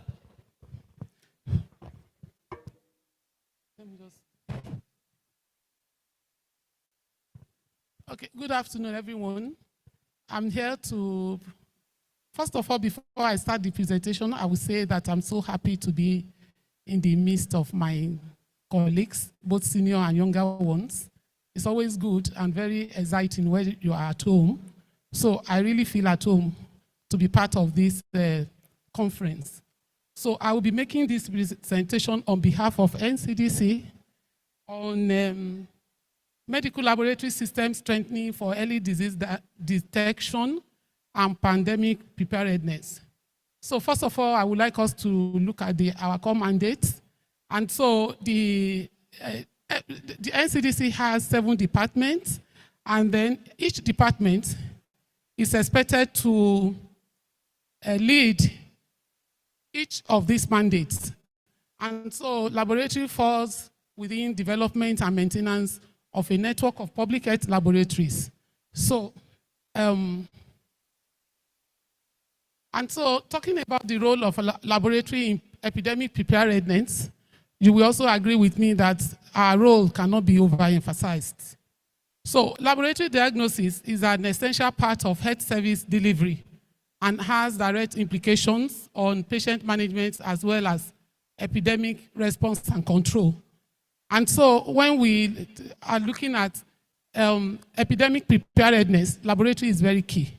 And so the ability of any country to mount an effective surveillance and response system to any health threat is inked on its ability to quickly detect. So it's very important for us as a country that we can quickly detect where that disease is happening even before it becomes an outbreak. So we have critical roles to play before outbreaks. Gone are those days when we talk about clinical diagnosis, but the world has moved from clinical diagnosis to laboratory-based diagnosis. So during the outbreak, before outbreak, we have a critical role to play. During outbreak, laboratory tests are used to assess the changes in the etiology agents and patterns of distribution. That we all know during COVID, we continuously test to see whether there are new variants during the outbreak. And after outbreak, testing is still also very important. So in Nigeria, the laboratory system, both at the national. So when we talk about national, we talk about the federal establishment, and then it also goes through the subnational, because we cannot only be responding to disease outbreak at the national level. The subnational is also very critical. And so both national and subnational are the forefront of epidemic preparedness and response by providing diagnostic platforms for detecting diseases of public health importance. So like I said, the NCDC has the mandate to lead the preparedness, prevention, and detection of and response of public health importance. So preparedness is very key. And because if you are not prepared, you are bound to fail. So we make so much emphasis on preparedness. But before we approach any outbreak season, ensure that all that we need are in place, both at the national and subnational, because we have the mandate to protect the health of Nigerians. And so, although the NCDC headquarters is located here in Abuja, but you will agree with me that the cases most times are not in Abuja, but those cases are down in the communities. So we ensure before an outbreak that everything is in place for us to be able to detect quickly and respond appropriately. So international health regulation also requires countries to develop those core capacities to be able to prevent, detect, and respond to public health events and emergencies. that have the potential to cross borders. So you also agree that the public health knows no borders. But COVID-19 pandemic has taught us a great lesson. Even when it is happening in Australia, you can agree with me that within 24 hours, we might be reporting cases in Nigeria. So for us to be well prepared, the WHO has recommended that everybody, every country, should be able to critically assess the capacity in country for us to be able to respond as we should. So the WHO joint evaluation is an assessment to evaluate countries' capacity to prevent, detect, and respond to these public health threats. So Nigeria has had 2 assessments supported by WHO and the external evaluators. So the first was conducted in 2017, and we just recently concluded another evaluation. The essence is for us as a country to know where we are, what are the gaps, what do we need to do, and so that when those cases, as the cases are coming, we should be able to quickly detect. So I also want us to know that laboratory department is a very key department in NCDC. Without the lab, there will be no NCDC. Because for us to be able to respond, we must be able to detect.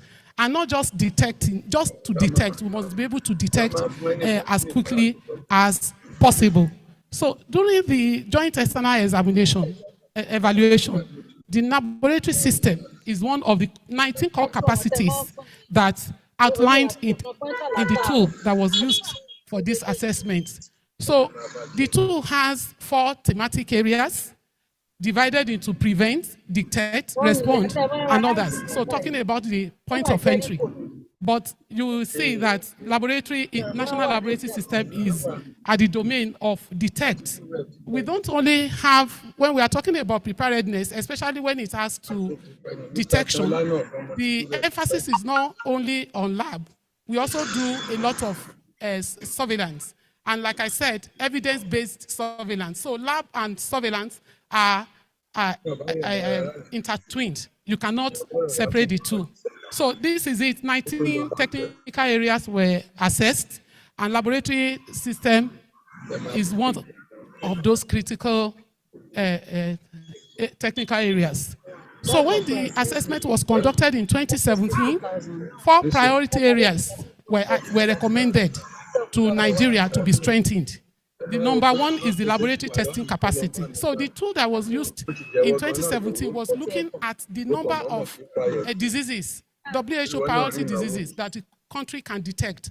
So in 2017, like I said, just to look at the number of diseases. So you can look at cholera, you can look at meningitis, you can look at maybe diphtheria. There was no diphtheria then, but I'm just using that as an example.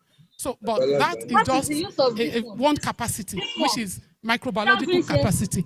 So the tool at that time looked at the laboratory testing capacity. What are we able to promptly detect as a country? And then another one that was recommended for strengthening is the National Diagnostic Network. It was recommended that all cases in Nigeria, as big as it is, cannot be detected in Abuja or tested in Abuja.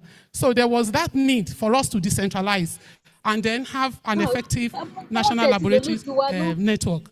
The third priority area during the JEE assessment of 2017 was the laboratory quality system and the specimen referral and transport.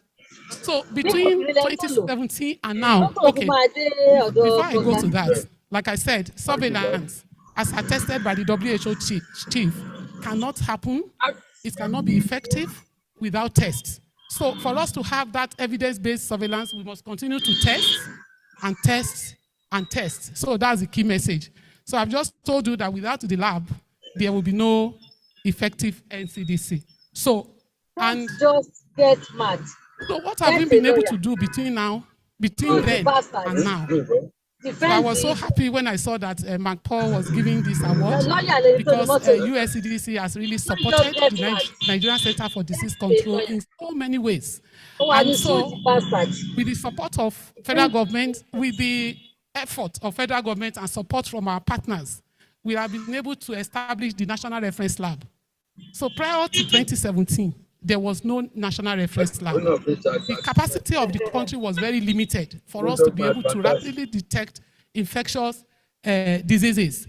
And so in 2017, the National Reference Lab was operationalized and also has the capacity to test for all the WHO epidemic-prone diseases. In addition to that, we have been able to also establish genomic sequencing capacity, which has greatly contributed to detection of SARS-CoV-2 variants of interest and of concern. So gone are those days when we used to send our samples abroad for confirmation. But I stand here to tell you that as of today, the country has the capacity, to be able to detect all the WHO priority pathogens. In addition to that, we also have a Central Public Health Laboratory, which was established in 1937. This lab is as old as Methuselah. But irrespective of that, all efforts are on deck to ensure that the lab also has the same capacity as the National Reference Lab. And so NCDC also has a network of laboratory, different disease networks, as you will see as we move forward.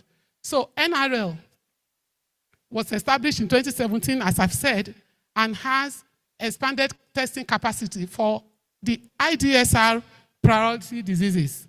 So it has ability to conduct microbiological testing, serological assays, and we have moved from single disease testing as a country to integrated disease testing. And so even at the National Reference Lab, a lot of high throughput equipment have been procured and installed, and such as COBAS 8000, multi-pathogen detection using TACMA array and the MBA technology. So most of these equipments can quantitatively test about 50 or 100 pathogens at once using just about 1 microliter of sample. And then the NRA also has the metagenomic sequencing capacity, and sequencing data are regularly uploaded on GSAID and other platforms. So this is just to show you some of the equipment that we have at the National Reference Lab and are currently being leveraged to perform multi-pathogen, integrated multi-pathogen diagnosis. And also at the National Reference Lab, we have been able to establish equipment maintenance hub with in-country capacity to perform biosafety cabinet certification, equipment repairs and maintenance, and then end user training, because we support our network of labs in so many ways. And so there's need for us to ensure that those equipment that they work with are in good shape at all times. So like I said, the country has the capacity to test for CSM, cholera, COVID-19, all the VHS, talk about Ebola, Marburg, measles, the list is endless. So one good thing is, like I said, those equipments can be leveraged on at any time to test for emerging and re-emerging pathogens. So the specimen referral also was a thematic area that was identified to be strengthened during the 2017 JEE assessment. And we are all medical laboratory scientists. I am one of you. And I remember in those days, we transport samples in our lab coats. Is that still happening now? Is that still happening? No. No, those days we transport samples in our lab coats using commercial vehicles with a lot of biosafety and biosecurity concerns. The story has changed. And right now at the National, we have been able to engage courier services, 3 different courier services, each one covering 2 geopolitical zones and timely moving samples from the different locations where these outbreaks might be happening to the different testing laboratories across the country. So for instance, if we have a suspected case of any disease in Borno State, I can assure you that sample will be picked up and within 24 hours delivered at the designated testing lab. And so that has resulted in an integrated specimen referral that is well coordinated, it is reliable, timely, efficient, and that has reduced the turnaround time between when the samples are collected and when the results are released. And in terms of disease network, there is no way we can leverage only on the capacity at the National Reference Lab. So we have been able to establish different disease networks across the 36 states of Nigeria. So this is our big plan, to have the National Reference Lab, zonal reference, and the state public health laboratory. This has started. The NRL is up and running, like I've just told you. The zonal reference labs establishment is work in progress. So one zonal reference lab is expected to be established in one geopolitical zone in the country. So early in the year, we were able to commission the one for the Southwest, and I can tell you that the lab is up and running.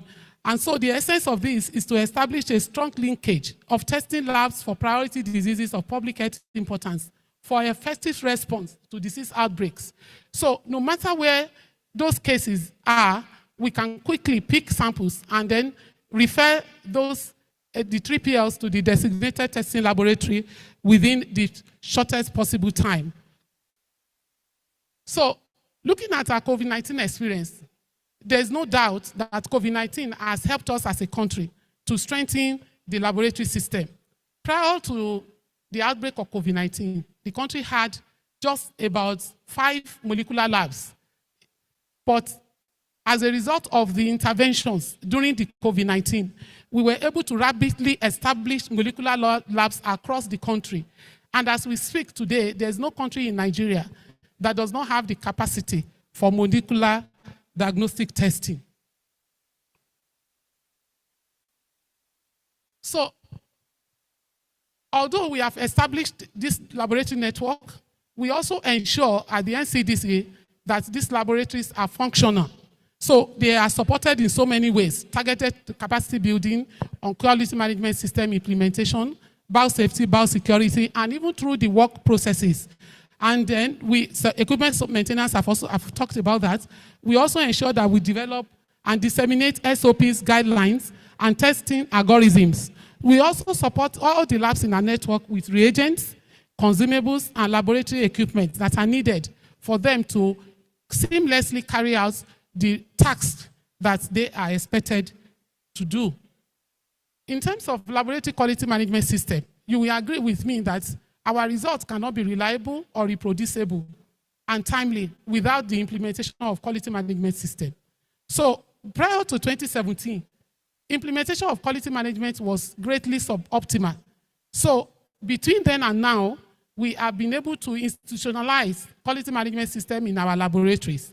And so right now, most of our labs are either on star 3 or star 4, and the 2 national reference laboratories, that's the one in Abuja and Lagos, are currently on star 5 on the SLIPTA WHO checklist. So hopefully, in the couple of months, we are also working very hard to ensure that these laboratories achieve national and international accreditation. So I talked about the JEE.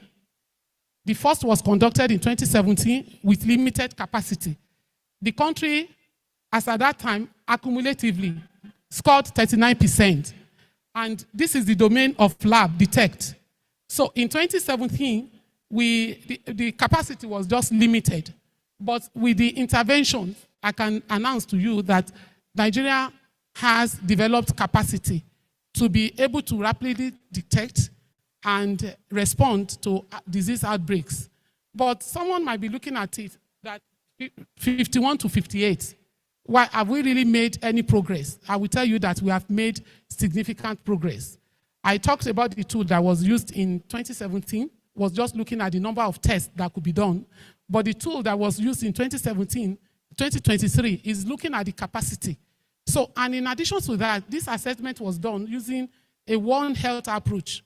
So a lot has happened in the human sector, but the animal and environment sectors need to also come up to speed, because if not for those 2 sectors, our score in the domain of detect would have been higher than this. So we have really made a lot of progress. And beyond those 4 thematic areas that were recommended for strengthening in the 2017 JEE, there are 8 other areas of laboratory system strengthening activities that are also going on. We look at the laboratory information management system. I think our keynote speaker also said something about the need for us to be able to strengthen our laboratory information management for a robust integrated laboratory data management. Workforce development is also very key. And for us in NCDC is a priority for us because our vision says that a public health laboratory that is led by a skilled workforce. So what are the lessons learned from the previous outbreak?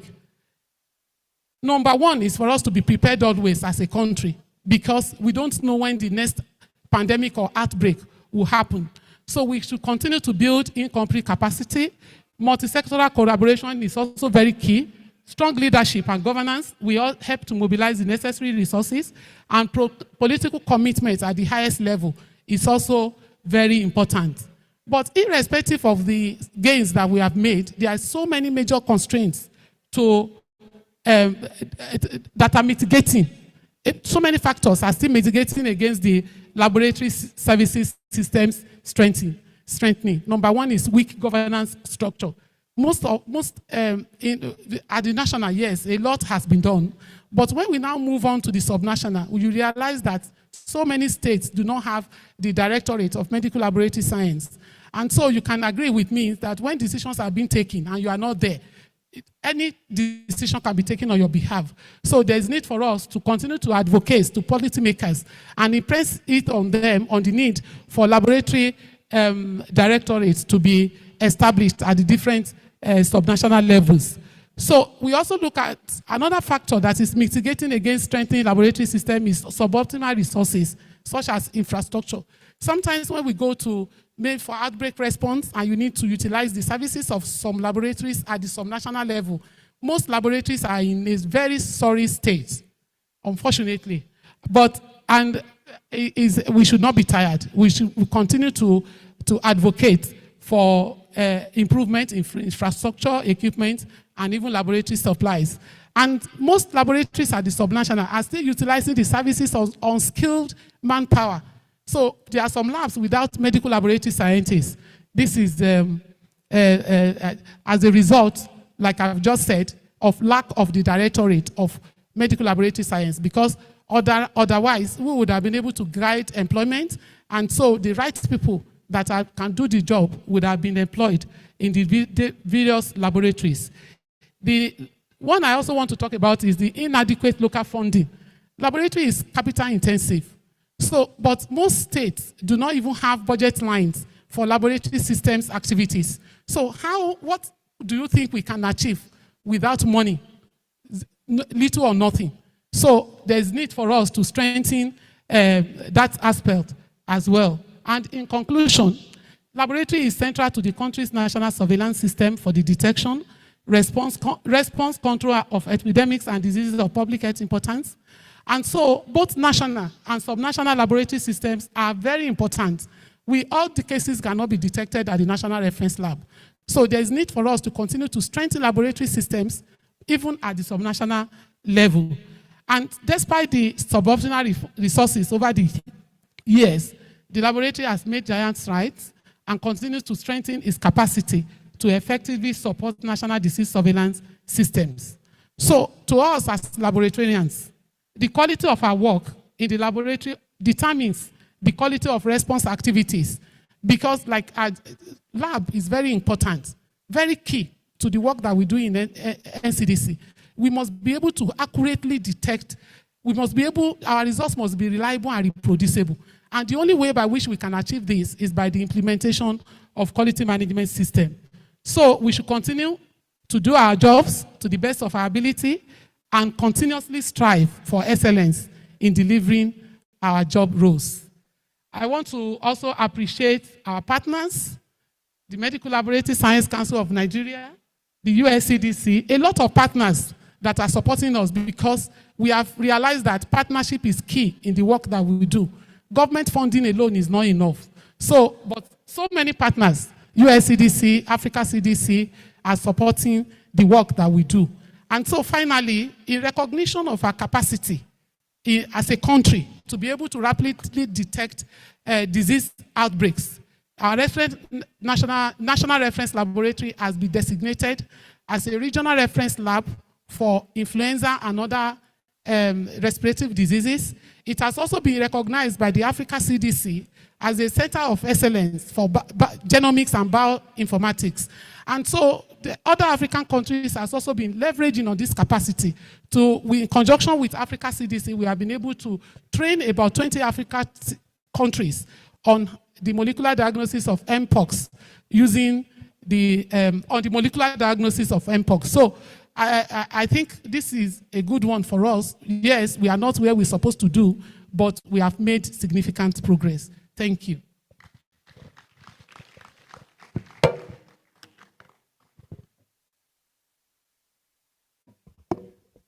Can we let's please thank her with another round of applause.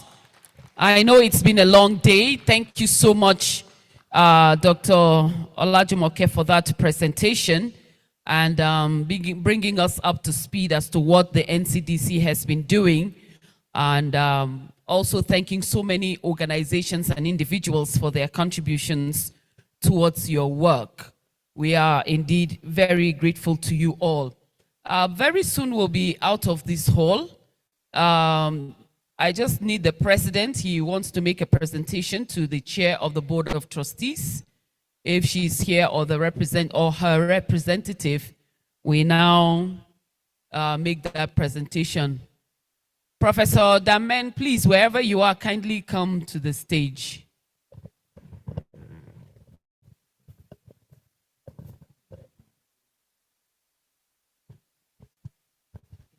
Thank you very much, my able co-MC.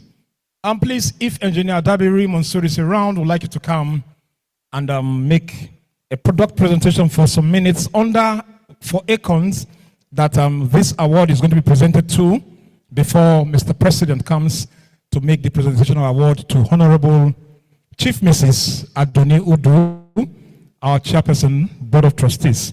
It's the same company. Would like him, Engineer Dabiri, please, if you're ready for us, come and make the final presentation before we take our leaves.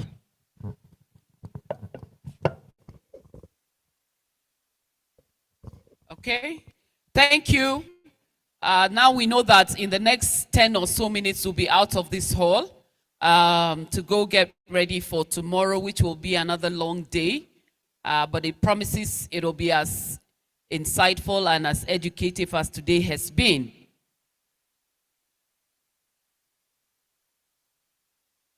Scientist Dabiri, please come forward for your product presentation. I'm sure it wouldn't take more than 5 minutes, so we can use the other 5 minutes to wrap up for the day. Okay, I can see him coming in. Okay, it's the president. The presentation, the product presentation, and then we present the award.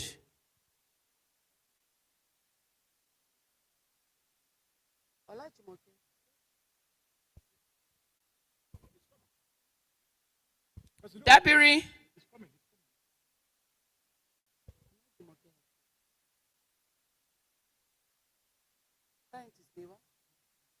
Engineer Dabiri, please come and make your presentation.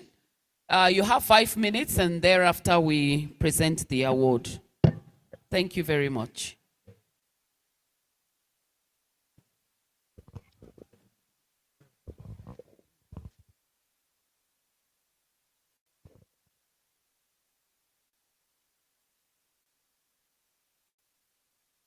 All protocols duly observed. My name is Engineer Mansour Dabiri. I'm here to represent ACONS and LabQuest Nigeria Limited. ACONS LabQuest Nigeria Limited, the foremost name in the world of IVD, medical laboratory equipment in Nigeria, and beyond. We have been in the business for over 3 decades. I realize that our time is fast spent, so I'll take you through my slides without further wasting your time.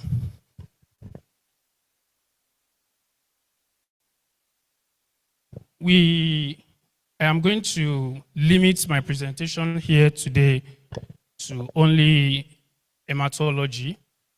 Akon's LabQuest Nigeria Limited deals with medical laboratory equipment that span across immunology, hematology, blood banking, histopathology, chemical pathology, and so on. For the purpose of this presentation, I'm going to take you through our hematology equipment, and we are partnering with Neocoding Japan. Neocoding Japan has been in existence since 1972, and they have developed advanced equipment across the globe. Some of them are as shown on the screen over the years. I have 2 classes of equipment, the 5 parts and the 3 parts. The first one is a 5-part hematology analyzer that we code as MEC 9100 Celtac G. It is an autoloader with 33 parameters as shown on the screen and runs a throughput of 90 samples per hour. This neocoding equipment has advanced technologies, some of which include the DynaHelix flow. DynaHelix flow is a unique technology designed for this analyzer to ensure accuracy and precision in CBC counts. We also have the DynaScatter that is uniquely designed to ensure precision of our differentials, our 5-part differentials. And I can assure you that as of today, these are advanced technology that we are contributing to the world of medical laboratory equipment. The next is MEC 9200 Celtac G+.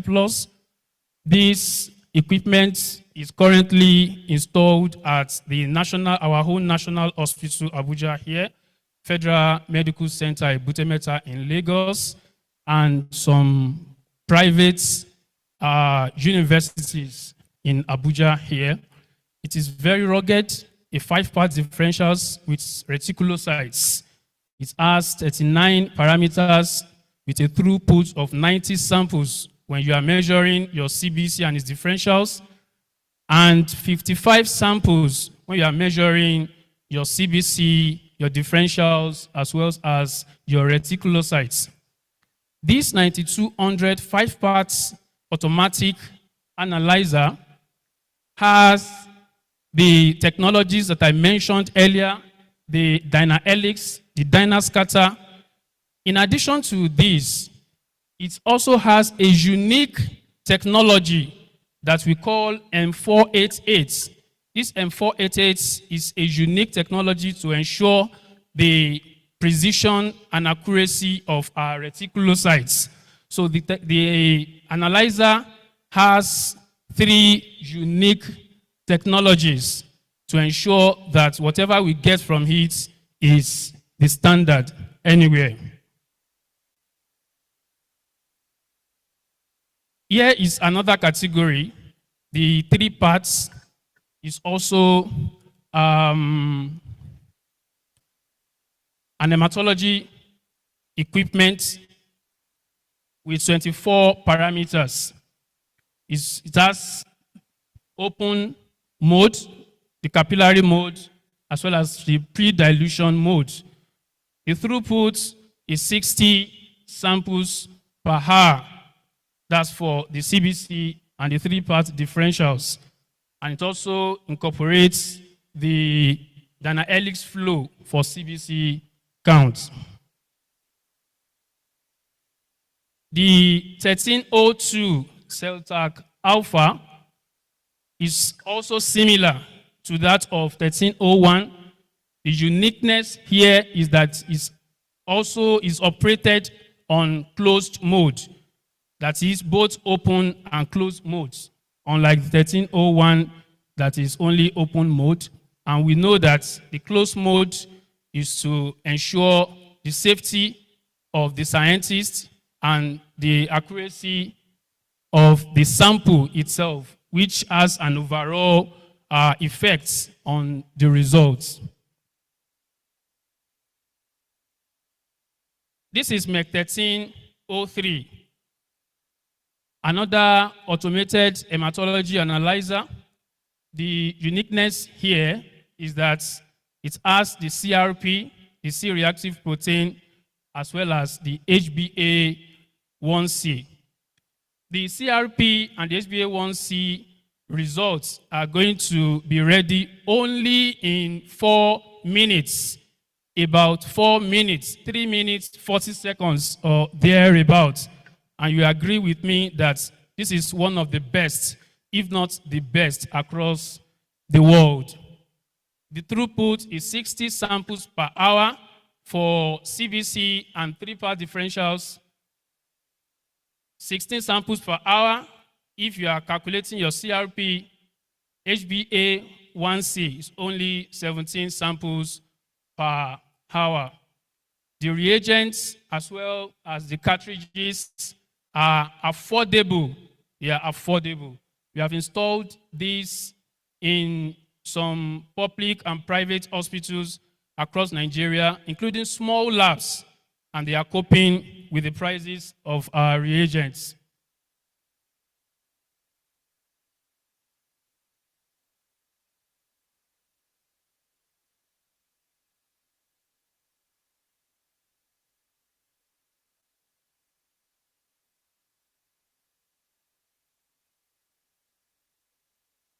All right.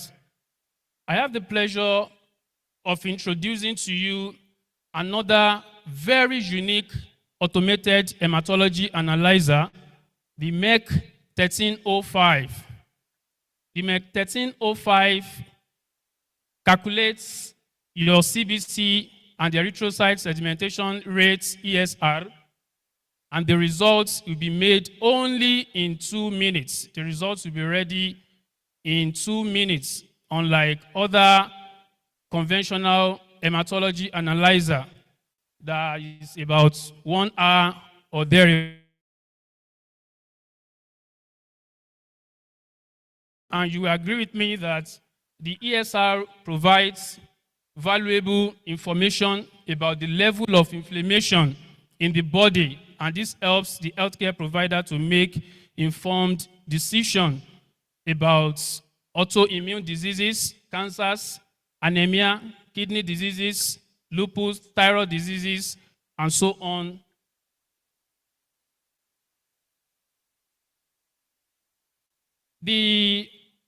Of course, the analyzer measures the CBC and the ESR simultaneously. And another unique thing about this analyzer is that there is no additional reagents in calculating the ESR. And the blood sample is very low compared to other analyzer that calculates the ESR. Good to mention is that only 1 aspirate is sufficient for this analyzer to calculate the CBC and the ESR and make the results ready in 2 minutes only.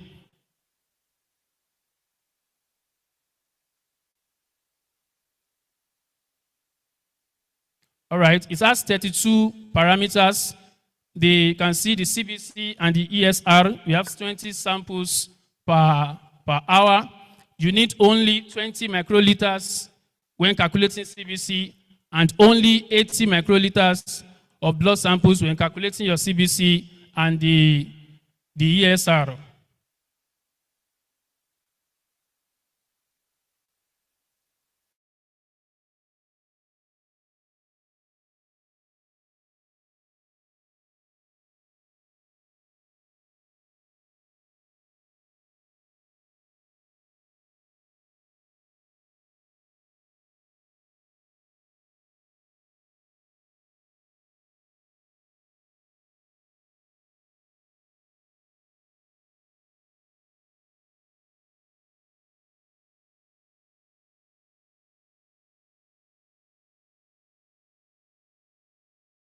Doctors cannot report results to doctors quickly. These are the problems we have had with other hematology equipment that measures the ESR.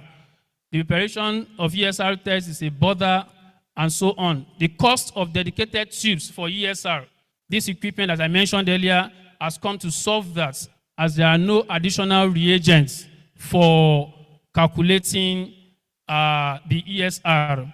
Labor cost is also gone. Forgetting to set the timer, okay, as the case for ELISA, okay, has been solved in this analyzer.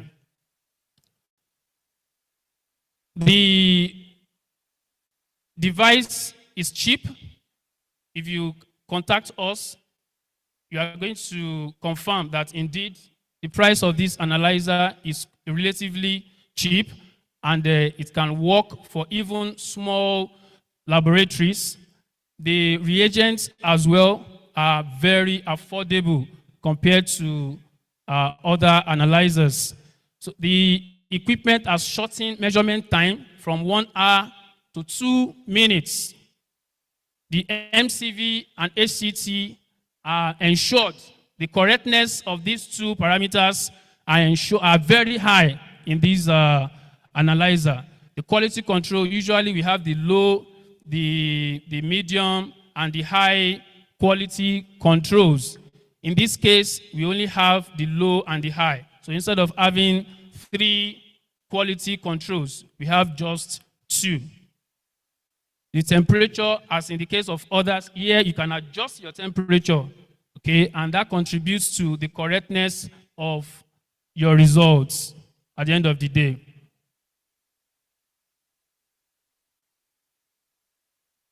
All right, these 3 parameters, of course, we need our RBC when calculating the ESR.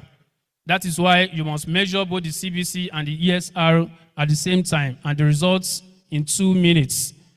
The MCV and the ACT and RBC aggregation, these are the major parameters that are used to calculate our ESR, because we are always being asked, what does he use in calculating the ESR?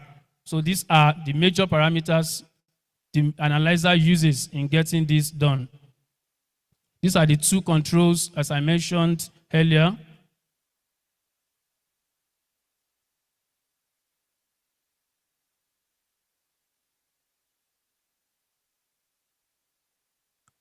All right. So far, I think everything here has been mentioned. I've told you that the equipment has come to improve laboratory efficiency. The lab's reputation, laboratory reputations as well. Because when they come to your lab and in 2 minutes, ESR results are ready, your CBC are as well ready in 2 minutes. They bring more customers, more clients for you. And this will amount to increased number of patients, since more of them will be coming, improving workflows, and so on. So this has contributed a lot to good laboratory management.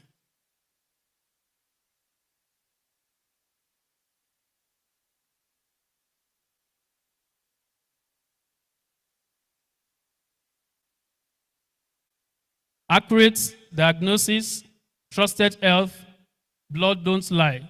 This is our slogan in LabQuest, Acons Nigeria Limited.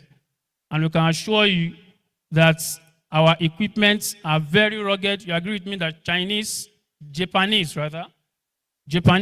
products are very rugged. So there will be no need for breakdown today, breakdown tomorrow. They are very rugged. And we have engineers field service engineers that are readily available to assist you to correct whatever error, whatever damage on the device, all at low cost. Yeah, the coming soon of then is now very obvious. We have this readily available now. It's no longer coming soon. It's a 3 parts. It starts the CRP and the HbA1c, as I mentioned earlier.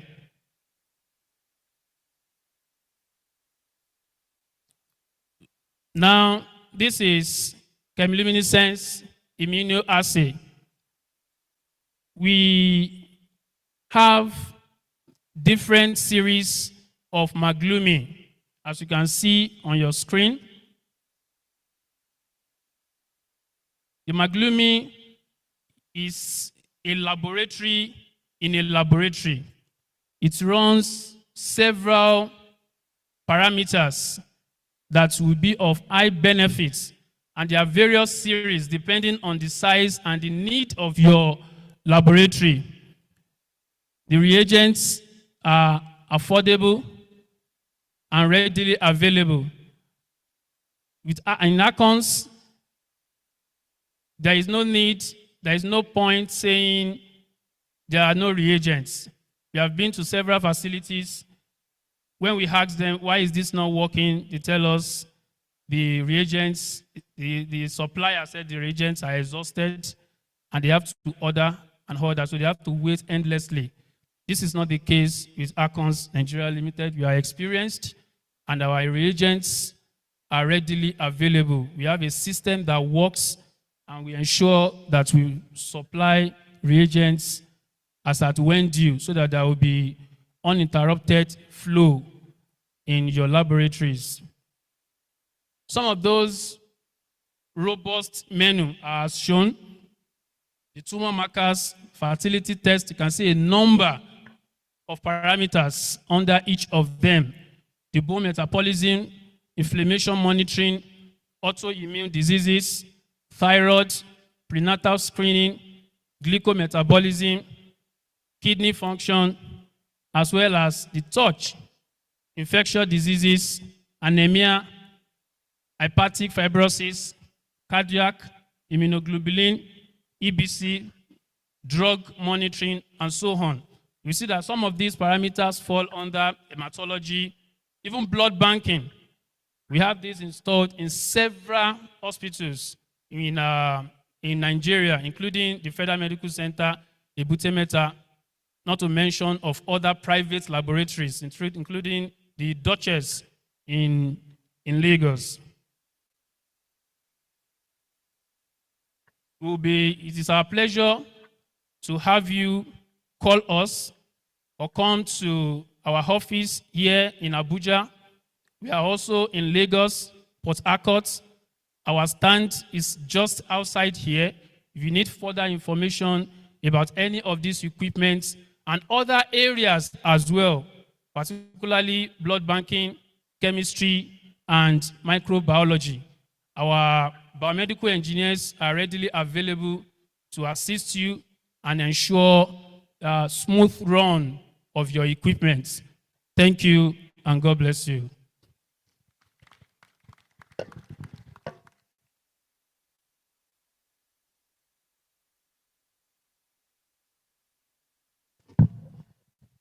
Thank you very much. Please give Engineer Dabri another round of applause. We appreciate that presentation. And the President will now say thank you. It's going to be from you to the Chair of the Board of Trustees, Mrs. Aduni Udu. Thank you, Mr. President.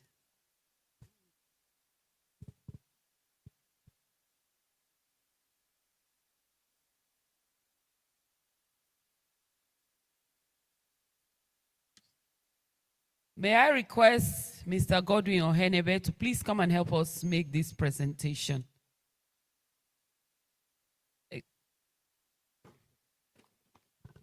Executive Secretary. Thank you, sir. Yeah, thank you. Okay, this is also another just appreciation award.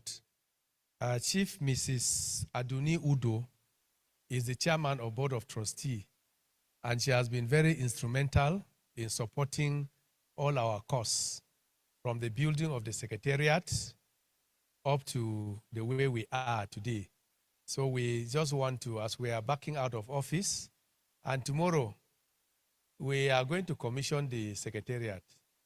The special advisor to the president on health, yes, will be coming to commission the secretariat.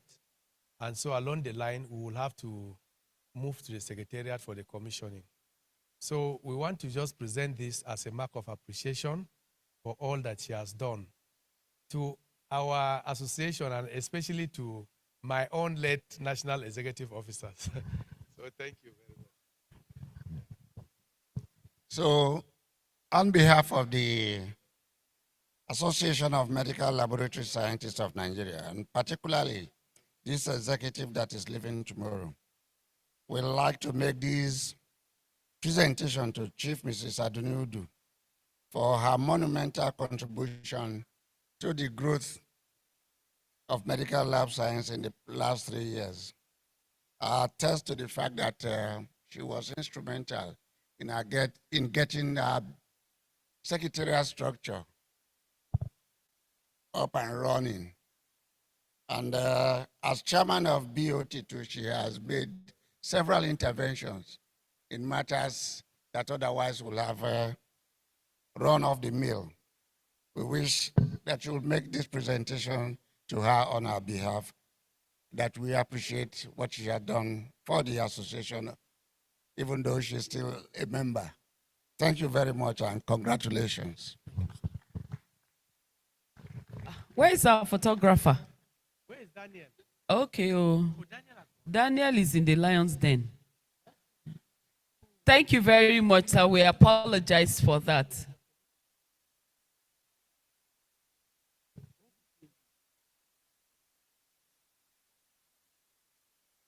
NK, Ikiru, please just be our paparazzo. Thank you.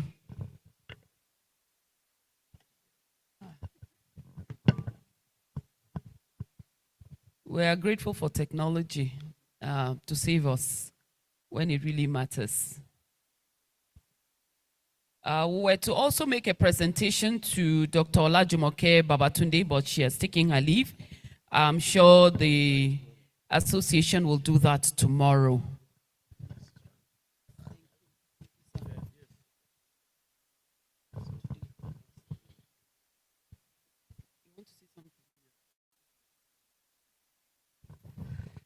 Okay, I sincerely appreciate all of you for staying from morning to this time.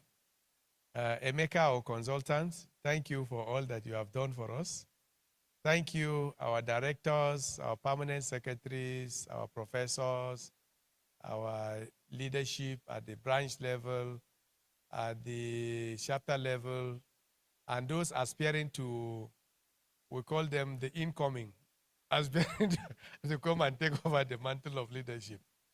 I wish that all of us will just behave ourselves.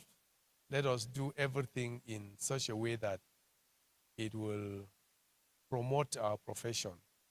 So once more, I thank you for staying up to this moment. We are going to close now, and our prayer is that we are going to convene again by 9 a.m. tomorrow to continue with the presentation. We have quite a lot of tight activities tomorrow.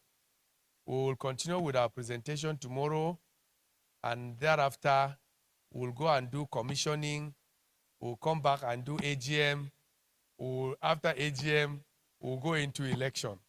So it's actually a lot of activities tomorrow. So my appeal to all of us is that let us go to bed on time so that we can wake up early and also be here early. Thank you all, and God bless you. We start by 9 o'clock, 9 a.m. tomorrow. Thank you all for being so patient, and you are the ones that deserve all the awards and the accolades. Do have a lovely evening. But I think we should close with the national anthem. As we started with our anthem, we should end with the national anthem, and we can happily go and have our rest. Media, are we there? Okay, thank you.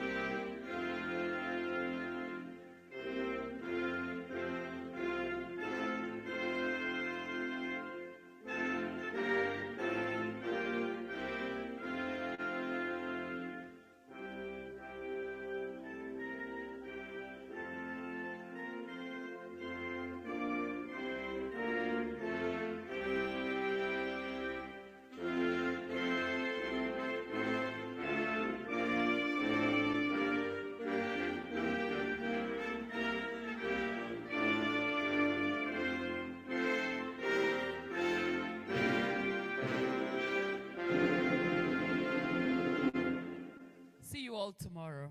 Good night.